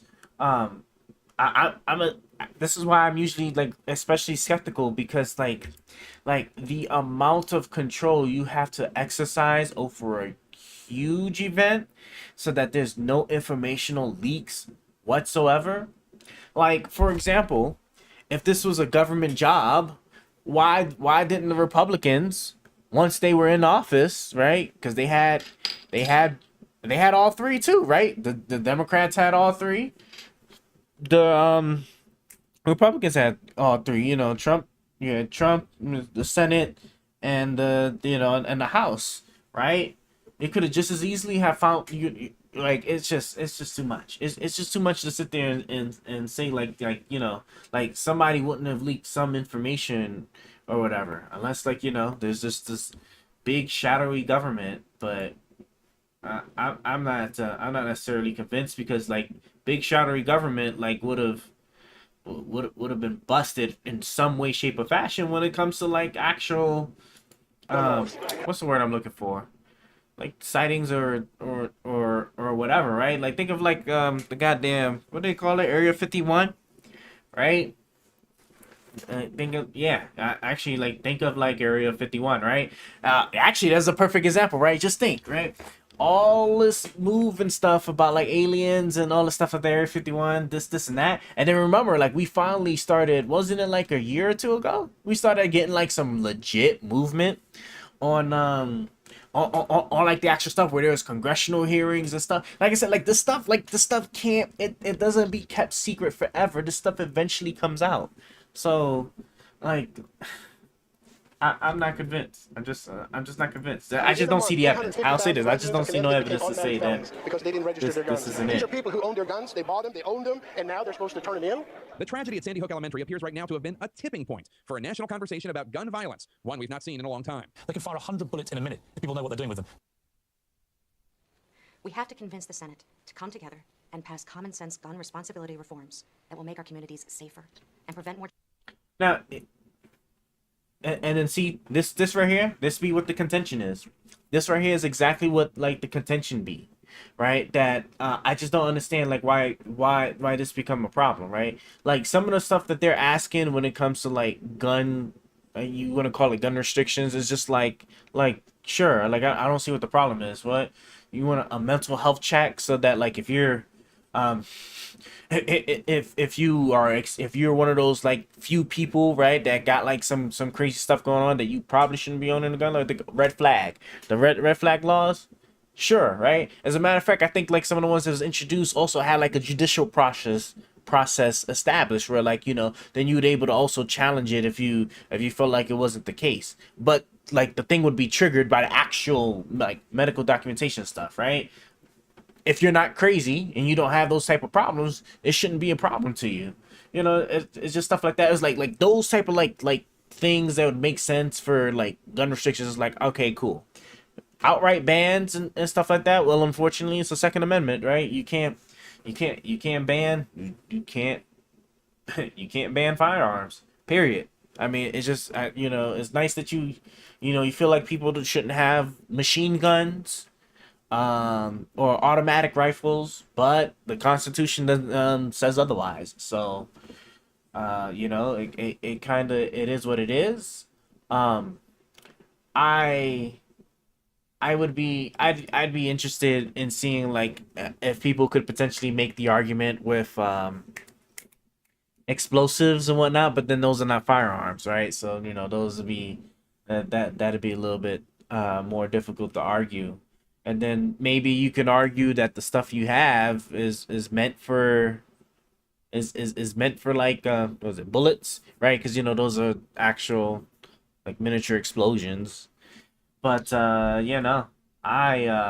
if people would just be more willing to have like just some of like the basic like common sense gun restrictions, then I think like things would be fine, right? Because let me tell you something, right? You know what's gonna end up happening, right?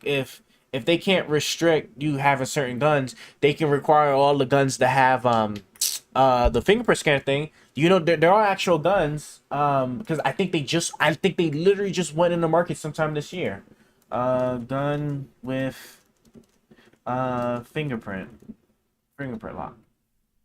Yeah, BioFire, right? Because I want to say this actually just went into it this year. 3D Build your smart gun. Yep, $2,000. Launch edition, sold out. Sold out, right? Here's my predictions, right? So that somebody will clip this and pull this up like someday down the line, right? This is eventually going to become law. I'm telling you right now, this is eventually going to become law. I don't see it violating any particular constitutional amendment or argument or whatever. This is going to become law where they're going to be like, all guns made after a certain point in time will require to have fingerprint technology in it, so that not just anybody can grab somebody's rifle and and shoot it, right? I see this. I definitely see this as becoming law. I don't see this, but the thing is that at the end of the day, this doesn't prevent shootings, obviously, but I promise you, like, this is gonna catch wind, and somebody's gonna be like, you know what it's gonna take? It's gonna take a couple of those shootings where like the child takes the parents' weapons and whatnot, and then go shoot. That once that happens enough times, unfortunately, right, then this will become law. So this so just keep that in mind. I don't personally like it just because like the fingerprint scanners in themselves aren't very reliable. I'd be really curious how they made it reliable enough to where like at any point in time, depending on whatever it is you're doing, it will recognize your finger and shoot, and it won't recognize the other person. Because even like if you just look at like your most of your smartphones, like especially your iPhones, right, they got the fingerprint sensor. Sometimes when you press on it, right, sometimes it doesn't pick it up right away, right? And the last thing you need is to be trying to use a gun like that in self-defense, and the goddamn thing doesn't recognize your finger that first crucial try. So it'd also be really cool if it at least has a light to show you, like when it's green, to be like, hey, it got your fingers recognized. So had the funniest bit on gun control. We're gonna pull it up after this because we're almost at the end of this thing. We'll pull it up for the Chris Rock in gun control. And so that way that's already loaded. Let's try to get through this last little bit. All right, I'm not gonna stop it anymore. I promise. What's my inspiration for coming tonight? I'm the parent of 3 Newtown students. I'm a grammar school track coach. I'm the president of the medical staff here at Danbury Hospital. I'm with the newly formed group of United Physicians in Newtown that formed in response to the December 14th shootings. I'm the EMS medical director for Newtown and this region, and I'm an ER doctor that was on shift December 14th. What's my goal in the next 2.5 minutes? My goal is to somehow convince you legislators that gun control measures that you hopefully will enact will make a difference. Every level. One thing that I think is clear with young people and with adults as well is that we just have to be repetitive about this. It's not enough to simply have a catchy ad on a Monday and then only do it every Monday. We need to do this every day of the week and just really brainwash people into thinking about guns in a vastly different way. It's now been 5 days since the heartbreaking tragedy in Newtown, Connecticut. Over these past 5 days, a discussion has reemerged as to what we might do not only to deter mass shootings in the future, but to reduce the epidemic of gun violence that plagues this country every single day. That conversation has to continue, but this time the words need to lead to action. And I challenge you too, everyone that's watching this today, you can. One thing too is that fingerprint thing would actually like probably stop a lot of the illegal stuff, because like if they especially tie the requirement to legal gun purchases, where that gun can't, like the fingerprint thing can't be activated without like unless it was actually like legally purchased, so that therefore it was set up properly, then like that means that then like the illegal gun market and stuff. Now that's where I can see them instituting a law that would actually like pan out, right? Where it'd be like you have to turn in your guns and you get back and you get back the same gun with with the fingerprint on it. I just don't know how effective that would be. Because like the guns are so obviously easily modifiable. Like you can get the little thing. You get the little thing that makes your trigger thing act like a almost like damn near fully automatic. So like you could get a handgun and make it shoot like a machine gun just from like a little modification. So I don't know. It would, in order to prevent that, it would require like a drastic redesign of like of the guns, but then it still doesn't stop it. And to be clear too, why like it's the law thing would also be a waste of time is because my understanding, right, and I could be wrong on this, but the guns themselves aren't actually what's are technically regulated. I believe it's the barrel. So like you could actually build a gun yourself. Like you could like think of like 3D printing, which is like they're having a problem with ghost guns right now. You could literally like build a gun with the exception of the barrel, and then just find, you know, and then just like actually like either illegally make the barrel yourself, or you just, you know, pull a barrel from whatever gun that you formed, that the 3D printed gun was made to fit. And then there you go. You have a fully functional, you literally have a fully functional gun, right? No serial or nothing on it besides the barrel, which, you know, and then, if, you know, you make that too, then, I mean, it is what it is. But yeah, but like illegal guns, they just 3D print them. They would just 100% 3D print illegal guns. So like, then, so that doesn't necessarily change it. So they probably wouldn't even bother with the law. But I think they're still going to try. I think they probably would try and maybe institute the fingerprint thing as a law. Take those questions that I'm asking and ask them of your school board, and they'll answer you. I go up to Newtown, they are stonewalling me. When I'm in front of the school board, they've got the state attorney, Stephen Sadensky, who wrote the report, sitting in the room. Now, what is a state attorney doing listening to me speak? This is my official license from the state of Florida. I am a licensed insurance adjuster, and I'm licensed in all lines: property insurance, casualty insurance, auto insurance. So I am an insurance adjuster. I just never told them that I'm an insurance adjuster. So when we're looking at the documents, I'm looking at them if I were an insurance adjuster, see if they comply with all the laws. So if you really want to find out what really happened on that day, on December 14th, you do look at the insurance, because you have property damage. Well, number one, most school districts, when you have damage, the first thing you do is you file insurance claims, if they're true and accurate, okay? We asked today for the appraiser's report, okay? Like, you know, I'm an adjuster. I wanted to see the adjuster's report on what he found, what his recommendations were, what the settlements were. We have nothing, absolutely nothing. I've been filing FOIA requests since February 27th, 2013. I think every parent, grandparent, everybody in America has a right to know the truth. Every administrator, every teacher who works in our schools, they have a right to know what kind of environment they work in. But guess what? We should have been here today. But guess what? Monty Frank from Conan and Wolf is off bicycling. But bicycling is more important than finding the truth. Now, what is wrong in Connecticut? That America is tired of the gun violence. That Congress must act. And each day that Congress does not act, it remains complicit in the gun violence that occurs every day and takes lives.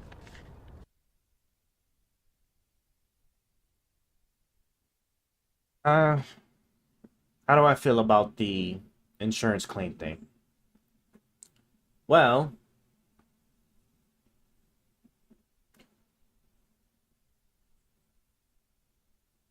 I don't know. I'm not familiar with that side of it to be able to make a comment on that. I would like have to imagine. I mean, it's a shooting, so like what? The windows were shot. I don't know if there was any wall damages and stuff like that.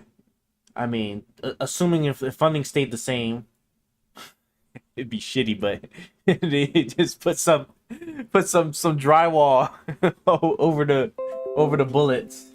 There's a whole new problem. Yeah, see, 3D printing is a whole new problem for ghost guns. But yeah, like they put, you know, they just put some drywall on it, the little paste thing, the bullet holes. Let's go ahead and just paste that over, and and just call it a day. And then you know and then just it's just glass windows. I mean, you want to file an insurance claim, sure, but I think with the intention it had, I wouldn't be surprised if the city just, you know, pay for it. I mean, they had donations, and the thing is, they had donations and stuff too. So like, they might not have even needed to even file an insurance claim. They might have just had enough money to really just handle all the damage. I mean, it's a shoot. It's not like it was like an explosion or a flood. I'm just trying to think like what you really going. But again, and I'm gonna say it again. I'm not privy too much to that world of it. I just thinking about it just like as an insurance claim. I mean, just as a school, like, would I really be? Well, I'm just trying to think like, what are the damages that, like, now, like if he went into like the boiler room and shot up like the boiler, went into the AC unit room, shot up the AC units and stuff like that, then yeah, then we might be filing obviously an insurance claim, right? Because you're talking about whole systems and stuff that might need to be replaced. But like I said, I really don't have no information on that, so I'm not gonna. To be fair, I'm not gonna like really comment too much on that. I urge you to pass a ban on high-capacity magazines, like the 30-round magazine that killed 20 students and 6 educators at Sandy Hook School. There's a stack of documents attached. Which are not relevant to what I was asking for. You send me documents. There's a stack of documents request. Well, absolutely. You send me documents. It's not there. It's minutes of December 17, 2012. See that? I didn't ask for the minutes. I did not ask for the minutes of December the 17th. Okay, correct. And that's what you asked for, isn't it? No, I asked for consent agenda attachments that explain what's on the agenda. Stay with me, Mr. Howard. I got you. The first bullet point says I never want consent agenda. You see that, sir? Yes or no? You're in as a town. Did I read that Yeah, correctly? but that's what, you don't need to control the documents. I'm going to Did I read that correctly? record. Did I read that correctly? I read it, but I'm missing the school Please board. answer my question. Did I read that correctly? Yeah, It does not have responsive documents. That can't be true. But that's how the town responded. Well, that's great, but I'm not. Please answer my question. Is that how the town responded? That's how you responded. And you're here today because you just don't believe it. Is that right? I'm not getting Please things answer my right in question. it. I don't believe it. And the town responded that it does not have that document. Right? Is that what it says? But you have nothing. You don't have any documents. I mean, Isn't that what it says? Answer my question. Isn't that what it says? That the town does not have responsive documents. absolutely, but you have documents from nobody. And you just don't believe that, I don't believe you. I don't trust you. And I'll also note as a further objection that request 1A is not a request for a document. Hearsay. It assumes facts that are not evidence. Hearsay. I'm going to have an objection to this, so it's hearsay. Figures. For some reason, you're under the assumption that we did not supply documents, and we complied entirely with the document. Everyone must check in, but the town didn't put it there. Who do you think put it there? I believe Homeland Security put it there. Okay. Oh, that's good. Thank you. Thank you. Okay. No, hang on a second. I think the response from Mr. House is completely inappropriate. There's no evidence whatsoever that the first selectman was here voluntarily. I just said thank you. It is what it is. The testimony is what it is. I just said thank you. It's completely uncalled for. And I asked it to stop immediately. Let's try to keep doing things just No more thank yous, okay? I've never ever, after we issued subpoenas for people to be our witnesses to show up and verify that those documents exist, the attorney for the school board, the city of Newtown, and the Newtown Police Department, they told our witnesses not to show up. Now, when have you ever heard of that? He's an officer of the court. How does he tell my witnesses not to show up for this hearing? And you know what? They didn't show up. But Mr. Howard, you're here today because you do not believe that the town has fortifying records. All right, to be clear, right?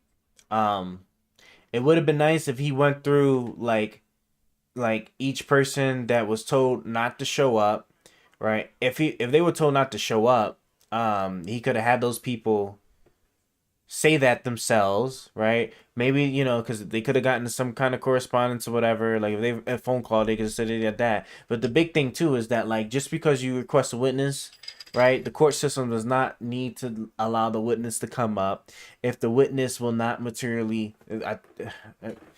I can't remember the exact phrasing of it, but like the witness has to it has to be shown that the witness will provide information that is material to the, you know, whatever the proceeding is, right? And that like the source and that the witness source or whatever, right, is actually legitimate. So like it can't, so at face value, he would make it sound like he's saying that he knows people that can attest that these documents are indeed real. And then so when I look at that, when I hear that, I'm thinking, okay, well, what people in what positions would sit there and, you know, be in a position to actually say the documents are real? It would have to be like, you know, state or federal, like, and, you know, workers or whatever, right? Either that. No, it was just it literally like I can't imagine anybody else like maybe auditors or something like that, right? Like you have to have like it really sounds like to me like whatever witnesses he was trying to call, like it wasn't clear that like they themselves like were in a position to be able to like attest verifiably to the authenticity that said documents existed, right? It can't be. I'm really trying to like come up with like a good example of it, but like it just can't be that, you know, it can't be like you just have like just like somebody that just didn't work for like whatever organization, right? Had no like physical hand to play, right? It's not like the janitor. It's not like you sit there, you subpoena the, you know, you say my witness is the janitor, right? That works at NASA, that says that he, you know, that he heard that that you know, he was cleaning, and then here are two people talking about like, oh yeah, we have this document that says, you know, we have this document that's going to detail exactly what our astronauts need to do when they go visit the aliens again, when they go up to the moon or whatever, right? You know, like that's just like just gonna look at that and be like, man, we're gonna get this shit out, get the shit out of here. That's just like the best I got, right? It has to be like somebody in a position that's like, yeah, like if they say that it is, right, or maybe you got some documents that says that, you know, that they're supposed to do this or they're supposed to do that, right? It doesn't sound like he had any of those things, so that's why he didn't get too far in this. For responses in connection with the signage. Is that right? No, I believe the school board. I believe the school. I want this on the. I believe the school board has the records. They have school board policies. They're required to show the expenditure, taxpayer dollars. Do you have any reason to believe that I was not responding on behalf of the Board of Education, the town of Newtown, and the Newtown Police Department? I do not believe. Turning your attention to the next appeal, which is. Yes, sir. It's been a long road, and it's been a long time coming. It's been since April 25th of 2014 that these requests were first made. Every step of the way we've been met with delay and, I said before, obfuscation. I think it's up to the Commission to safeguard the rights of citizens like Mr. Halbig, who come forward and ask for this information. This is precisely the moment when this Commission ought to safeguard the rights of citizens such as Mr. Halbig. I just respect your request. The town produced all the witnesses that were subpoenaed with two exceptions. Kevin Angeloni, for the reason, respect to Kathy Guns, she was never called. So there's nothing in the record on that second day to indicate whether she was here or not. She was the principal of Sandy Hook School. Now she's not the principal on 12/14/2012. Yeah, I appreciate that. It's viewed as a minor violation. I think the claim for civil penalties is outrageous, and I just respect your request that the court be affirmed with one clarification. Commissioner, I'm gonna be out of order. That's full. I know, but he's lying. He's lying. I'm the complainant. That man is lying. Never have had a liar like this man here. I'll tell you what, we're talking about children safe. And I guess Cohen and Wolf appointed Monty Frank as the representative. But what's finding amazing is I don't see Monty Frank ever at school board meetings. And I've never seen in Florida, when we have school board meetings, there's always an attorney sitting at the head of the table. How do you conduct school board hearings, which are state statutes, state laws, and you don't ever see Monty Frank at any school board meetings? I've got an email last night at 10:57 p.m. from my attorney stating that they wanted to cancel this hearing today. Can you imagine? I've got a $600 plane ticket. They emailed me at 10:57 last night saying they're going to cancel the hearing. And I'll tell you what, I got on that phone and I raised all kind of hell. And you know what? I am sick and tired of being pushed around. I might be 70 years old, I might be a senior citizen, but I ain't stupid. And I know the games that they're playing here today. Answer the goddamn questions and I'll go away. So, Mr. Halbig, what is it that you actually thought you were going to get when you asked for this document? Well, I was looking forward for January 23rd on the consent agenda, and the board approved that consent agenda 5-0. You should have seen field trips for 26 children going to the Super Bowl in New Orleans, which is an out-of-state field trip, which has to be approved by the principal, the superintendent, and the school board. Nowhere on any of those documents have I reviewed, can you find that field trip signed and approved. That's what I'm looking for. And it should be on the consent agenda, and the reason I say that, sir, is because if you look at the document that he just provided to me, you can actually see a field trip being approved on the consent agenda. Field trips are approved on consent agendas. You just cannot find the one that I'm looking for, and that's why I picked January the 23rd, because that's the last possible date for a field trip to be approved going to the Super Bowl out of state.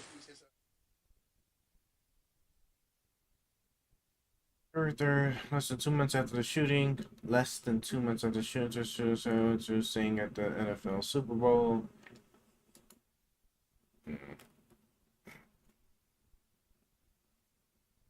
So children look near identical to miniature supposedly shot. Ladies and gentlemen, in celebration of our beautiful country, performing together the Sandy Hook Elementary School Chorus from Newtown, Connecticut, and Grammy and Oscar Award winner Jennifer Hudson.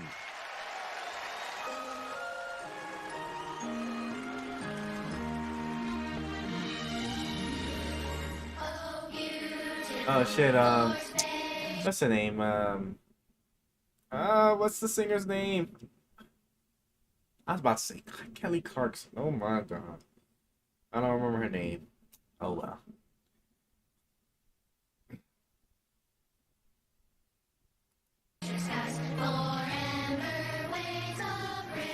Jesus Christ.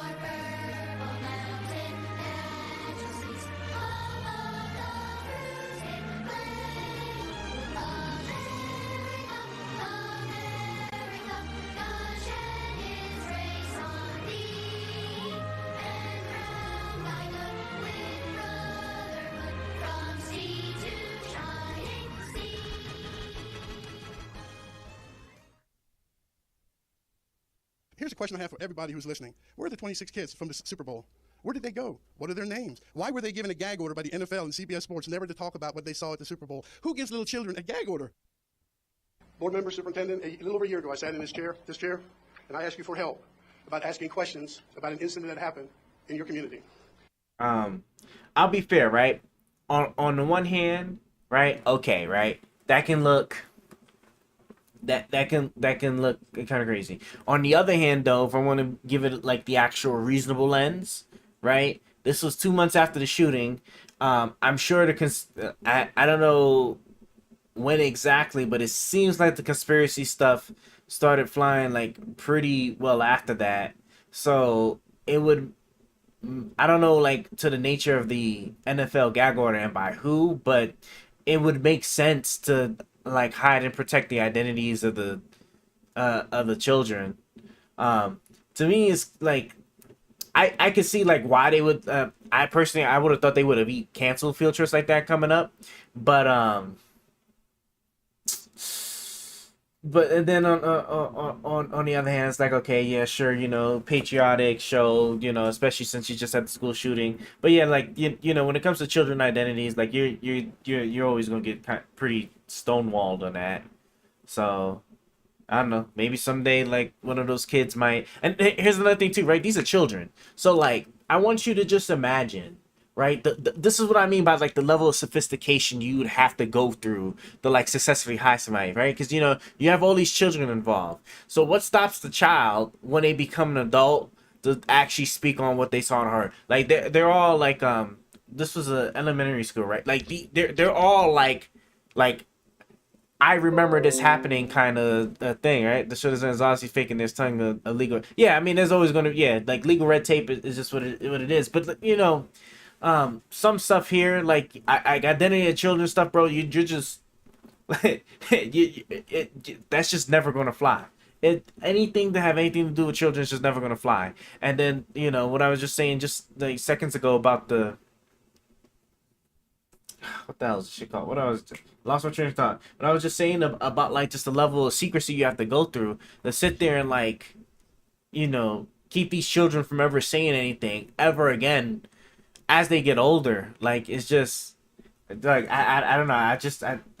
It's just so crazy. It's just like with the Drake stuff, like the Drake pedal stuff. It's just like you know like if Drake was doing like anything crazy with all these like with all these kids, like of all people, kids are the least secure. The ones that like the keep a secret of stuff, you know what I'm saying? And the parents got access to this stuff, right? They'll be quick to like talk to like you know their friends or whoever. Like it's just like you just I don't see like how you have a mass event with like all these children stuff and you somehow obtain secrecy across the board on all the children and all the different people.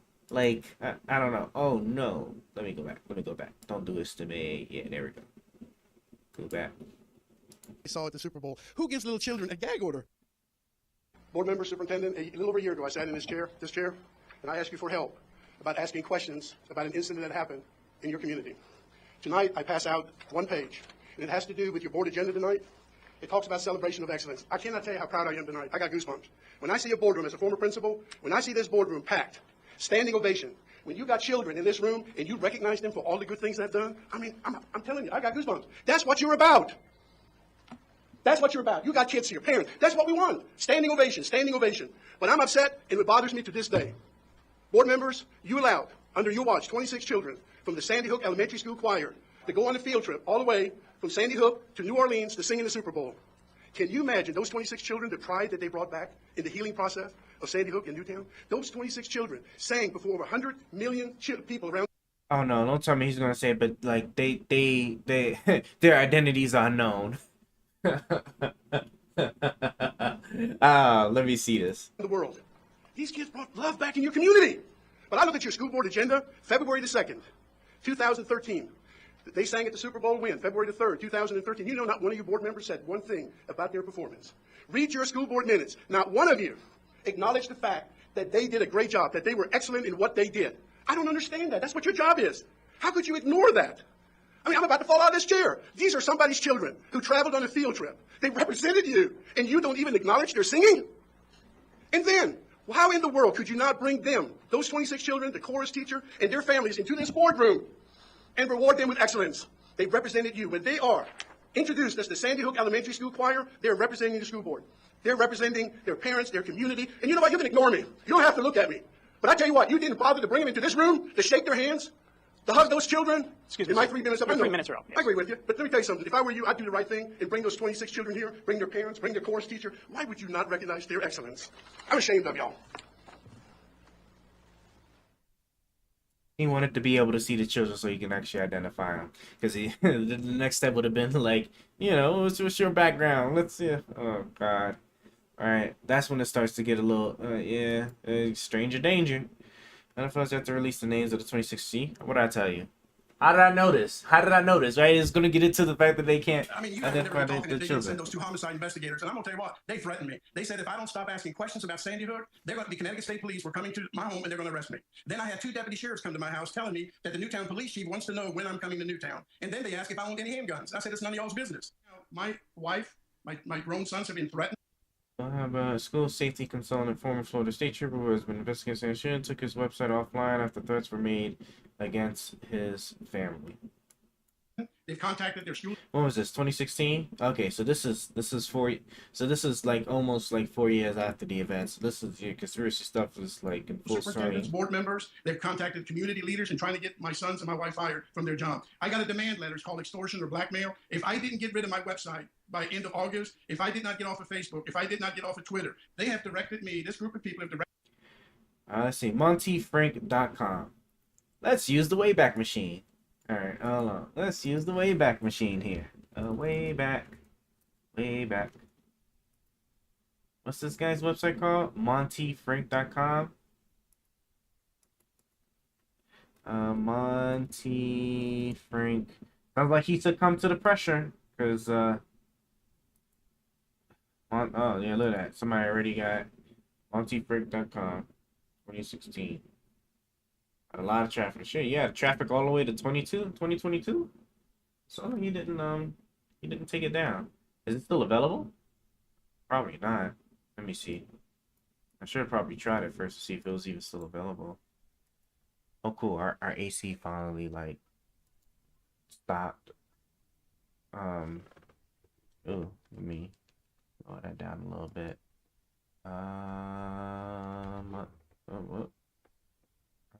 Yeah, so not that.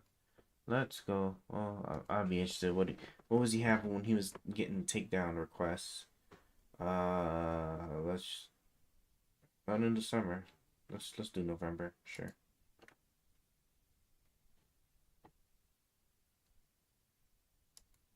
Yeah. Okay. I don't okay. Let's try January 8th. There it goes, loading. It's taking time to load, so there's probably some more on here. Here we go. Let's see what we got.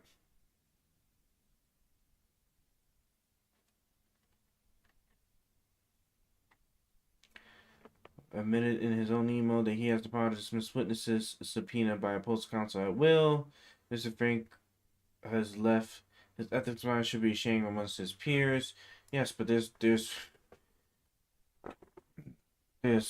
rules. There's rules of that, because then like it would just be challenged, and if it didn't adhere to the rules, right, then it would get reversed, or person would just get fired.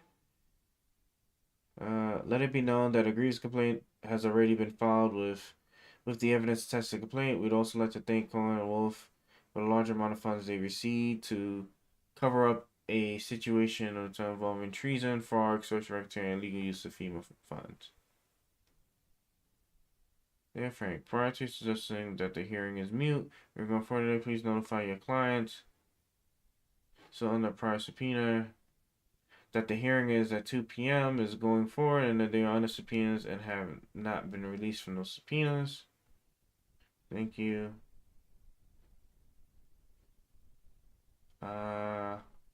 Has been released. Your documents requests attached to the subpoenas are duplicative of what has been produced. What is at issue needs appeals and is irrelevant or reasonable. Need your help. I am reposting this to my Facebook page. As made a photo I took on August 14th, 2009, Lily on our first day of kindergarten was found on multiple pages, 8 that I know at the time, devoted to the horrific events in Connecticut. Written below as the photo was repeated to the little 6-year-old angel who got killed. This photo of my child was taken without my knowledge or consent, or as funds were being used to garner likes for these pages. Before we finally had to remove from one page. Oh yeah. Then you got scammers. Whatchamacallit? They be doing that. They be doing that at all types of major events. God, what was it? What was Haiti? The Haiti earthquake? Oh yeah, a lot of people got scammed, bro. That Haiti earthquake, scammers used that opportunity to like prop up like some fake like donation pages, right, and then just pull the Haiti information. Oh yeah, and Qualcomm. So this here doesn't prove to me anything. State Connecticut has not had any conclusive evidence brought against him. Okay, I'm kind of done. Expected me to take it down, and if I did not do that by the end of August, that my family was going to suffer dire consequences. I'm off of Facebook. I'm off of Twitter. I have no website. You know why? They're scared to death that the truth is going to come out. You know, this is what the mobsters used to do in the old day. Remember when we were cops and robbers? They always attacked the family. We're going to kill your wife and your children and your grandchildren if you testify in court. Well, guess what? That's where we are today. They're now threatening my family to get me to stop. Yeah, once you bring the family in, and they're scared to death. Now I filed criminal charges. I personally believe you decide to keep the setup and discard demands. When I really do, you need to think very hard. Yeah, why not? Yeah, you could have just, because you know what would have looked crazy if he took this to the police and the police decided to do anything, and then something happened, right? Why not just why succumb to the pressure? Why not just go to the police? Like you can't just have people like just threatening you like that. You go to the police.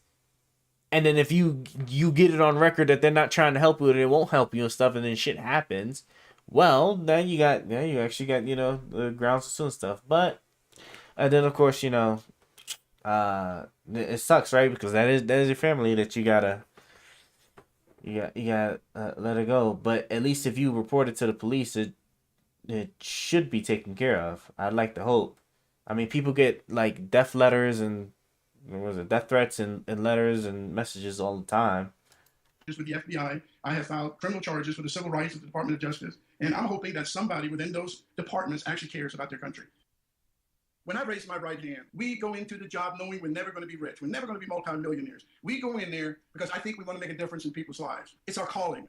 Ladies and gentlemen, I've seen death in Miami. When you're police officers in here, bless you guys, we do it because we want to make a difference. Every law enforcement officer takes an oath. We want to make a difference. When we hear shots fired, our hearts start pounding. We race to get there because we want to save lives. I did not see that at Sandy Hook. Today, the silence by the best detectives, investigators all across this country, police department, state, federal, and they're staying silent about Sandy Hook elementary school shooting. How can they remain silent? They have a duty to serve, protect. You know, when you have an incident that affects millions and millions of Americans emotionally, I mean, we were drained emotionally by the funerals. We were emotionally drained by the time this thing took a downturn. But where are my friends? Where are my men in blue? And you know what? Pick up the phone and call me. 352-729-2559. You are a bunch of cowards and you turned against your country. And why do I say that? Because you know better. We don't hold people accountable. Are we afraid? I hope not. I've got to reach out. I've got to find people who still love the truth. This country is in deep trouble, as you know. If we don't come together as a country, as a people, we are in serious, serious trouble. We deserve better. We're a better America than they're making us sound like. This is what America is all about. You know, it's all about communication. It's all about talking, listening, but it's all about learning and working together. And you know what Sandy Hook has done? Sandy Hook has created panic and fear all across America in our public schools. We're now building prisons. We're locking doors, we're putting fences up, we got cameras everywhere. What they have done is cruel. It is cruel to use children and teachers as props. And I expect you to hold me accountable tonight.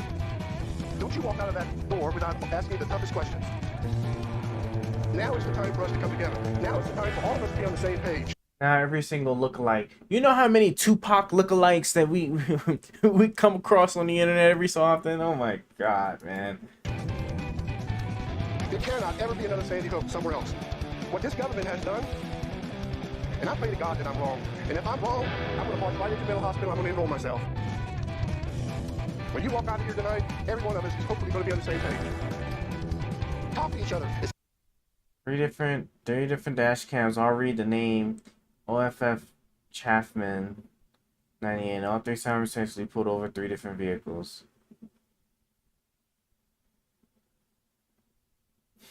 And they had the stupid OFF Chaffman. I don't even know what OFF what that even means. It sounds like they just had the shit misconfigured. I've seen plenty of. Actually have seen like plenty of stuff misconfigured.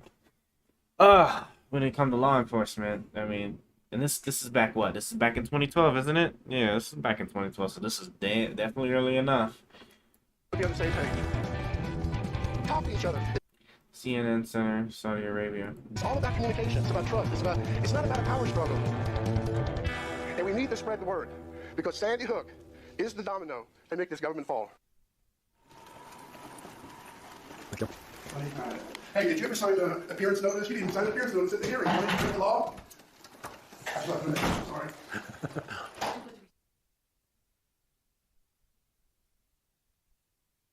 Is that it? Wait, what was that last? I don't know. What was that very last? You didn't sign the appearance notice at the hearing. Sorry. What was that very last? MartyNeeds33.com. What the hell was this photo supposed to be? I know this was good. I liked it. I kind of liked it. It was just it was definitely interesting to watch. As far as like what I think, I'll be honest with you. Not all that anyone involved in that turned against the country, just like COVID. Yeah, but see, like even with the COVID thing, but then see how quickly like additional information like came up like right after. That's what I'm saying. Like if there was ever any secret or cover up, right? This is what I always stress to people. Like when we talk secrecy and cover up, right? What we're implying is what we're implying is that there's a level of control that seems damn near that's just like a reasonable person to really look at it, it'd be damn near impossible. Like with COVID, like to sit there and fake COVID, right, would require a level of control, not just in the United States, but in every other country and around the world.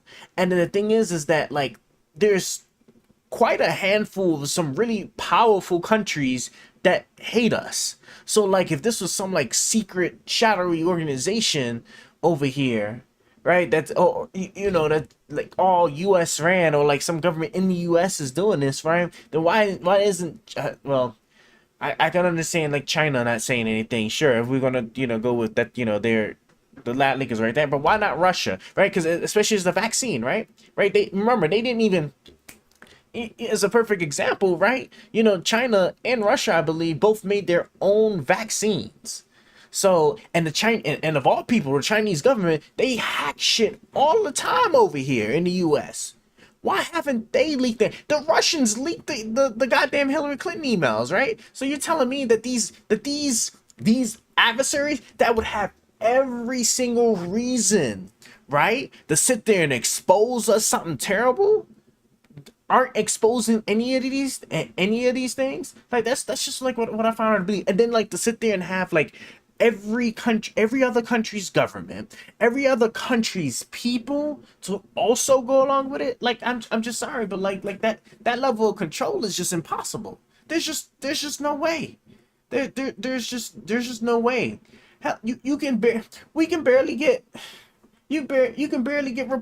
just like a particular like political party to cooperate with each other. Back when Trump was in office and both the Republicans controlled both both legislative parts of the branch, the House and the Senate, right? They still couldn't even like agree on getting shit passed and done.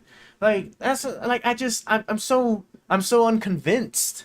I'm sorry. I'm so unconvinced that like that there's just no leak. Like I would have, if this was true, like the not leak part is what like bothers me the most. The not leak part is what bothers me. Yeah, Snowden, shit. When Snowden, goddamn, like leaked the shit that we were doing with spying on U.S. citizens. You're telling me like this, like we get these leaks, but none of these people end up leaking this stuff or the COVID stuff. Like I don't know. I'm sorry. I don't know. There's always a chance. Sure, right? I just don't believe it. I just personally don't believe it. That's why with the Sandy Hook thing, right? I definitely a lot of negligence on the city's part. That I can definitely give. I can give you on that. But at the same time, I don't see anything. I really don't see anything that's just like that would be really convincing. And kind of like what you said earlier, right? At the end of the day, it's about what you can prove, and also, right?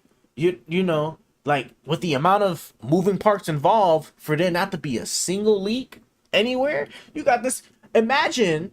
To give you a perfect example, you see like how strong he is about the whole thing. Now imagine if he was the principal at the time, or imagine like, you know, he was like one of the law enforcement officers at the time. You know what I'm saying? Like people like him exist, and I promise you, people like him would leak.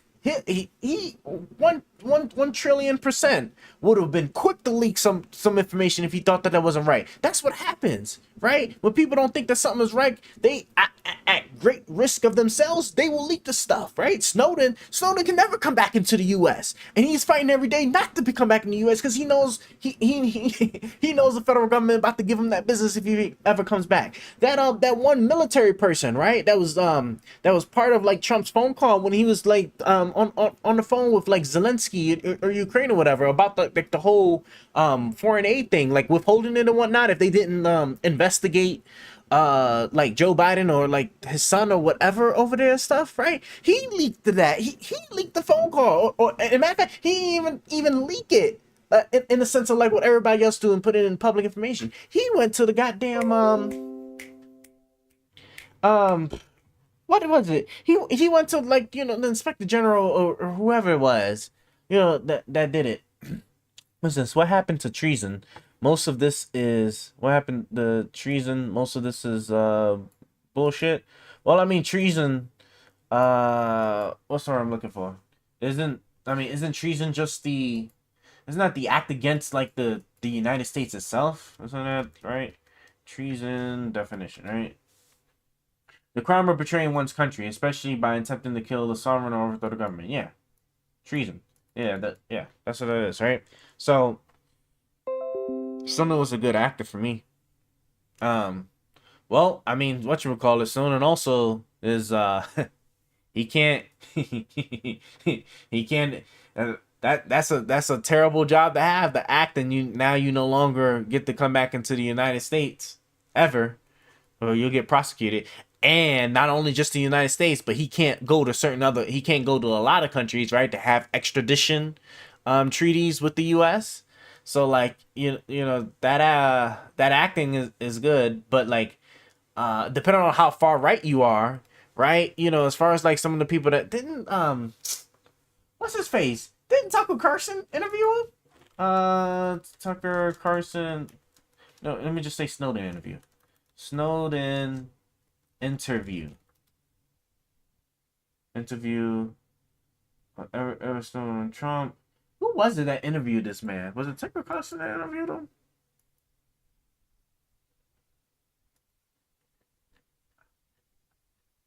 I don't think it was Tucker. It might have been somebody else.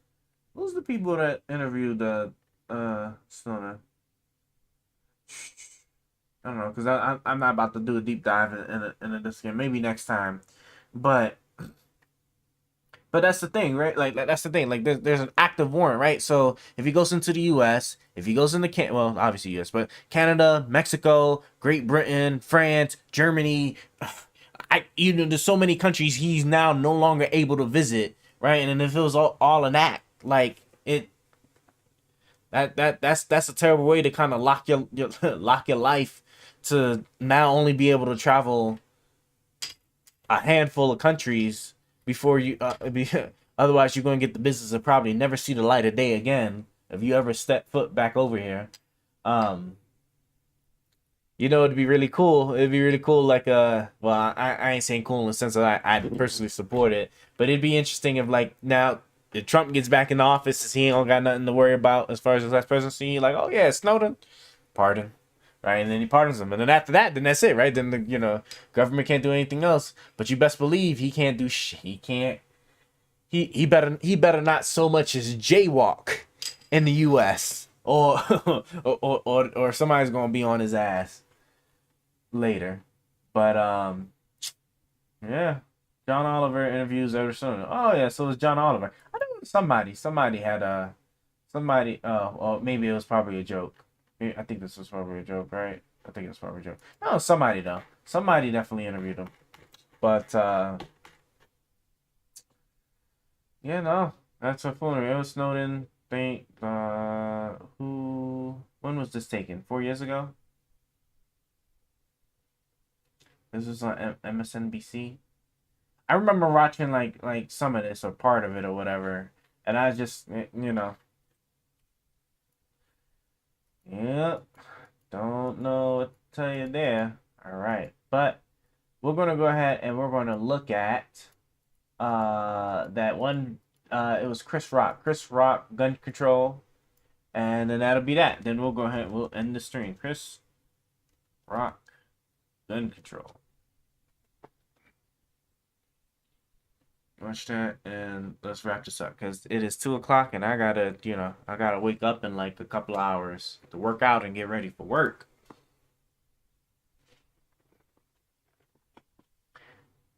I'm gonna start drowning myself. Let me show you how we're creating additional. Jesus, that's loud. Screen per day. Right. The strategy. You know, I was just in my hotel a little while ago on my way here, and I got in the elevator, right? I'm getting in the elevator, and these 2 high school white boys tried to get on with me, and I just dove off. I said, y'all ain't killing me.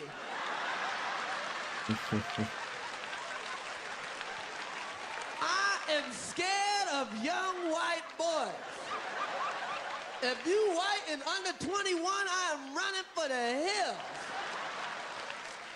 What the hell is wrong with these white kids shooting up the school?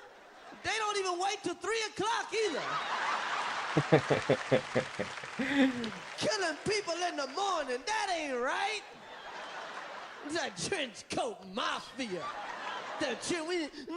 Jesus Christ, the trench coat mafia is crazy, but if school shootings are gonna happen, then most yeah, I mean it definitely would be happening in the morning.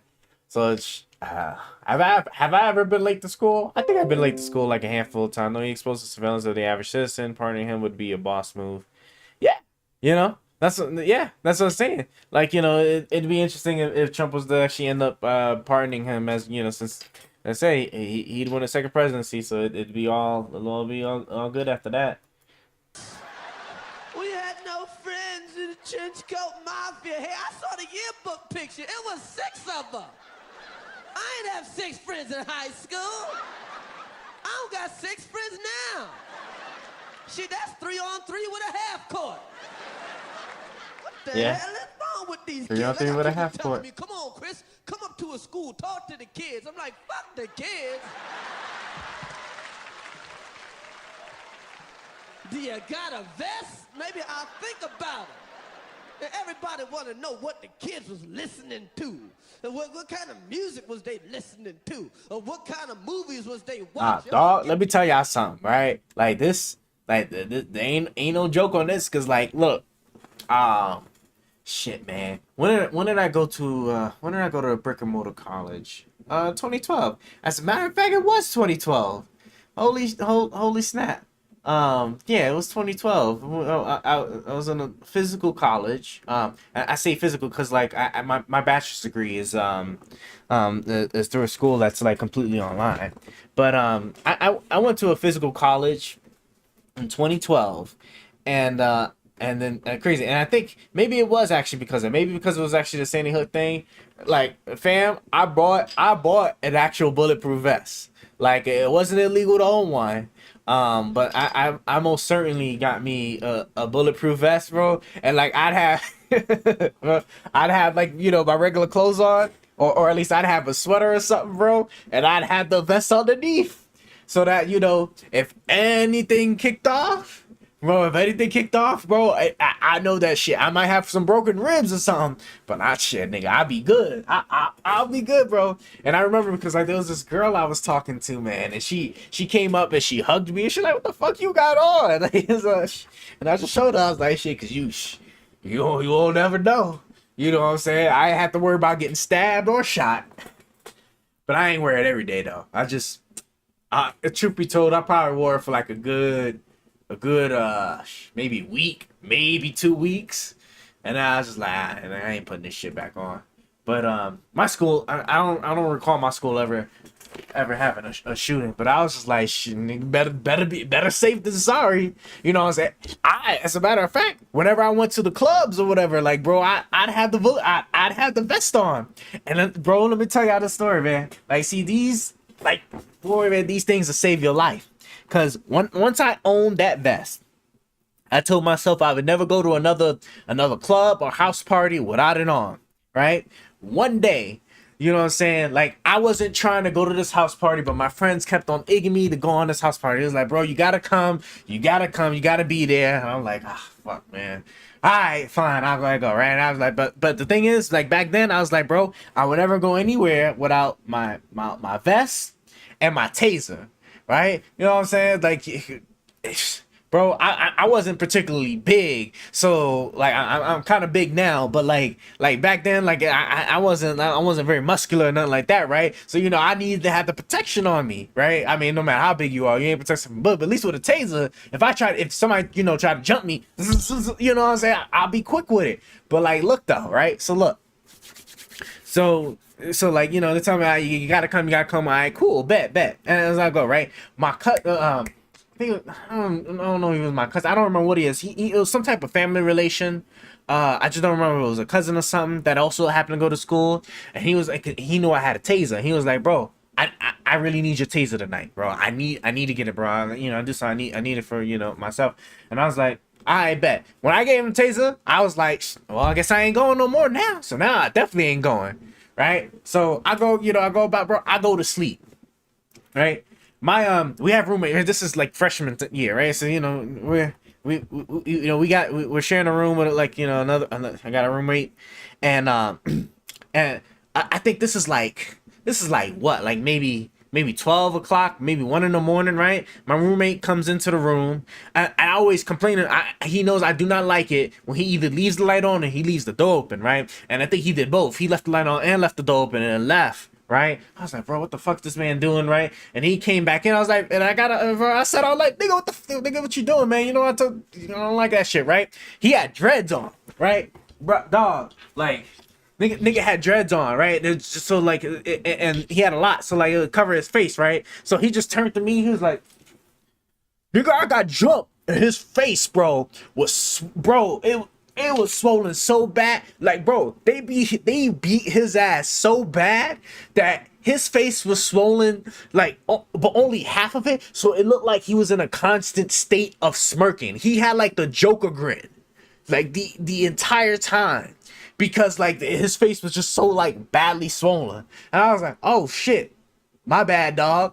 And I laid back down, and I was like, damn, they got his ass. But then like what was it, bro? We had like these I'll say like dorm managers, but there was like it was literally just like these other college students, usually junior or senior, that get like free board, but they have to do like managerial duties for the dorms to make sure ain't shit going on.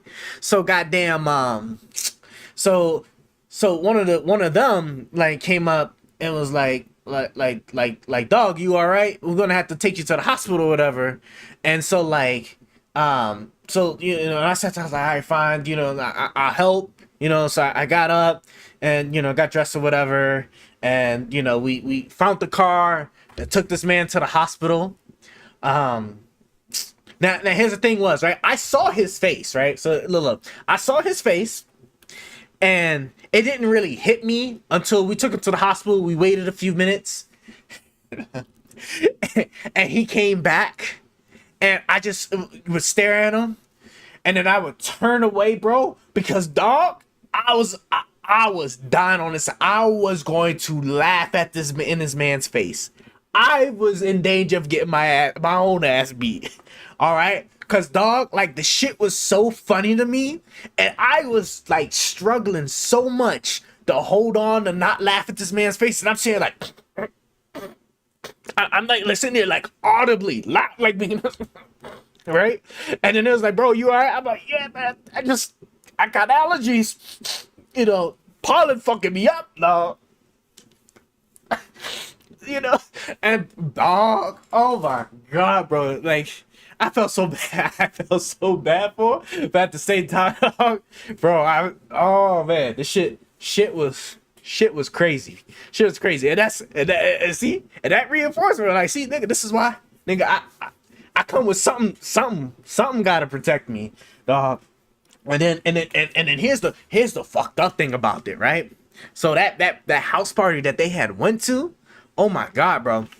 Like, there was a group of them, right? There's a group of other, I guess, students or whatever, right? Or the people in our dorm, right? That all went, right? What happened was they went to a house party, right? Some shit had kicked off, and they left. And as they left, and they were walking up or whatever, right? A van pulled up, right? So look, so this van, hold on, man. Let me look. Y'all stay right there, right? I'm gonna finish the story, and then I'm going to bed, right? But like, this goddamn AC is like just killing me right now. Like I said, I got a vent right underneath me. Y'all hold up 1 second. Ugh.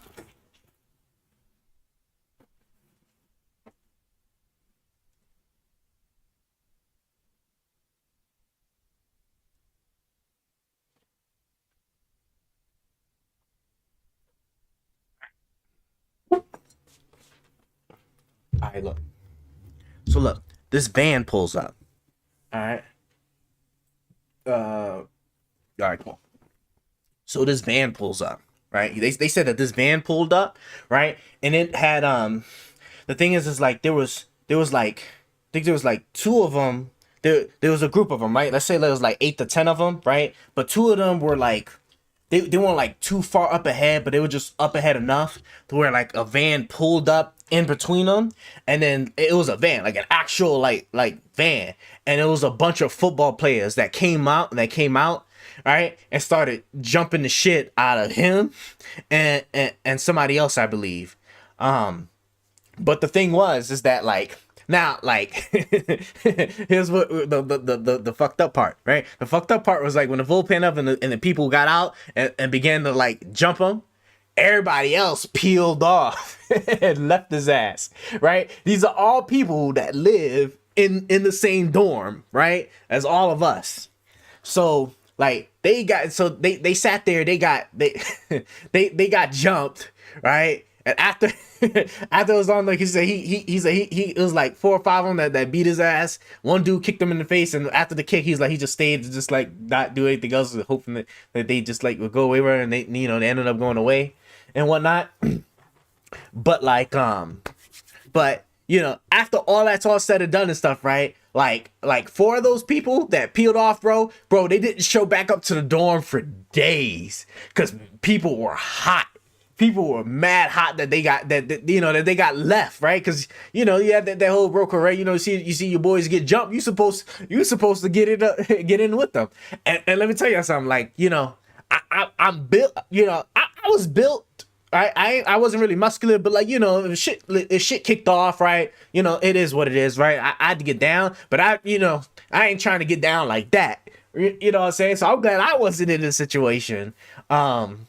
Cause like I probably, looking back at it, I probably would have been like, dog, look, I know I wasn't there to help you, but that's because I went to go get help. You know what I'm saying? It wouldn't work cause you saw all those people that peeled off. Look at me. You know what I'm saying? I was small back then, right? I was like, look at me. If I came in there to try and help you and got my ass beat too, right? Who's gonna help us?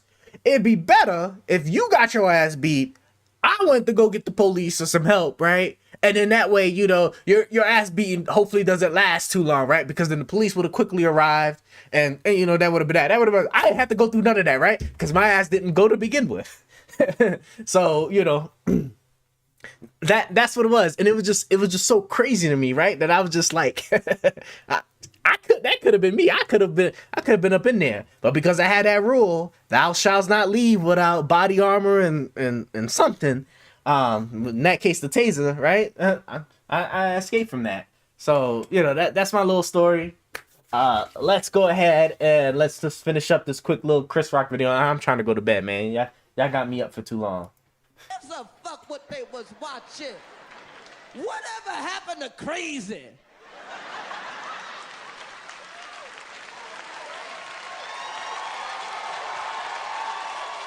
And What happened to crazy? Well, you can't be crazy no more?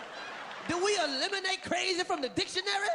Fuck the record, fuck the movie, crazy.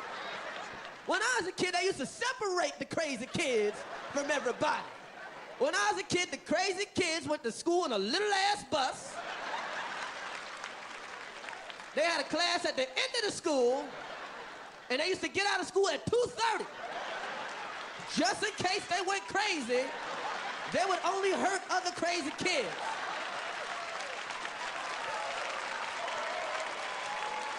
And we was all safe. We was all safe. Then the world coming to an end. The world coming to an end. You're going to have little white kids saying, I want to go to a black school where it's safe.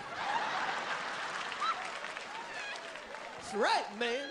And everybody talking about gun control. Got to get rid of the guns. Fuck that. I like guns. You got a gun, you don't have to work out. I ain't working out. I ain't jogging. You got texts, I got texts. Oh, that shit. But it just reminds me, because like with the special kids, man. I ain't gonna lie. There's this one girl in a wheelchair, bro. She could have got it. That's all I'm gonna say. I ain't gonna go too much into that one. But oh man, I don't know what the hell I had going on. Gun control. You know what you need? We need some bullet control. We need to control the bullets. That's right. I think all bullets should cost $5,000. $5,000 for a bullet. You know why? Because if a bullet costs $5,000, there'll be no more innocent bystanders. Every one of them. Yeah, every one of them will be. Every time somebody gets shot, you be like, damn, he must have did something. Should they put $50,000 worth of bullets in his head? And people would think before they kill somebody if a bullet costs $5,000. Man, I would blow your fucking head off if I could afford it. I'm gonna get me another job, I'm gonna start saving some money, and you a dead man. You better hope I can't get no bullets on layaway. So even if you get shot by a straight bullet, you won't have to go to no doctor to get it taken out. Whoever shot you will take their bullet back. I believe you got my property. That's right, man.